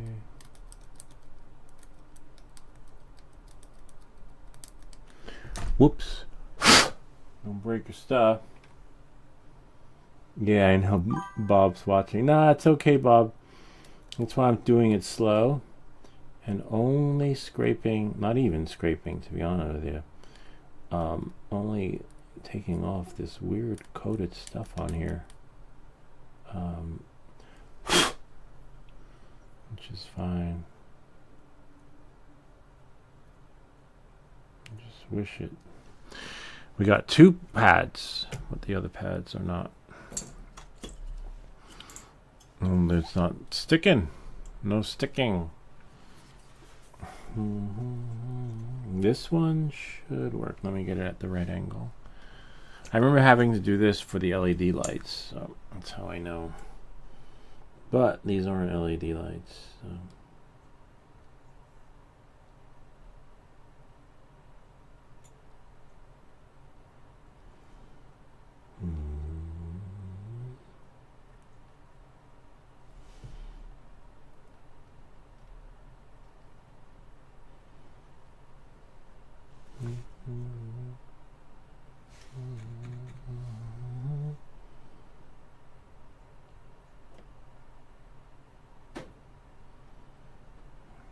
I'm going to try the pencil. Where is the pencil? Maybe we'll have better luck with the pencil. Let it warm up. Press the power. Power settings. Unplug it. Plug it in. There we go. Yay. Let that work its magic. Yeah, because for some reason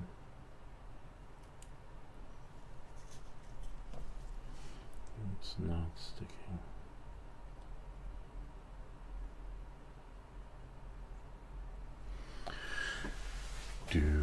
See, the easy part was cutting the wires and all the other fun stuff, but for some reason magic's not happening.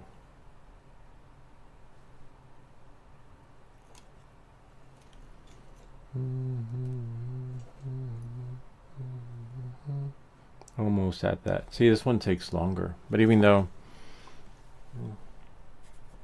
it takes longer, it's still not.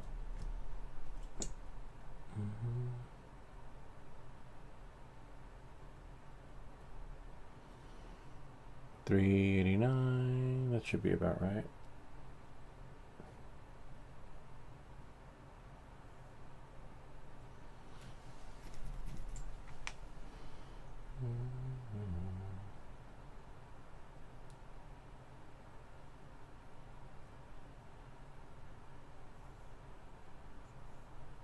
Yay, we got 2. And last but least, hopefully. And then we can just melt a little, I'm sorry, suck a little bit out. So I think I got a little bit too much on there. That's so weird. Could be the soldering iron, I don't know. Yay. Great, we got 2. And the next one. See, it should be like that. Why it's not working? I changed soldering irons, and as you can see now, it's working. But it should be like I said, like it is on the soldering practice board, but it ain't.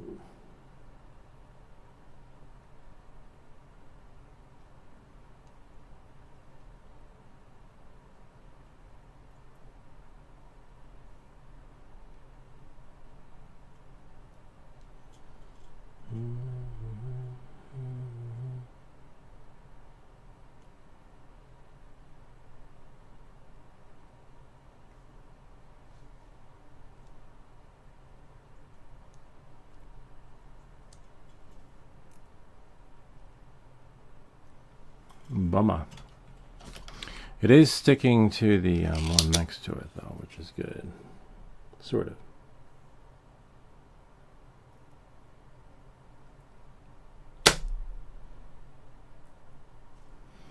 Dun, dun, dun, dun, dun. Yay. Sort of. Because even though it's on the one we want, sort of isn't on the one that we want, which is the one in the middle. That's all right, we'll get it. We will get it. Which is the ground, but you could always use another ground. But ideally, you want them all to stay together.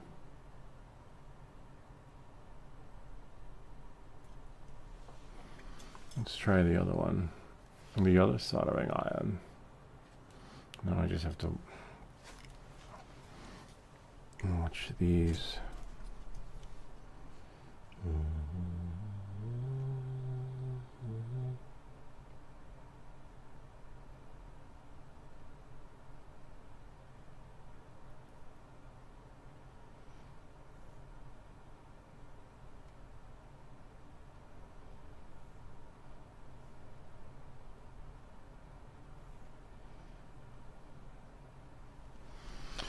Down, down, down, down, down. This is so weird. Never had this problem before. But at least now you know what to do if you do, right? You just know what not to do. Which is just take your time.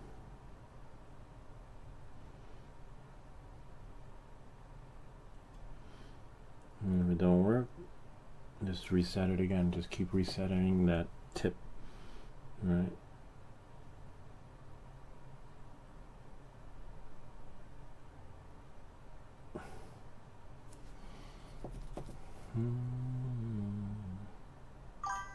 Who's there? Yo, I didn't hear no bells. It's probably in the other feed.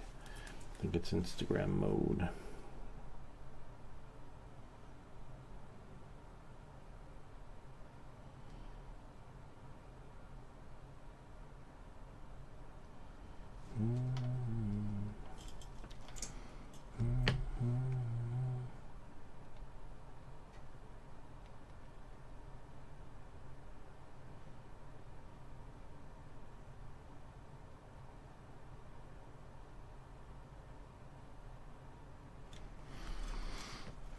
You got this, Lou. Just one more wire. I mean, one more pad. The wires are the easy part. Because remember, you don't want to touch the anything. Oh, I think I got it. Yay. No. Spoke too soon.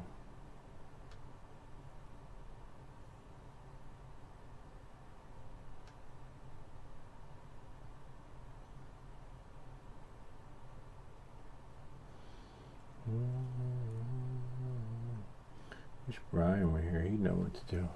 He might say scrape. Remember him? I think it was him who was saying scrape off the pad when we had trouble with one of the LEDs. We scraped this one a little bit, not a lot, but that is so weird. At least we got it on the other pads. Because the ground you could always find somewhere else. Because ground will always be ground. If that makes any sense. It's the other wires. But we make these videos so you don't have to. It should. I don't know why.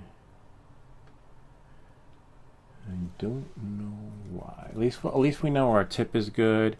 Our tip is tinned, and you know we're not burning it. Maybe just do more, right? Bridge it. Let it melt together. No, it's even if it melts together. Let's see, like they do in those Chinese videos.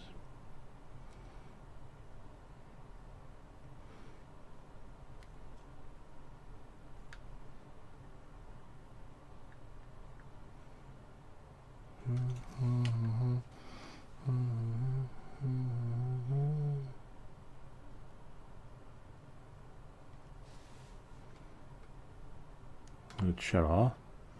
No, it didn't.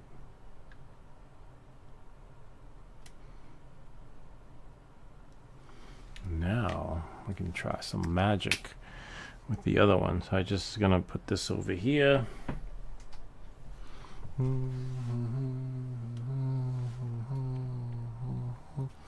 Wake this one up. This one will only take a couple of seconds. 570.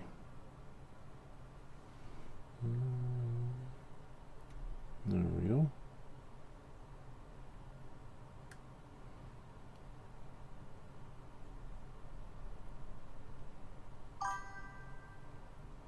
Yay.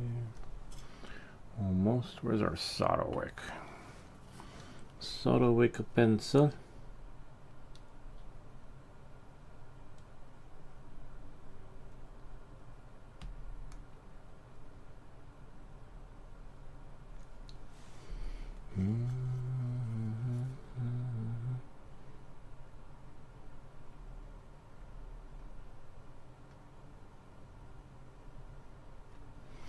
Now, turn on the powerful one. Let that do that. I should have started sanding this one though. Usually, if you sand it, it replenishes it, and then you can tin it again.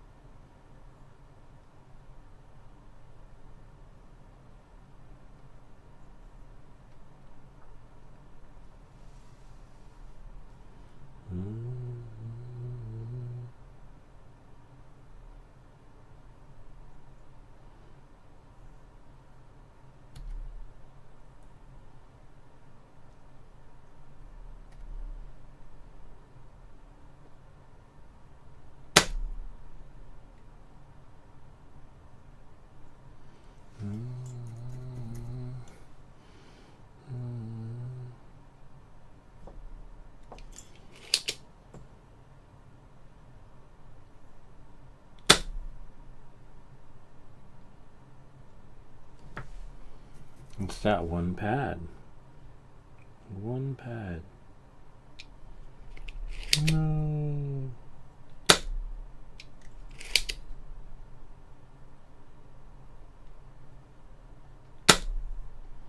Yay.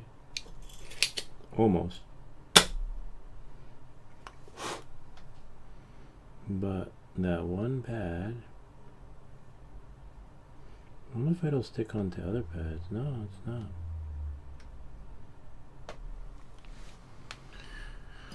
Dude.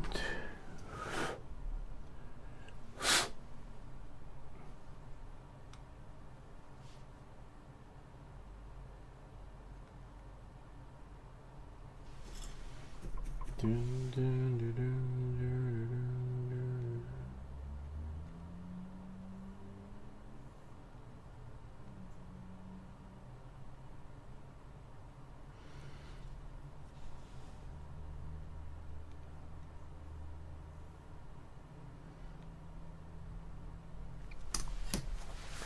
Closer. It's just not sticking. I got the other pads are fine. It's just this one.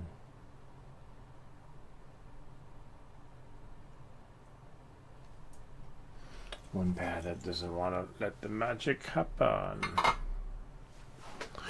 Anyway, you kind of get the idea, right? Why? I don't know. That's never happened. Never.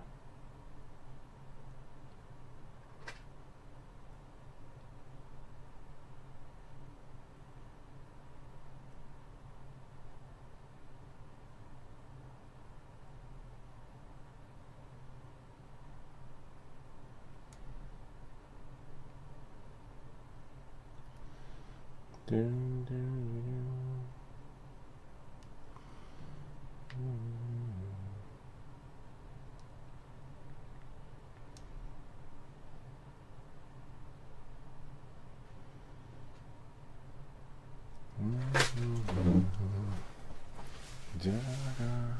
dun. See, it's not as easy and straightforward. I mean, it is to some extent, but provided that the solder sticks the way it's supposed to, you know. In this case, it just ain't. And that's why you need those little games.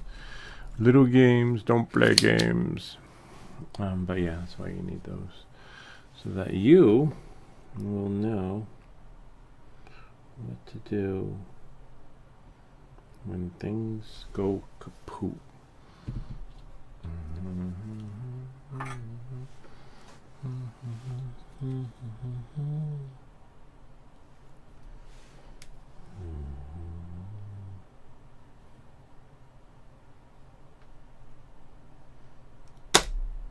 No, I think it's the pad.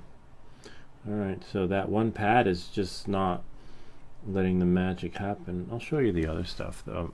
We'll put some wires on and I'll put, and then ground doesn't matter. Ground is always going to be ground. And there's another ground on the corner. And there's another ground on the other side too. Let's try that one. Actually, I'm going to put more solder on the needed joints, and then I'm going to use a different ground. So if the ground doesn't, but the other wires we needed, right? The other ones with the T1, the R1, and all that other stuff, there's no way around that. And why it wasn't sticking, I don't know. But in the meantime, we'll put more solder on the needed joints.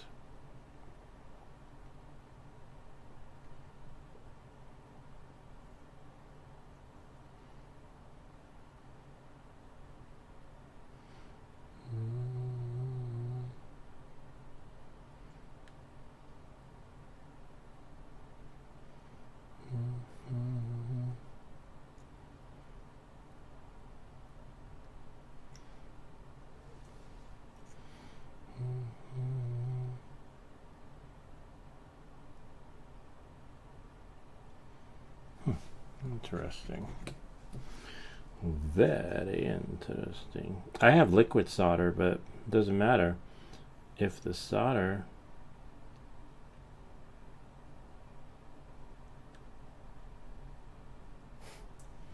that we have isn't melting onto the freaking board. How good is it? You know?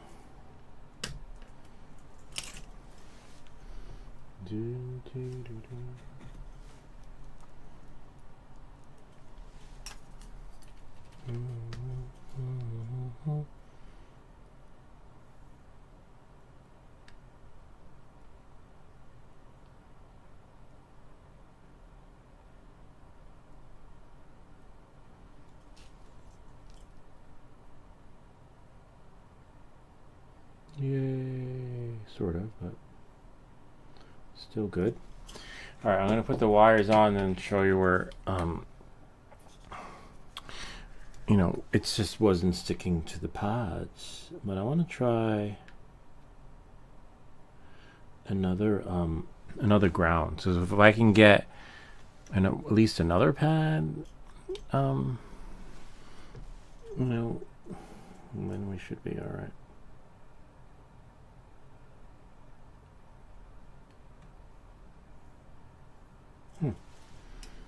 Very interesting.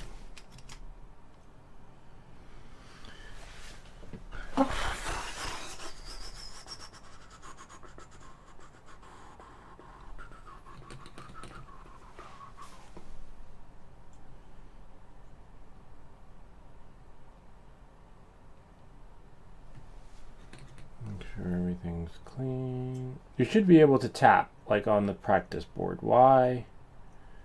I don't know. This isn't working.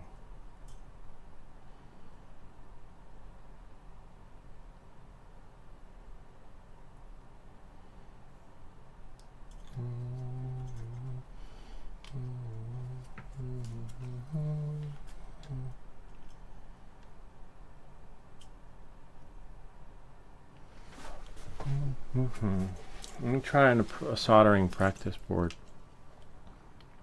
Yeah, it works. I don't know. That's why we make this like everything that glitches, because the shit, you can't make this shit up.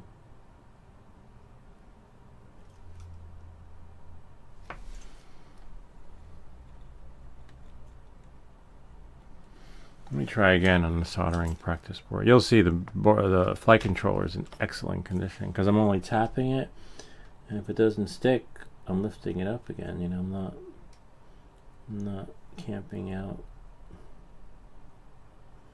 because you don't want to. Yeah, it works. See, that's it. That's how it should be. As easy as freaking 1, 2, 3. Not in this case. Maybe it's the angle. I don't know. All I know is that we just saw it work. It's not me, it's this freaking board. Like it should.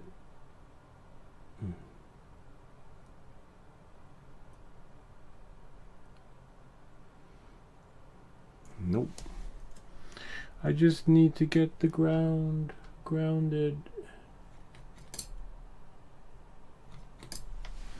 So we just saw it work for like so it should take like a second. That's it. You know what? Let me try something else. Let's try. We have liquid solder. Okay.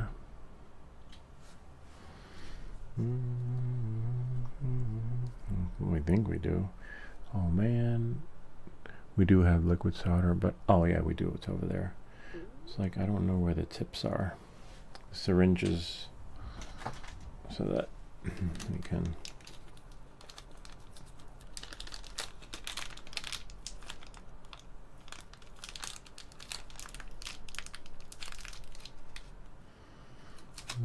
it doesn't really matter if it's liquid or not, to be honest with you, because you're just gonna put solder, right? And oh no. You know, in a designated spot, but bummer. I don't think we can use the liquid solder anyway because I don't have the other part of the syringe somewhere, but oh yeah, I do. It's over here somewhere, but nowhere to be found. Okay, let's see. Again, this doesn't really matter because We're just putting it on the ground. And just squeeze it out. Hopefully, and it should reaching the tube any minute. Like a doctor. Put some right there. Sleeping now. Time for me to sleep. Sweet. We'll see you tomorrow. We're gonna finish the Donkey Kong Swedish Forge. We're just having a little bit of trouble with one of these connections. Hopefully that does the trick. It's just not sticking. The solder is not sticking to the frickin' board. And why? Oh, sweet. No, not even the liquid solder. Okay. Wow. It's just dissolving on the tip of the... Anyway, you kind of get the idea. There's another ground. Hopefully you don't have this trouble that we're having right now. Which is a bummer. Because it's not... What is we do? Okay, nice. Gonna be here then. I'm gonna solder the wires on so you can see. We'll do the red, which is the 5-volt. Oops. He probably left too, but that's okay. And the red, which is the 5-volt.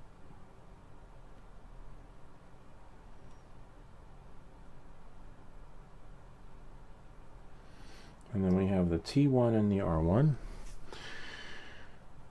Boom, boom, boom, boom. I'm going to do yellow for T1. Actually, yeah, yellow for T1. And the white, I think it was for the R1. Now the ground, you got to have a ground. There's no ifs, ands, or buts. You just need that one color for the other one. Oh, purple. Purple's a nice one. No, we were already using the purple. I thought I had it somewhere around here. Did it fall? No, it didn't fall.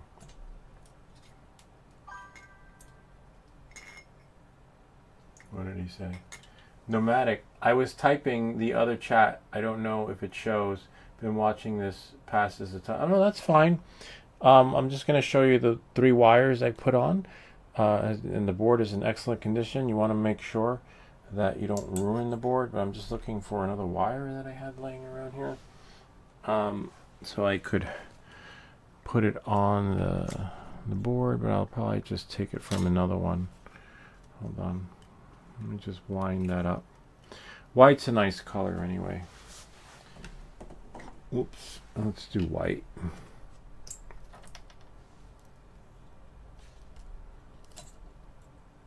Where is the... There's that. See, we have one black for the ground. We'll do purple. Okay? Purple for the other one. And you want to make sure that you don't bridge the connections. Here we go. Last but least. Whoops. That's the tricky part. But we got it. We got it.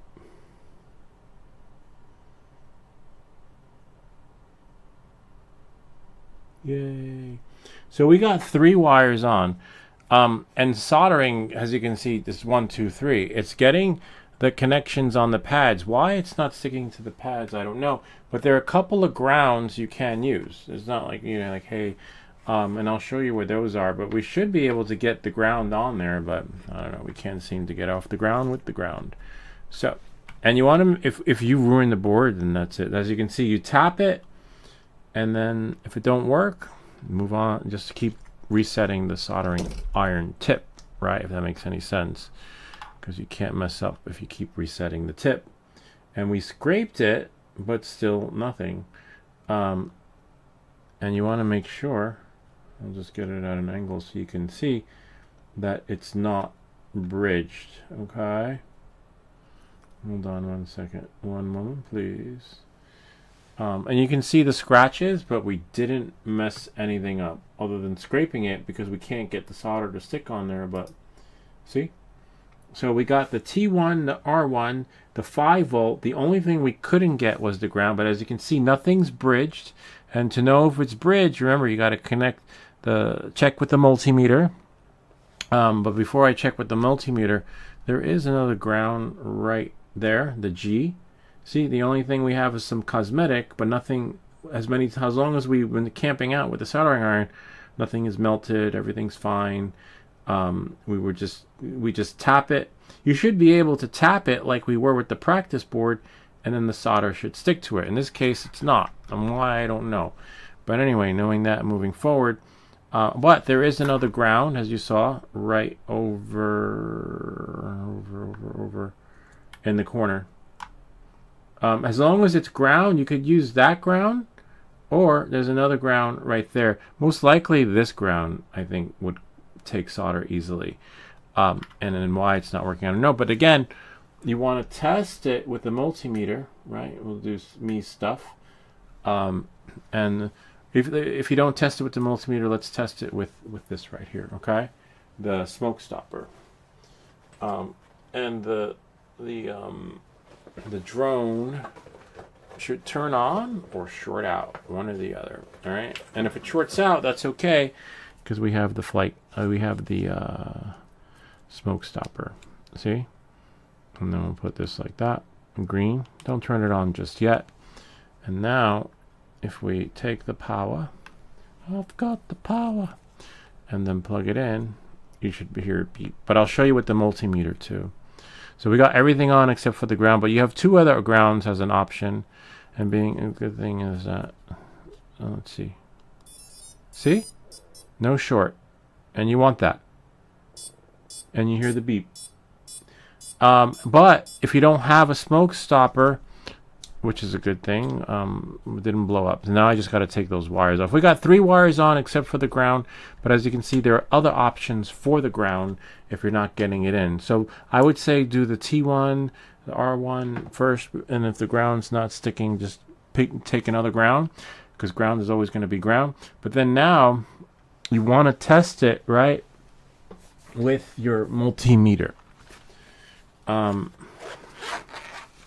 So we take, and as long as there's no continuity, you're fine, you know. But again, even I don't know, I just don't trust the multimeter, to be honest with you, because it's like it provides a false sense of security. Because as you saw, there are little specks and stuff that sometimes you just don't get. But knowing that, moving forward, we're going to turn this on, and hopefully this is continuity. It should beep. I mean, no, it shouldn't beep. I take that back. It shouldn't beep. If I touch the red and the yellow, there should be no beep. Nope. And if I touch the yellow and the purple, there should be no beep. Perfect. And we know there's no bridge, and vice versa. And most likely the ground too, but unfortunately we can't see. Oh, maybe if I use the multimeter to scrape it off, that might work. Oh wow, interesting. That may work.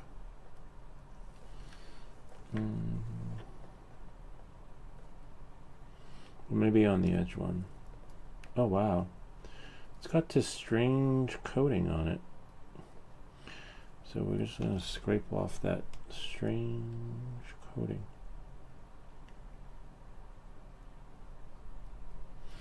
And now I should be able to, maybe I should be able to. So you saw there's no continuity.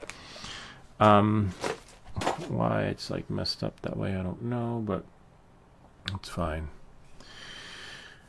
Hopefully this will work. If not, you kind of get the idea. You can always steal another ground, but you can't steal another T1 and R1. That's the only bummer.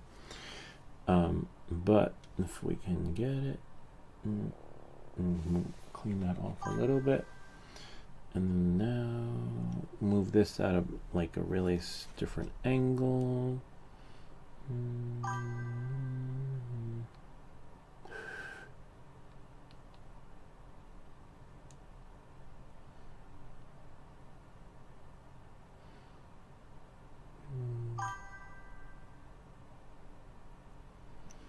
Da, da, da, da, da.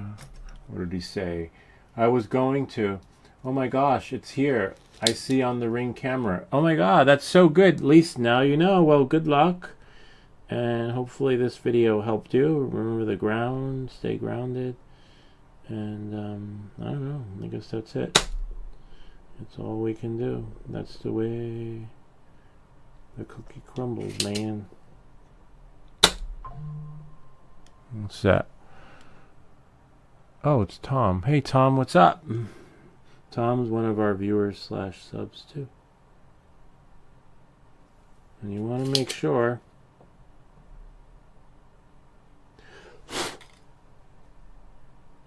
that nothing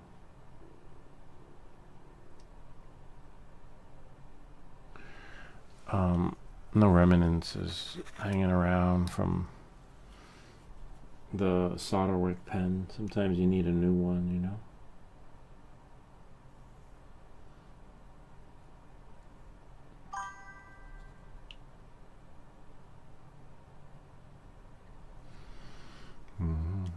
That's great. Anyway, I hope it goes well, and I'm going to see what Tom said. Maybe Tom has a solution. Because this thing, we should have been done. Like, we should have been done, like, a long time ago. I don't know why it's not. Like on the video. Like on the other, we've actually done this on a live stream before. But as you can see, anyway, it's ground. We can take another ground from over here. Here, I'll show you.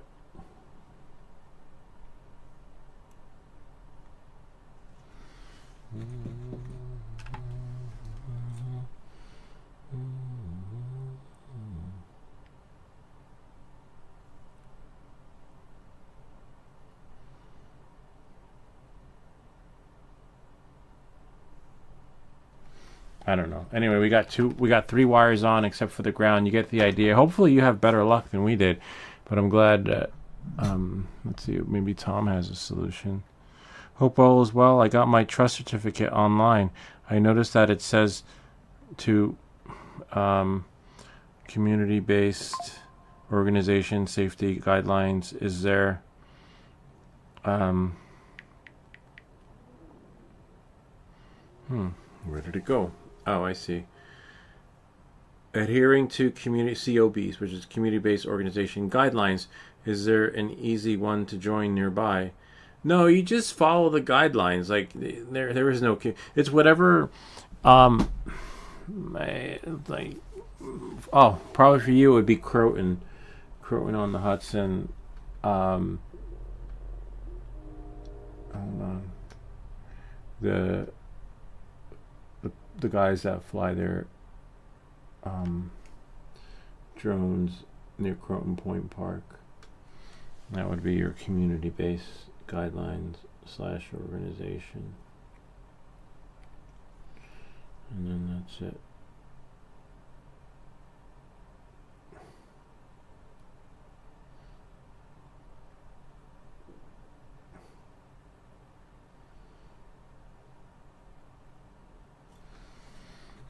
Anyway, you get the idea. Let me see if I can. Yeah, that's it. That's all we got. We got 3 on there. We stole a ground from another ground, and now I got to take the wires off. But the wires should come off as easily as they were put on, and just make sure there's no remnants of anything on there, you know. And then you're fine. And the hardest part. Not really the hardest part, but it shouldn't have been that hard to put them on, though. But you get the idea. And remember, you can steal a ground, okay? And then use a practice kit. Now I'm taking the wires off.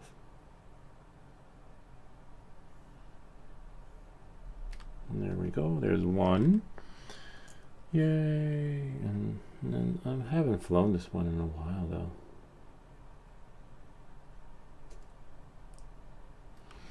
Could use the other one, though. Take that off. Let's use our new #1 pencil. Alright, let's see if I can get this off. Yay. Oh yeah, that comes off. Once the solder sticks on the pad, it's fine. It's just like, why it's not. I'm gonna Google it.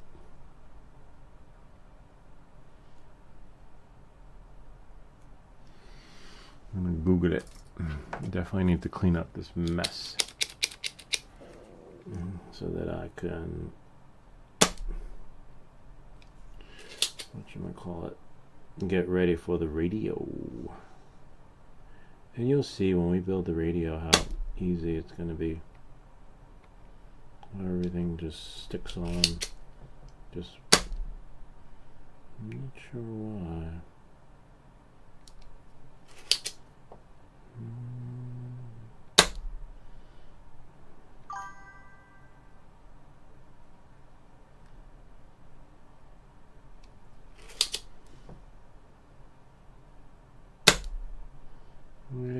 Now I'm just going to clean it up. You've been great help, man. I emailed you as well. I'm still watching this. Yeah, that's great. So now we're just cleaning it up, putting the solder pad somewhat back to normal. But, you know, you kind of get the idea. You definitely need an extra solder wick pen, so that makes any sense. Not, oh yeah, solder wick pen, so that when stuff starts coming out, like and contaminating your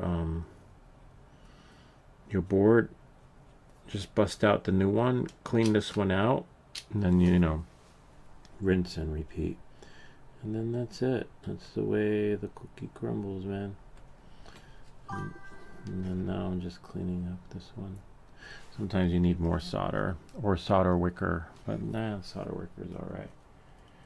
I'm not crazy about it. Makes it messy.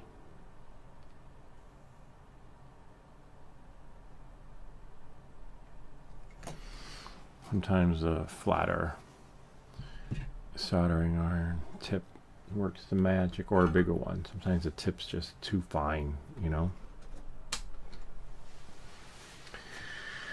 And that's how you build a radio slash. I'm just gonna put this one.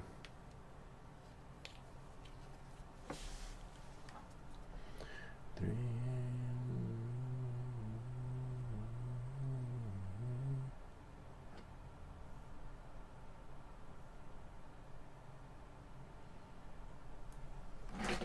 Oops. Don't break your stuff. See, and that the reason why it's not melting, because this tip is shot. This tip definitely, I don't know why it oxidized. I don't think it's too high. I think it just needs I don't know. Anyway, trick is getting that angle and melting the solder. Yay! Just want it to look nice and clean.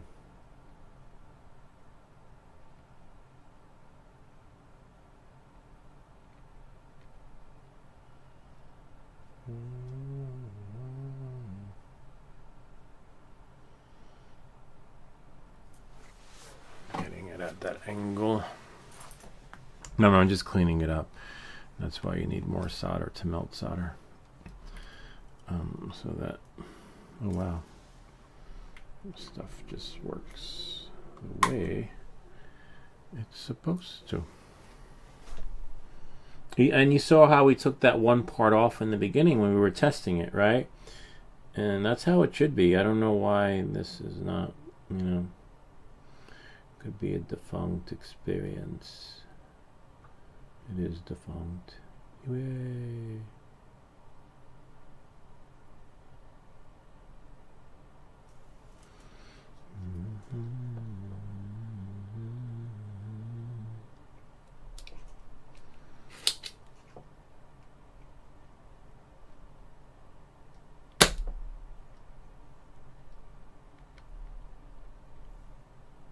Got it. Good luck. You'll need it. Except for, the only thing I didn't get was that ground. But remember, you don't want to spend time camping on the board, because if you mess it up, that is it. It's over, you know. But you want to spend time on the solder. And just leaving these connections nicely so that what if I do want to put another GPS on here one day, right? One day more.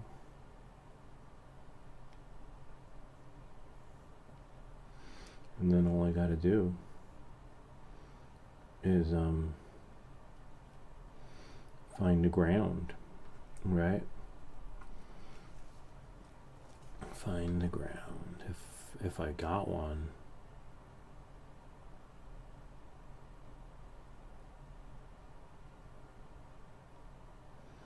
That is so weird. Well, we got one. The only downside is that the ground that we got, oops, is yeah, it's an okay ground.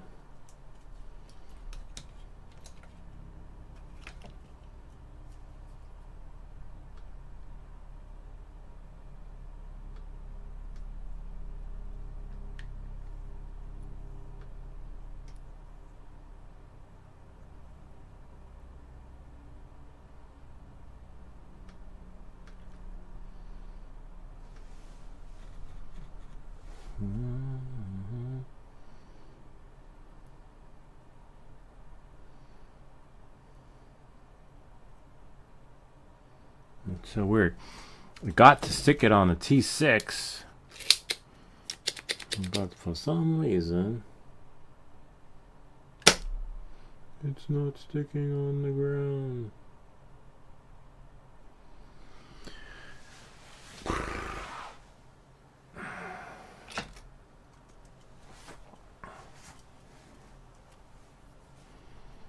Because that would be another cool video, right?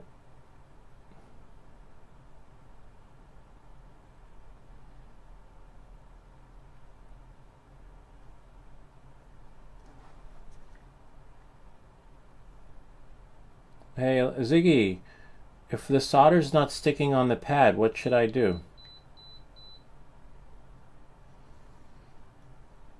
Ziggy doesn't. Ziggy, go on.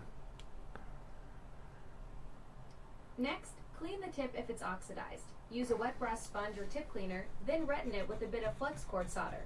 Also, verify the iron's temperature is right, about 350 degrees Celsius for lead-free, and heat the pad, not the solder, before applying it. If those steps don't work, we can try adjusting the iron's temperature or using a different type of flux. Want to go through those options?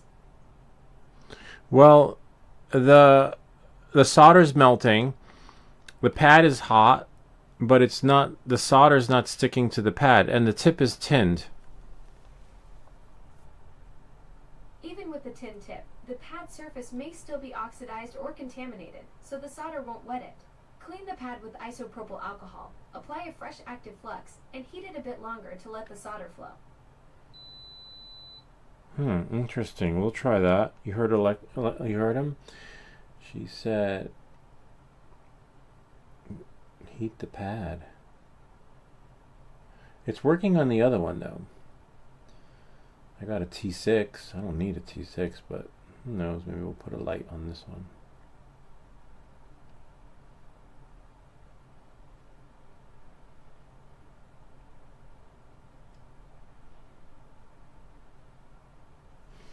Take some off. Oh, thanks. You emailed me. Cool. Well, that is so weird. I hope you heard Alexa, because that's a nice tip right there. But, sort of. To some extent.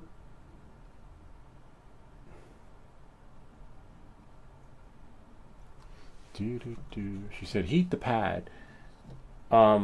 According to Alexa, she said heat the pad, but it could be a pad issue because it's working right on the practice board, right? So it's definitely a pad issue. If we can tap the pad, this is how it should be. Let me show you. Okay, boom, I need to get some solder on here. And, well, maybe I showed you guys in the beginning, but it's fine. I should be able to like do this 1, 2, 3, any connection, and just let it melt, and then put it at a little bit of an angle, and voila, It's done. It shouldn't take this long. But one thing Alexa did say was that it could be that the pad is contaminated. So it's possible. It's been sitting down here forever like that, open and exposed. So the pad could be contaminated. And you said to use isopropyl alcohol, which we have here, but that doesn't matter. Ziggy, how does a soldering pad become contaminated if it's never been touched before? Even a brand new pad isn't pristine. Copper or tin oxidizes when it meets air and moisture, and manufacturing residues or packaging contaminants can settle on it. Got it. Ziggy, stop. That makes sense.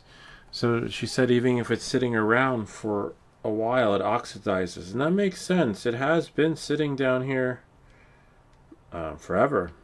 Like a long time.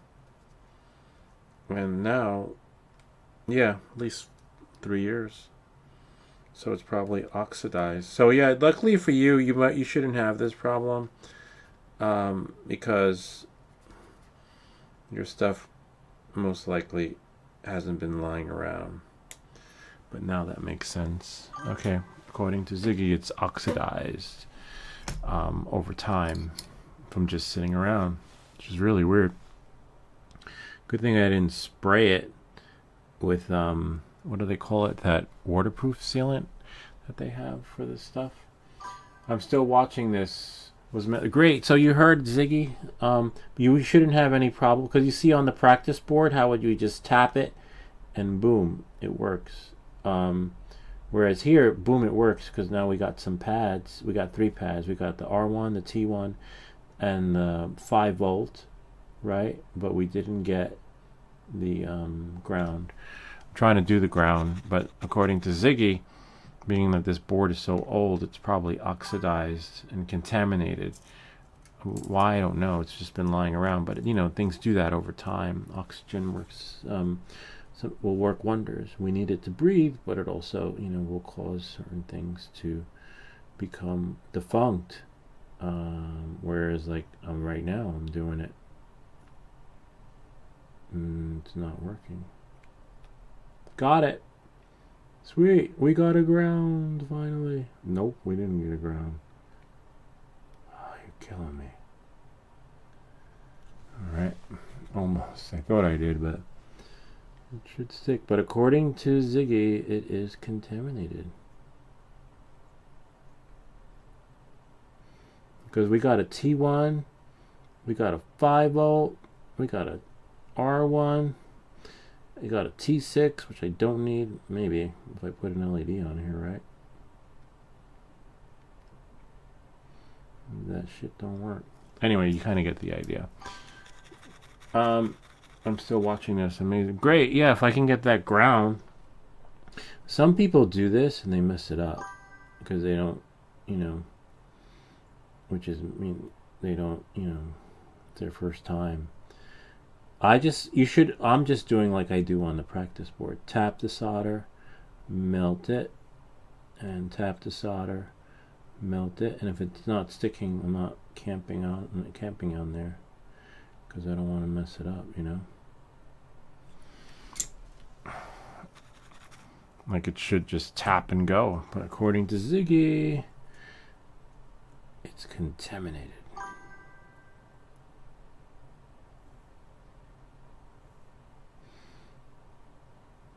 Try the middle ground.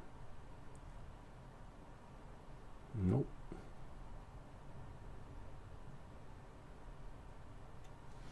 Ziggy, the solder's not sticking to the pad, and the tip is tinned, but it works on another board. What do you recommend? Let's see who's here. Ziggy wasn't informed. Oh, Brian's lab. Oh, nice. He would know. Ziggy wasn't informed that the ground pads are connected to 20 times more copper mass. Oh, wow. Than the others. That's why it's taking longer to heat up the solder. It's likely not contaminated. Thank you. All right, let's try the cooking stick. Okay, because this one gets really hot. But we got all the other ones. On the copper mass, ground pads heat slower because they're bigger. Give him a little extra preheat with a metal probe or cooking stick to get the pad up to temperature before you apply solder. That's what Brian just said. Thank you, Brian. Glad Brian's insight helped. Yeah, but that's what you should have done. Right? Okay, we heat that up. Heat in the pads. Make it muy caliente.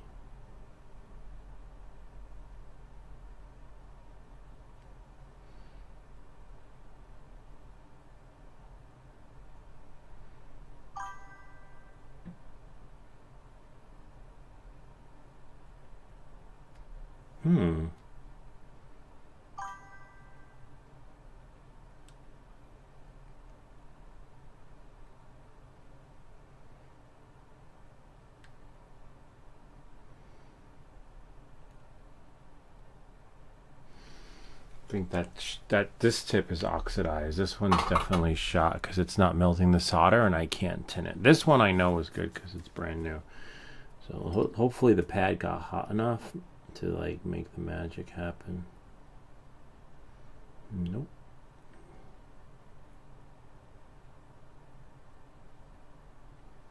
It's so weird. It's not working, Brian. That is so weird. But look, watch. Practice board. 1, 2, 3. Literally. It takes like 5 seconds max. Let's see right here. And this is how it should be on your see? Voila. It's done. That's it. We shouldn't be spending like a freaking hour on the flight controller. But thankfully I'm tapping the solder, not, you know, and then gently applying heat. Otherwise this thing would be cooked. It'd be gone. That's why we are everything that glitches. See, it's not sticking. My T1 works. My 5-volt works, as you saw. My R1 is fine. My RT1 is fine. What does he say? Brian's like, Brian learned it from Ziggy was born, before Ziggy was born. Yeah, that's so true. Brian's retiring soon. He's not getting the watch, but he's definitely getting the soldering iron. Not sorry, the well, you know, we're shipping him the other kit. Let's see if this will work. No, it's not sticking. That is so weird. Ah, got it. Finally. Yay. I think I'm going to let it cool off and stick to it. Hopefully that works. That was fucking crazy. Take a penny out of your pocket and put it in your work pad. See if you can tap and solder to that copper penny as easy as you can do as the... Okay, let's see. Wow, that's so cool. I will definitely try that in 1 second. I just want to make sure that...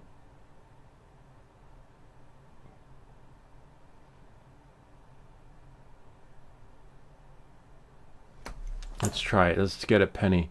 If I got a penny, we're living in a time when no one has money. Everything's all digital. Digital currency, right? All right, let's see.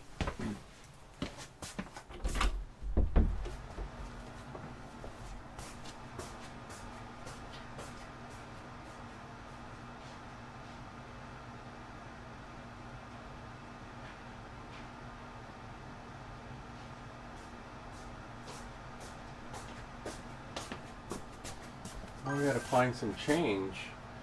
I think I have some upstairs. Let's see.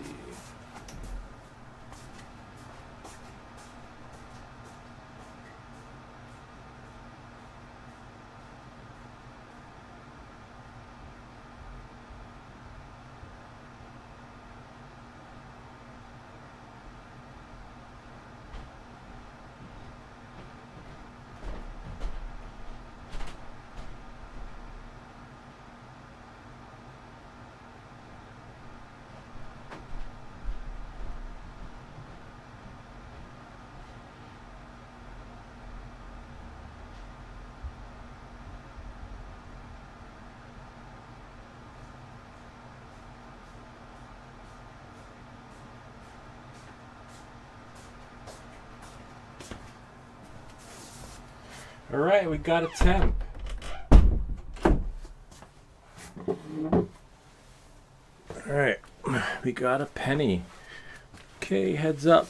I don't know if we can do this on the live stream, right? Isn't it like isn't it a crime to deface currency or something like that? All right.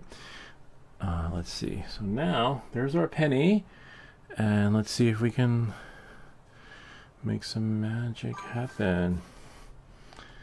Put that here. Move this here, and let's see what we got.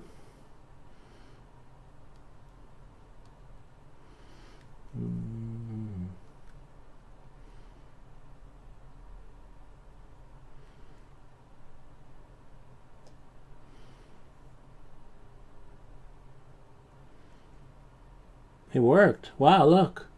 I didn't even know you can do... Oh, it's sort of on top, but... Well, I didn't... Yeah, it like, took like a second. Let's see if we can put a wire on it. Put a ground. That's what we're trying to do. That's so cool. Thank you, Brian. And then now...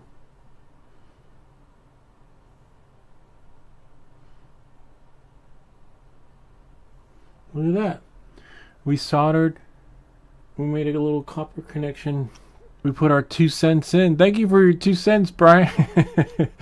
Okay, that's basically what we're trying to do on the freaking board. It should take a second, literally, but it's not. And why, I don't know. Maybe Ziggy's right. Maybe it's contaminated. It should take. We should have been done, and it should take maybe 5 minutes. 5 minutes is even too long. 10 minutes max, not a freaking hour. So yeah, so thank you, Brian. Oh, it's so cool. We learned, look, see, it's really on there. Oh, look at that. Huh. So what do we do now that we know we did the penny trick? What should we do on the flight controller? Is it shot? Is it, like Ziggy said, contaminated, or like to the point where nothing will stick to it ever again? I don't know. Maybe we need to like cook it. Like in a sense where let the soldering iron do like this, like I'm doing now. I don't know. Anyway, I need that wire though, so I definitely have to unsolder it, because that's... Oh, actually, I'll take the wire once the solder is actually stuck to it, and it won't even do the liquid solder too, which is really weird. I remember, I had this problem. I think we were on the live feed with Brian when I was doing the LED lights, and I think it was him who said to scrape it. All right. Not even that was working. That is so weird. No, it's not working, Brian. But I am going to clean up the tip. You're most likely to ruin your soldering iron tip if you keep this up, Literally. I mean, in this case, I can sand it, to what do they call it? Refurbish it. But I don't want to... Honestly, I don't want to mess it up. This is my new one. No, I mean, I do have extra tips, to be honest with you, but this was not supposed to happen. But when that happens, it's good for business, because then we can say, welcome back to everything that glitches. We literally can't make this shit. And we even got the parts off. You saw that? The part off from the transistor. So we know our equipment's good. Unless Brian chimes in with the next solution, we're pretty much done. I mean, there are other grounds around there that you could take, but ideally you want the ground from up there because the whatchamacallit, the wire. Otherwise, you're going to need one more longer wire than usual. The older the penny, the better one before 1992 would be ideal. The latest pennies are 99% zinc, with just a micron or so of copper. This one is 2022. Wow. Oh, nice. Let's see what he says. I wasn't on that live stream. Scraping would remove oxidation. I do not believe there's oxidation on this board, though. I think you're not waiting long enough for the ground pads. I don't know. Am I not waiting long enough for the ground pads? But yeah, but it worked on the penny. All right. I'm always afraid to wait long, but let's see. let's heat it up, right? Let it cook and let it melt, right?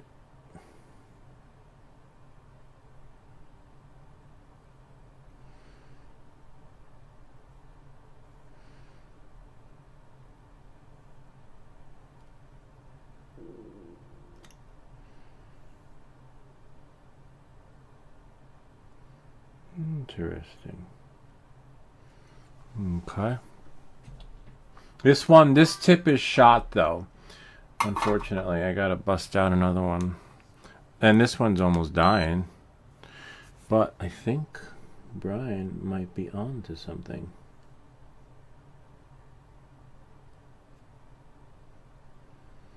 $420. We're just gonna let it heat up.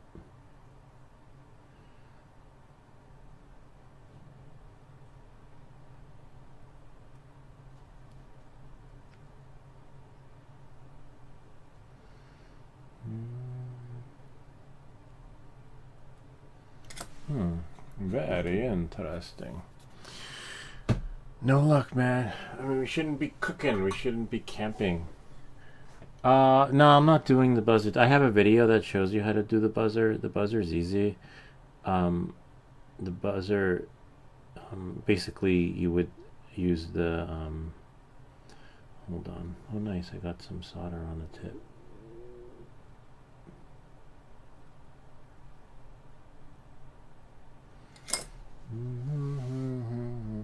Yeah, just watch the video on the buzzer. That's an easy fix. And it also depends on what buzzer you have too, to be honest with you. You need to have each. I have a video for each of the different buzzers. But you decide which one depending on see, it's sticking to the T1. I don't know, man. It's stuck to the penny. I'm just cleaning off this really quick. Yay, it's clean though. Yay, that works. I'm tapping them, and they work on the other ones. On the ground, nah, the ground is a freaking nightmare. And our thing is worked on the penny. Let's see if I can.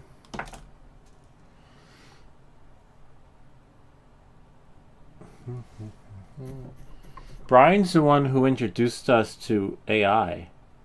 Really cool. I got some solder on the tip. Let's see if it'll stick right there. Nope. Oh, looks like it's stuck to some extent. Looks like we may have gotten it. Maybe. Yay. Alright. Freaking an hour late. You know what I did, Brian? I used this flat soldering iron and put it on the pad.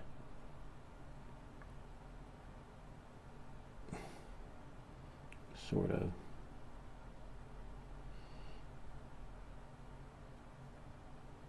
Got it. Interesting. Very interesting. Now we've got all our connections. I put it to flat. I'll show you what I did.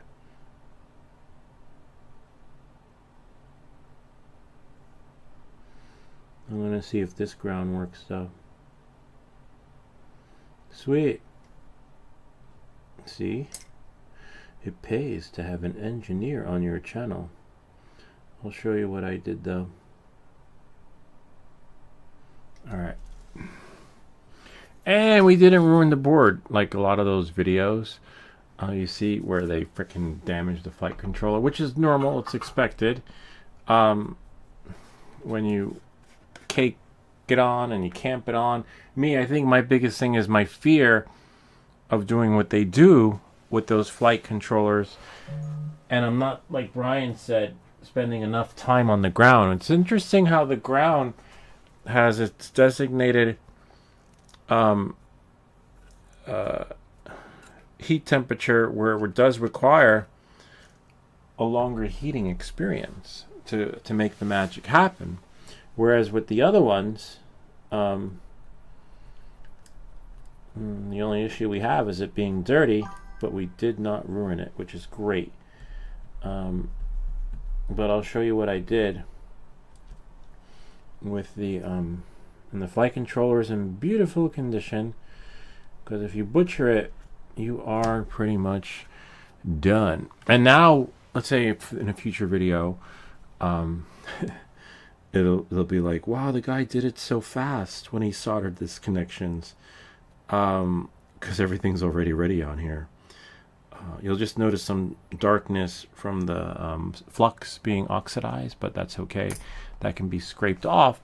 But thank you, Brian. All right, so let me show you what I did. Let me shut this off. I definitely got to replenish or clean this one up.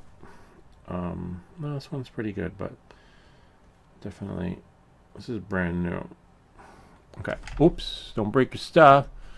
Thankfully I shut it off, but here I'll show you what I did. If I can get my mouse full version of me. So I definitely need, I might have one laying around somewhere, a flat one. Let's see, it's flat, and then when I put it down on the solder on the pad, the tip is still, one side is good, the other side isn't. I can sand it down and rejuvenate it. And I put it down. It's weird because it wasn't the same experience like it was on these things. This one I just put it down, or on the penny even. That's how it should be. It should take 5 minutes, 3 minutes to do what we just did.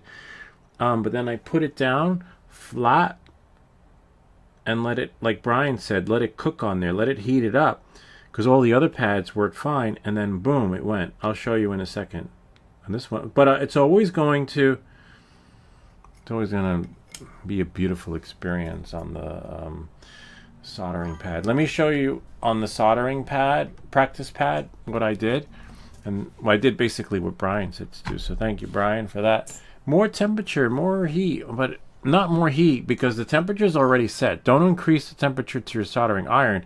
Just you know, don't, I guess, do what I say not to do, which is camp out a little bit longer than expected on there, but not too long. I guess I don't know what that magic number is, because it all depends on what you have your soldering iron temperature set to. But as you saw, I kept telling everyone, just tap it, and that's how it's always worked. I don't know why. Maybe because it's been sitting around for a long time, over 3 years, that the board, like Ziggy said, does become contaminated, right? But as you can see on the practice board, let's see, this is how it should be. Okay, with this soldering iron, I'm not sure if we'll get the same experience, but we should be able to tap it, right? See, and it just melts like that. Boom, tap it, and then it melts. Boom, like that. And let's say I want to put solder, and on the flight controller, this is what the connections looks like. They're so small. Of course, you don't want to do that. See how I just bridged it? But that's okay. You know, it's just a practice board. But what you want to do is you want to just be able to tap it, right? And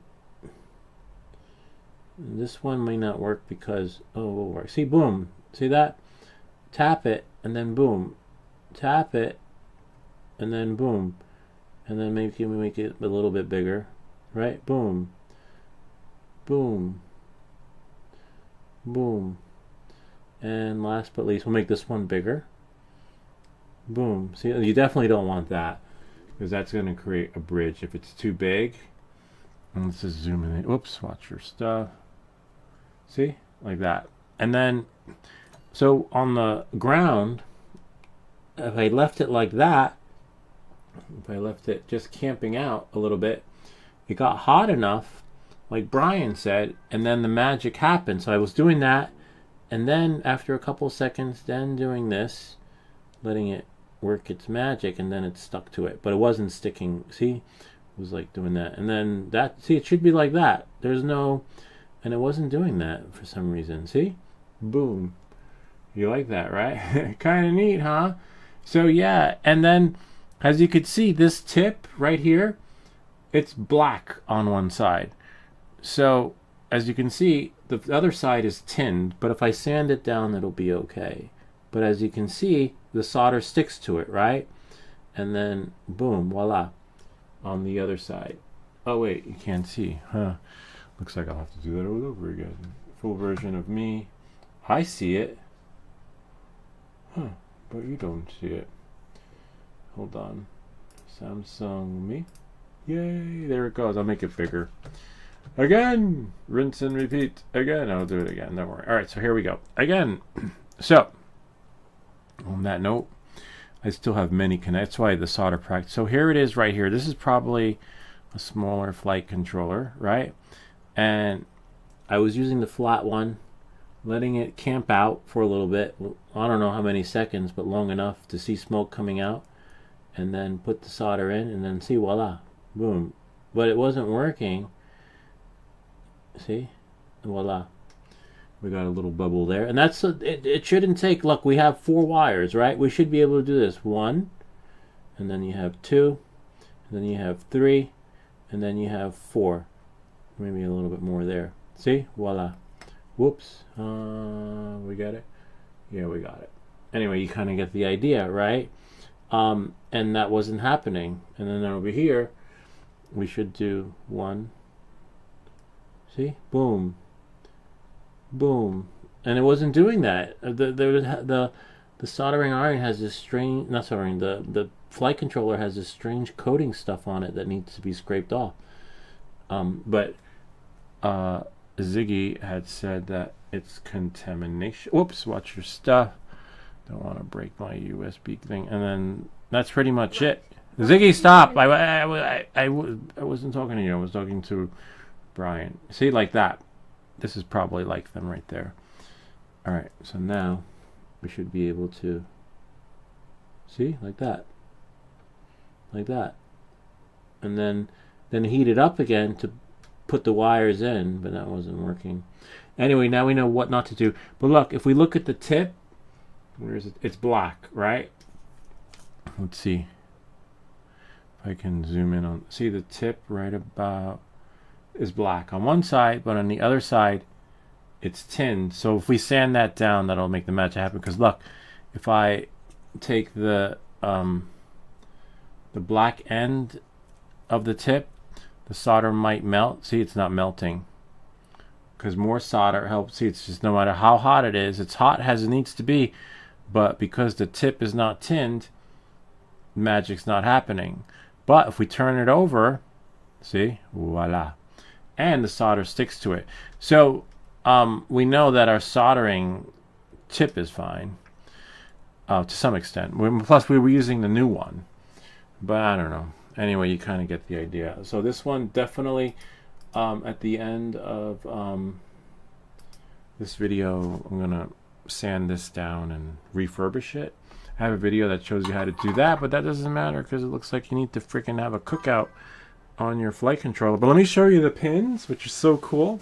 A lot of people, you know, if you're like me, a little nervous and you have the anxiety of staying too long on your board, you'll be okay. You're just going to take longer, you know. But this is how it should look without any ruining parts. So even though we spent like freaking 2 hours, you would think that like I cooked everything, and no, it doesn't work like that. With the right tip, the magic, and the right people watching, like an engineer on your channel, like Brian's Labs. I guess that's why it's called the Labs. You know, you'll be all right. But again, don't camp out on the board because otherwise it's not going to look like this. I'm trying to find it. Oh, there it is, because it's like upside down. All right, there. See, so nice. See, there they go. The R1, the T1, the ground, the 5 volt, I think it's a R6. I don't know. I can't see. It's got some flux on it, but that's okay. And then the ground, and again, you have 5 volt if you want to put like something else on there. But as you can see, you want your connections to look like that. I think the new guy who's never soldered before, they're going to be spending $100 on a new board. Which is, you know, you just got to know when to. That's why I use the solder practice boards. Oh, you can't see. Ah, you're killing me. That's all right. I wish I could just do a command. All right, so you see, that's how it looks. nice, clean, soldered connections. A little messy with the with the what is it called? Flux. But again, the flux is not going to make or break the experience. It's just gonna, it's just not gonna look pretty. But in the end of the day, you can make it look pretty by scraping off the remnants. See, and that's probably the truth. And making sure that stuff that you see. See, we'll just do that. Whatever it is, use the plastic. Actually, I should be using the plastic one, right? Because now hopefully I didn't ruin it. Not ruin it as in make it bad, but ruin it as in, no, it's fine. It's good. Ruin it as in,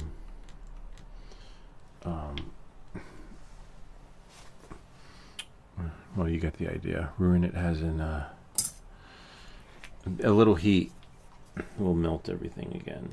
And then, anyway, that part I don't know how to get all, but I know that it's not ruined because, yep, it's fine. It looks clear again. Okay. And you could do that with the other soldering iron, the one that's flat. This one you can't see because I need to dedicate me time to this. Yeah, oh no, it's fine. Oh yeah, I'll show you guys though after. I don't know, maybe Brian knows how to make it clear. But anyway, we didn't ruin it, but here, I'll show you. A little heat melted it away. And now you can see the numbers again, but yeah, I don't recommend doing what I did because if you don't know what's what, you pretty much shit out of luck and then you don't know where the T1 and the R1. So don't worry, it's more cosmetic, but maybe Brian will share. Hold on. Go here, there's that. And now I need to find my connector. See? Voila. So it was scraping off the gooey stuff, but you don't want to bridge any connections. And that's it. We got our ground, which is phenomenal. We got enough solder on there to maybe do a video in the winter or something. I could put a little more solder on there, but it's fine. But again, you want to make sure that everything in there, right, isn't remnants of solder too, because that'll mess everything up. You'll have some accidental bridged connections because when you use a solder wick pen, when you use this thing, sometimes little remnants come out and then it falls on the board. And then make sure your battery's not around while you're soldering, and then it bridges it, and the next thing you know, but that's why I use the smoke stopper to do that. And then just watch the other video on how to put on the whatchamacallit, the beeper, because that's preference, because the video shows you how, but depending on which beeper you have. Yeah, I see a lot of... What do you use, Brian, instead of like a Q-tip? Because I notice you get a lot of remnants of the Q-tip, which is confusing, and you think it's like wire. And of course you do get some remnants from the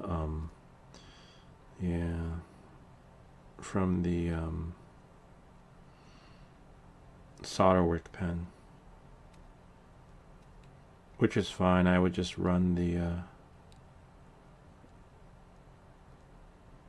so you get remnants of the Q-tip and then remnants of the solder wick pen that just fly on, and together it's the recipe for disaster, because you have that goopiness, right? And if you heat it up and it gets stuck in between and bridges your connection, you are shit out of luck, which is what we're going to do right now. We're just going to test it to make sure it's not bridged. But as you can see, everything is fine and beautiful cosmetically, even though we spent frickin' hours camping on here. But I wasn't always... You're supposed to touch the solder and let the solder do the magic and let the solder fall onto the board. And I wasn't doing that because I guess the board wasn't getting hot enough. I guess it was just over the course of, because it's been behind us hanging for like 3 years, that according to, it just became oxidized, I guess. I don't know. Anyway... but let's make sure that the shit don't blow up. And put this over here. We make these videos so you don't have to. And now that Brian retired, we'll have like a partner on the channel, someone to help us. No, just kidding. He said that he's going to be doing other stuff, which is cool.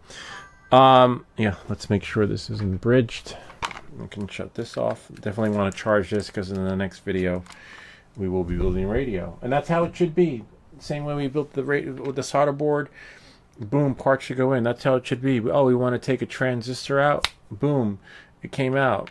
Not in this case. This case we had trouble with the pads, but I want to make sure they're not bridged, and of course we'll do that. And this is why you want to take off the motors too, because sometimes you spend so much time working on it that you might damage the either motors or the propellers, if that makes any sense. But in this case, we know we didn't damage anything, but it does happen, and it can happen.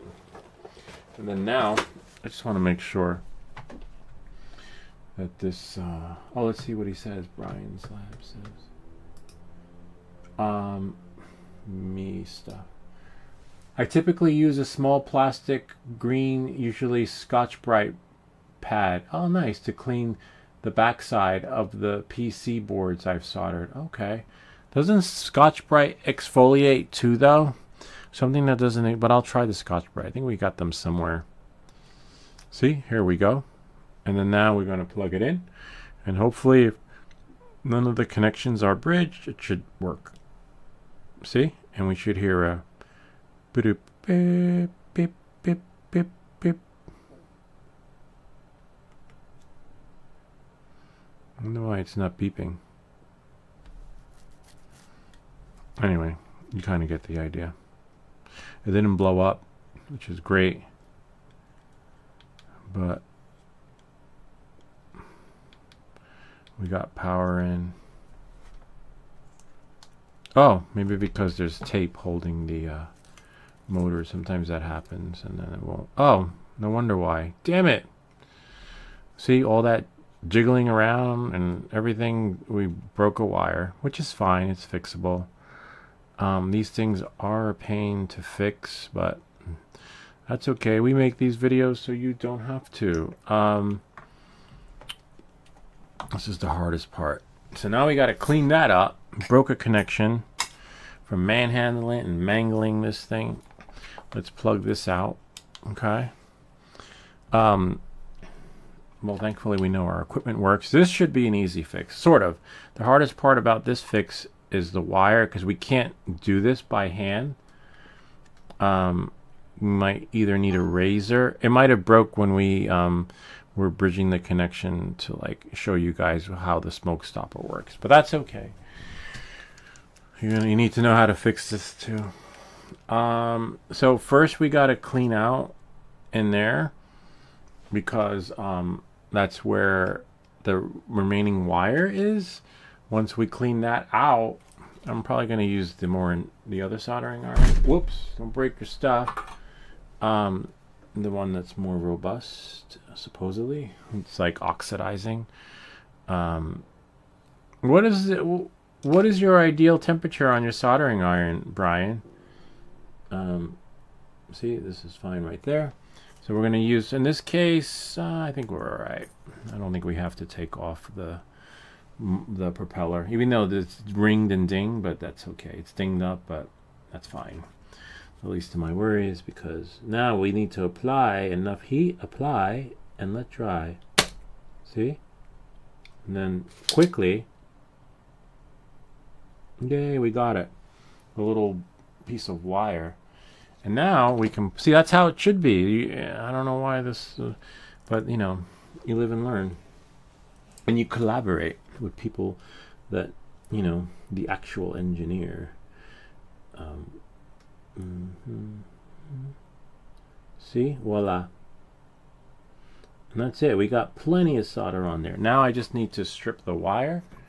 Yeah, because that's so weird. It should have been going beep, beep, beep, beep, beep, beep, beep, beep. This is the hardest part. That's the only thing we don't have on the channel. Like some really... Oh yeah, it did burn. It burned off when we were doing the connection. I think I have extra of these somewhere. But I think... Which is a bummer. Might have to shorten it. Make it longer. Just use a razor. Brian says, discuss. Okay, Scott, who's? Oh, hey. So I connected my buzzer. How long does it take for the drone to turn off? It's. Oh, yeah. That's another story. You need to watch the video. Which buzzer did you get? That all depends on your buzzer. Don't be a buzzkill. Because the buzzer is never going to shut off unless you disconnect the power or you connect it via switch. If you have a switch, that's great. If you don't have a switch, then you have to watch the video, unfortunately. Hold on, let me fix this wire. So this one, oh wow, interesting. Maybe it needs to be a little bit longer. Not a lot. This is a sharp razor though, I'll tell you that.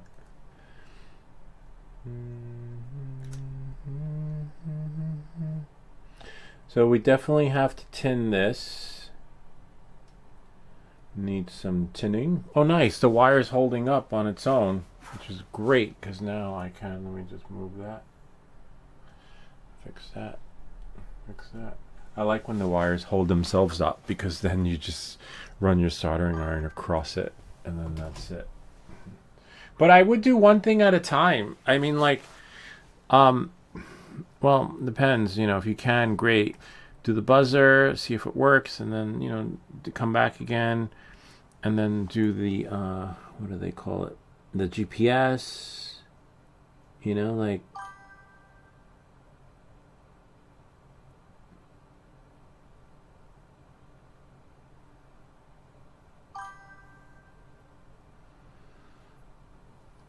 yay.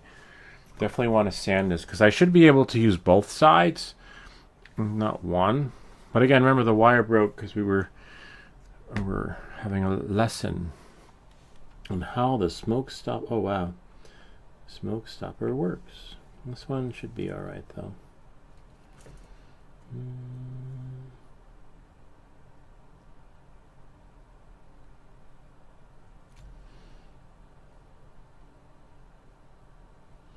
Make sure your soldering iron is on the right side when it comes to melting, because otherwise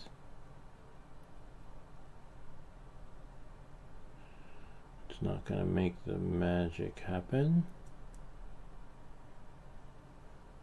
Might need a, maybe not.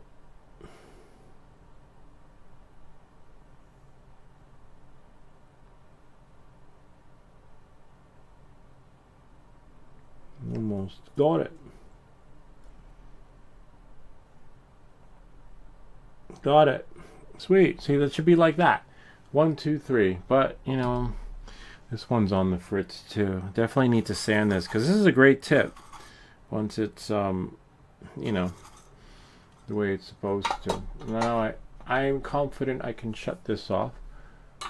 But I am not confident that the connect. I never assume that I would never be overconfident and say like, oh, it's not bridged. Never say it's not bridged by looking at it. You gotta test it, you know, like, oh, it's fine, it's not bridged, it shouldn't work. I mean, it should work. Right? And so now we take a battery, we can find them, put them in, right, and plug it in right here, and there we go. Make sure it's off, right? Not blue, but for in this case, it's that color. And now we should hear it beep, sort of. Make sure that the motors are not stuck on tape. And then now we put the power on. Make sure there's no metal that will cross over. And I believe that's the blue one. See? Voila. And we hear beep, beep. Voila. So we know nothing is bridged, everything's fine. Maybe a little too much solder, but that's all right, you know. You can finagle it some other time and fix it. But the good thing is that it's there, it's not bridged. May not be as pretty because I can't see. And a soldering iron, that one doesn't really make the magic happen because only one side is good to go. And that's it. That's the way the cookie crumbles. Thank you, Brian, for that tip. let it camp out a little bit. I don't know how long, but long enough to make the magic happen, because you should be able to do like you do on the practice boards. But as you can see, the experience doesn't transpose to the real-time experience, but it does simulate, but it doesn't transpose where you're like, oh, just tap it, boom, tap it, boom, tap it, like we did with the wires just now. Not happening. And it could be maybe because the connections are so small that it does require more cooking time, you know, but I don't know. All I know is how to do it now even better than before. Definitely going to get myself another one of those tips so that I can lay it flat like that. Sometimes the pointier tips are not ideal for that, and the pointier tips might be ideal for when you want to put the wires in there.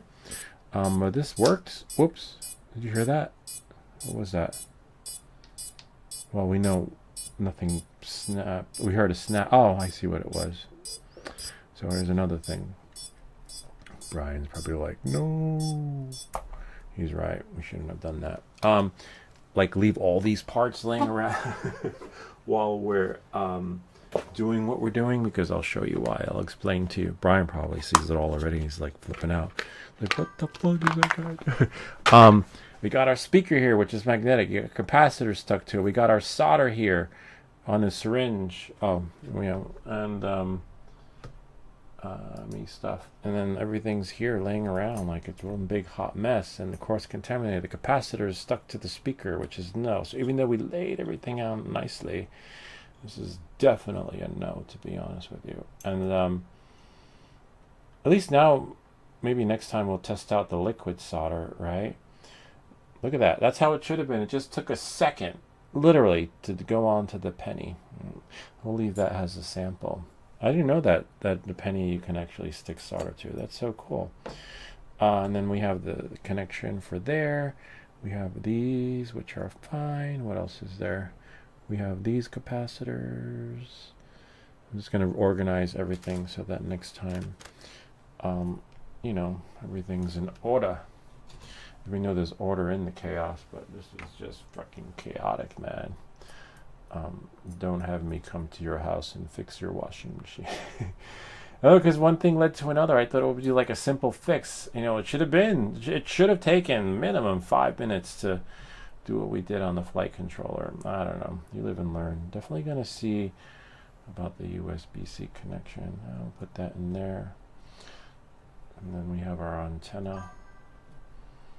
We have our LED. I'm not going to clean it up all the way, but just a little bit, because I don't want anything sticking to the painter's tape. If that makes any sense, that shouldn't be. Let me just put this. Nice that we have another brush, though. This is cool. Anyway, I'm glad we were able to help you with your flight controller. Would have known, and that usually happens on the live stream. Even though it says how to build the radio, we tested the parts, and if someone chimes in with a question they might have that can be answered in real time, you know, why say, oh, you just got to put your soldering iron there, oh, you know, that's it, and then just tin the tip and apply heat as necessary. It doesn't work like that, man. And I could see why, if you go to the Facebook forums for beginners and pros, some people, you know, damage their boards. You know, in my case, I know not to damage the board because I know not to camp out on it. I know that the solder is supposed to do the job and stick to it, but apparently it wasn't, like it did on the practice boards, but apparently not.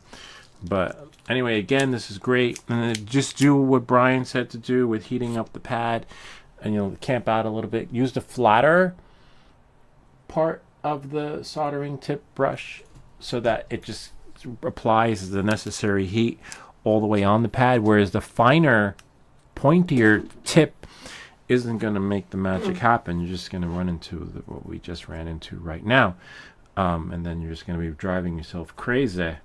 But you know, now we know. We live and learn.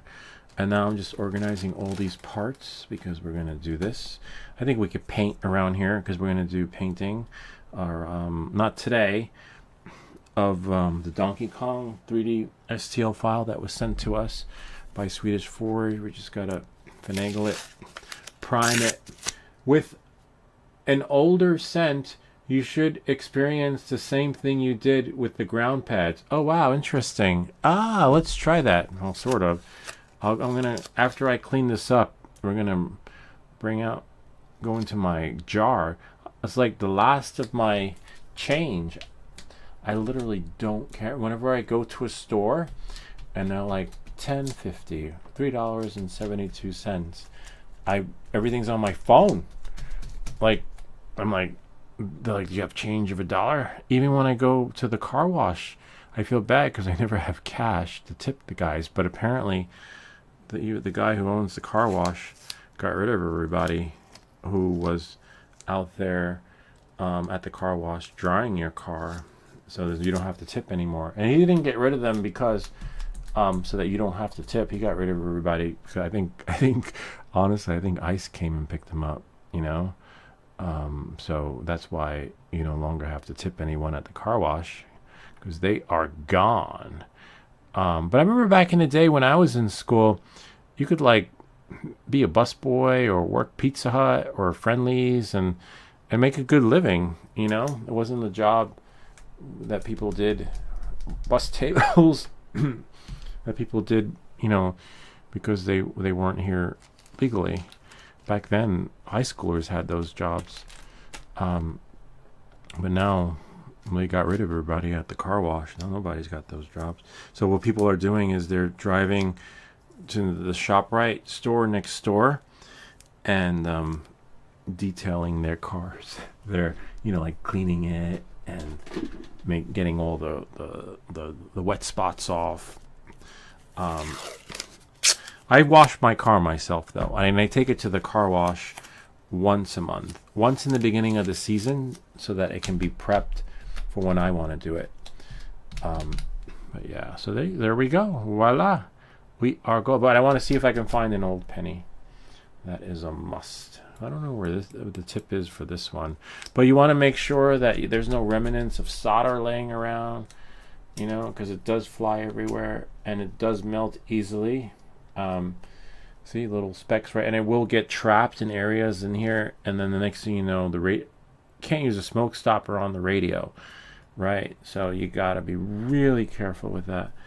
And yeah, what do they use on these? If we have the smoke stoppers for the flight controllers, but what do the guys use on electronics, right? We've been lucky on the electronics because we don't bridge anything, but the only problem we've had with the electronic builds, like radios and little cars, is that sometimes they'll send us parts that are duds, that just are blown out, don't work, and then we're stuck trying to figure out which piece it needs. Like we'll probably have to do with the car, since one of the resistors are shot. Save that for another one now. Let's see. I think it's this one. One of them. Because when I turn the car on, right? It's weird how it doesn't. If I turn it on, see, and if I move, let's use the tweezers maybe. I want to watch the other LED. Oh, not that one. Not that one. Oh wow, that one looks like it's cooked. No, not cooked, just my vision. They look fine. One of them wasn't working before. It's not very many parts on here too, to be honest with you. That's fine, that's fine. Oh, maybe that one? Nope. Oh yeah, look. It's that one. One of them. And I was just touching it. It's not bridged or anything. But one of them moved. See? And sometimes it might not be the resistance. That one's moving. Just check the connections. Just tap them.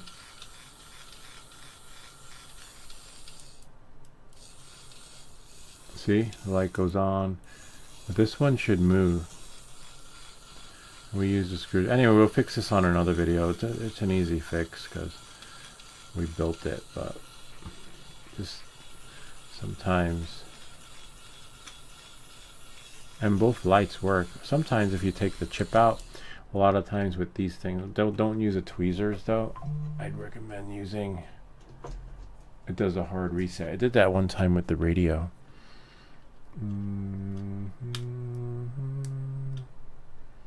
Gotta be careful. Oh wow, interesting. Careful with the chips though, because they are sharp. And then put it back in. And sometimes, not all the time. See? It does a hard reset. But this one I don't know. This one of the motors isn't working.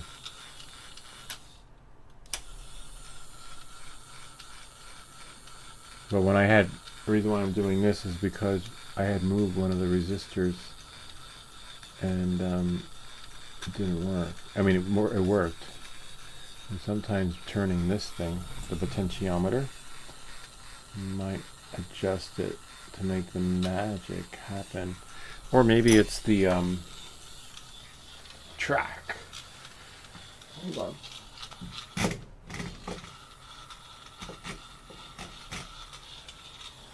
Anyway, we'll see what it is on another video, but it shouldn't be doing that.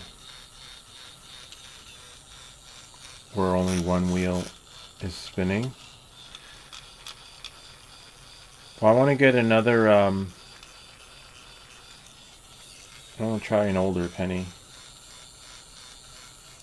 Anyway, you kind of get the idea. This should work, because we built that on another live stream and it worked perfectly fine. Anyway, building the GPS. Oh wow, he's installing the GPS now. Alright, see, it should be that fast. It shouldn't take frickin' forever. But I want to see, I want to get some more change. Yeah, so at least now we know, and now you know, now you learned something new too, because thanks to Brian's labs, we know that trick, and that's probably what he's doing too. He's probably like applying more heat. Now we know. All right, let's see. I want to get an old, see if I get some older change. 1 second.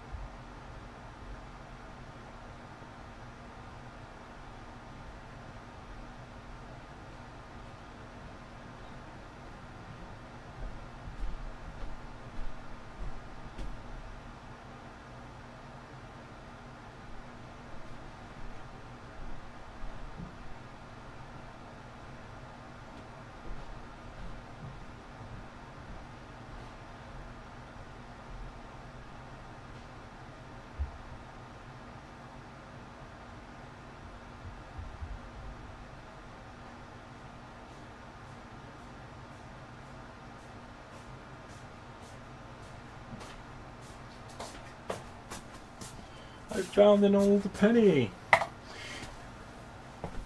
close the door, because they'll be home soon and I have to sign off. Let's try. Alright. Use our one that we need to. With an older scent, you should experience the same thing you did with the ground. Okay. Remember, it took like a couple of seconds before. This is a 1981 penny. And let's grab some solder.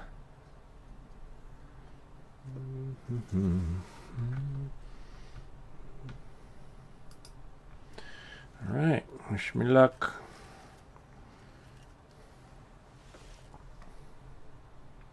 Temperatures to the soldering iron's been on. I never shut it off.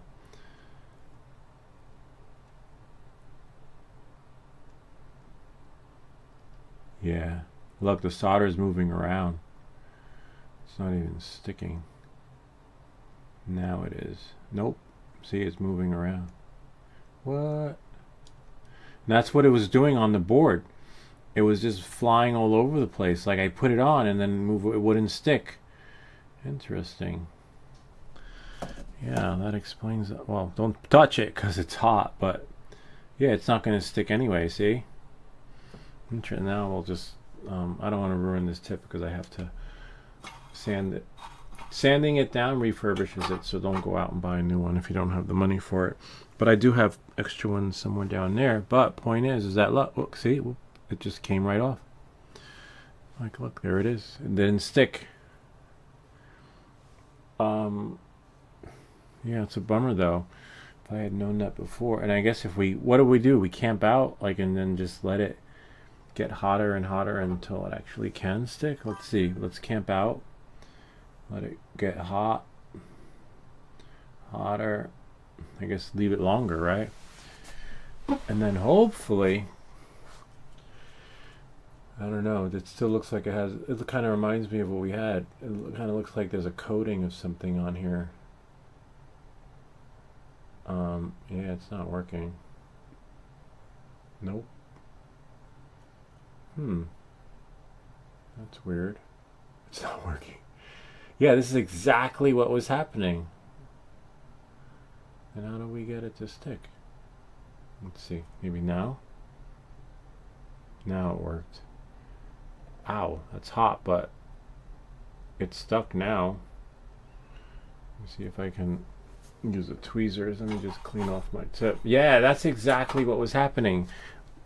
Exactly. Now it's stuck on there. Yep. It's stuck on there now. Wow, that's so cool. I never even knew that. Thank you, Brian's Labs. That's why he's got the labs. And the coat to go with it. Yeah, so that sucks though, because a lot of guys don't know that. I mean, that's a good idea for a new video. I'm gonna leave this one here as a prop. Because a lot of people are gonna, you see that, and a lot of people on the forums are like, oh, just use more solder or just scrape it. Meanwhile, all you gotta do is apply more heat. So that takes care of that. We'll fix that car in another video. Why it's not, it's probably some minor connection. Installing the GPS now. That's so cool. Normatic FPV. Correct. Successfully recreated the ground pad issue in your best test bed. I did, right? Thanks to you. Thank you, Brian. Well, yeah, no, this is awesome. I like when people come to the channel and help us. That we have the 3D printed version expert. So we have Brian, who's the expert here on electrical engineering. Swedish Forge is always like helping us on the live stream with these issues we have, and he just sometimes he gives us solutions. Sometimes he lets me hang myself and just waits to see what happened. But we've gotten a lot of information thanks to our viewers / subs, which is just phenomenal. The only thing we don't got, this is wheel turning. We know we have fresh batteries in, but that's okay. That's the least of our worries. I know how to rebuild this from scratch, but I just wish that wasn't so.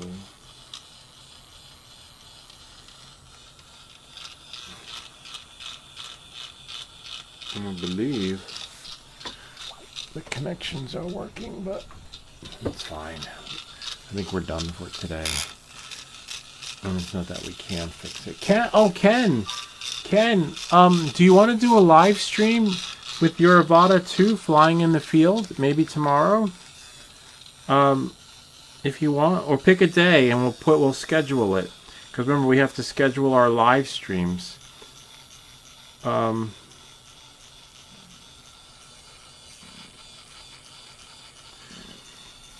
Excuse me. That would be cool, Ken.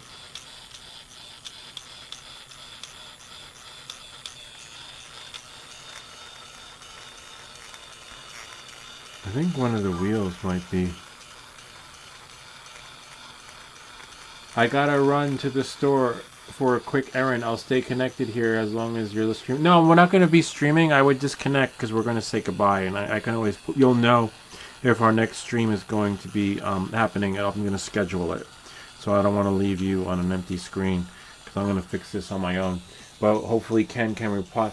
Middle of the week, possibly. Okay, give us a date so we can commit to it. And what we'll do is we'll be outside. I'll bring my Mavic 4 Pro. We'll shoot with that one because that one allows us to stream live. with the Starlink, it'll be easier. And if you know, with the Starlink, we get really good connection. Well, opposed to if we stream with the computer, you can't, because we only get like 10 to 24 megabytes upload with the Starlink Mini.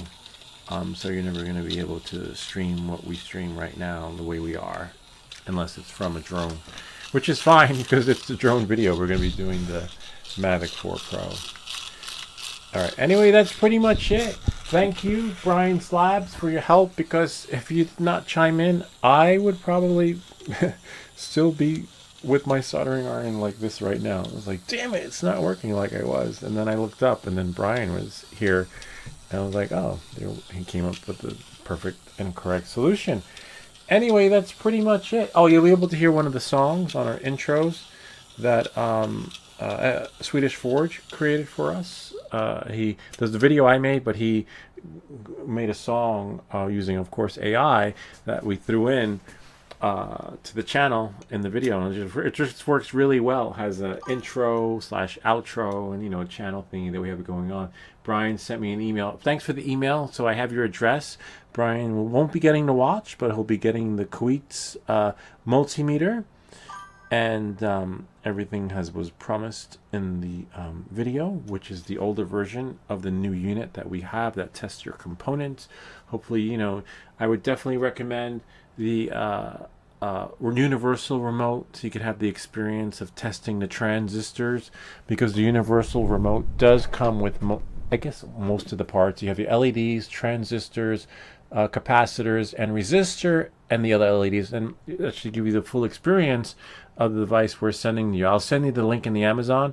Oh no, then you have the ceramic capacitors, but oh yeah, there's one ceramic capacitor in there. It looks like no, that's no capacitor, that's some other thingy. Anyway, you probably have some lying around, but this way you can get the idea of how that works. Anyway, hope this video helped you. If you have any comments or questions, feel free to leave them down below, or ideas for other videos. Remember to like and subscribe, and we'll see you all next time. And now listen to the song. The song intro.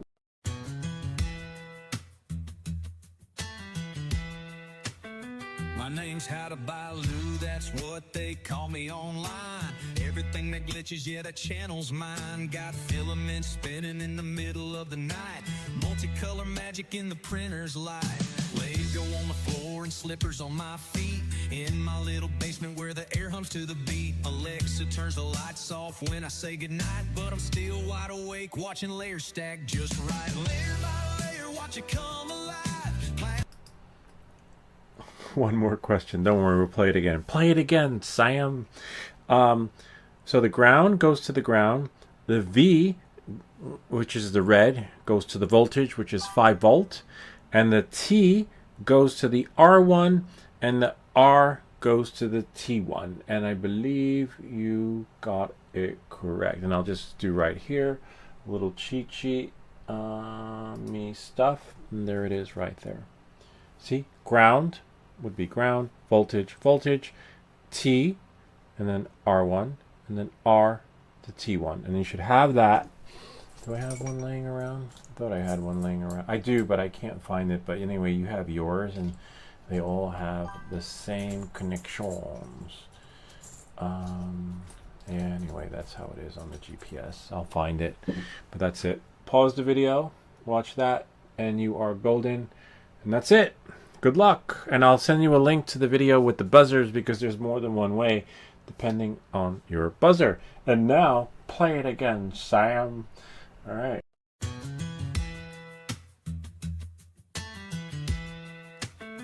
My name's How to Buy Lou, that's what they call me online. Everything that glitches, yeah, that channel's mine. Got filaments spinning in the middle of the night. Multicolor magic in the printer's light. Lego on the floor and slippers on my feet. In my little basement where the air hums to the beat. Alexa turns the lights off when I say goodnight, but I'm still wide awake watching layers stack just right. Layer by layer, watch it come alive. Plastic dreams keeping this country boy high. Hear that motor singing like a late night bar in a basement room. I'm a backyard star. I'm How to Buy Lou and I'm a rock star. Basement stage, but I'm dreaming big and far. Blue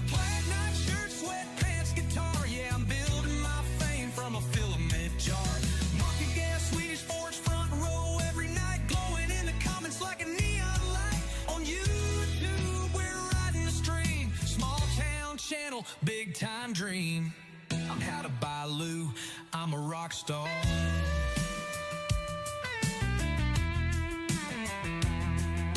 Printer running hot at full speed every day. Multicolor layers stacking my way. Lego scattered on the ground. Country boy tech with a plastic sound. When I'm not printing, I'm flying my drone up in the sky where I feel at home. I'm a drone nerd, yeah, I roam around, buzzing through the fields with that freedom sound. Ventilation blowing straight into my mic. Can't read the chat, but I'm feeling alright.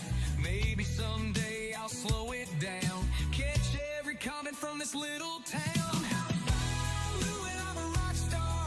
Live in that basement boulevard. Market guy in Swedish forge in the dark, lighting up the stream like a neon bar. Subscribing like 1, 2, 3, 4, 5. Hit that button, keep the dream alive. I'm how to buy Lou, I'm a rock star. Yeah, I know I miss a comment line.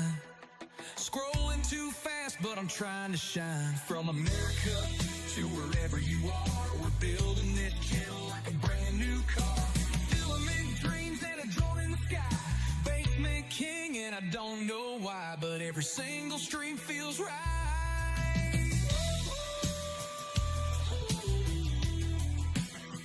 Clap your hands if you love 3D. Clap your hands if you're nerd like me. Slippers on and a printer hum. Basement life, but we're number one. Hey, hey, yeah, we're number one. I'm out of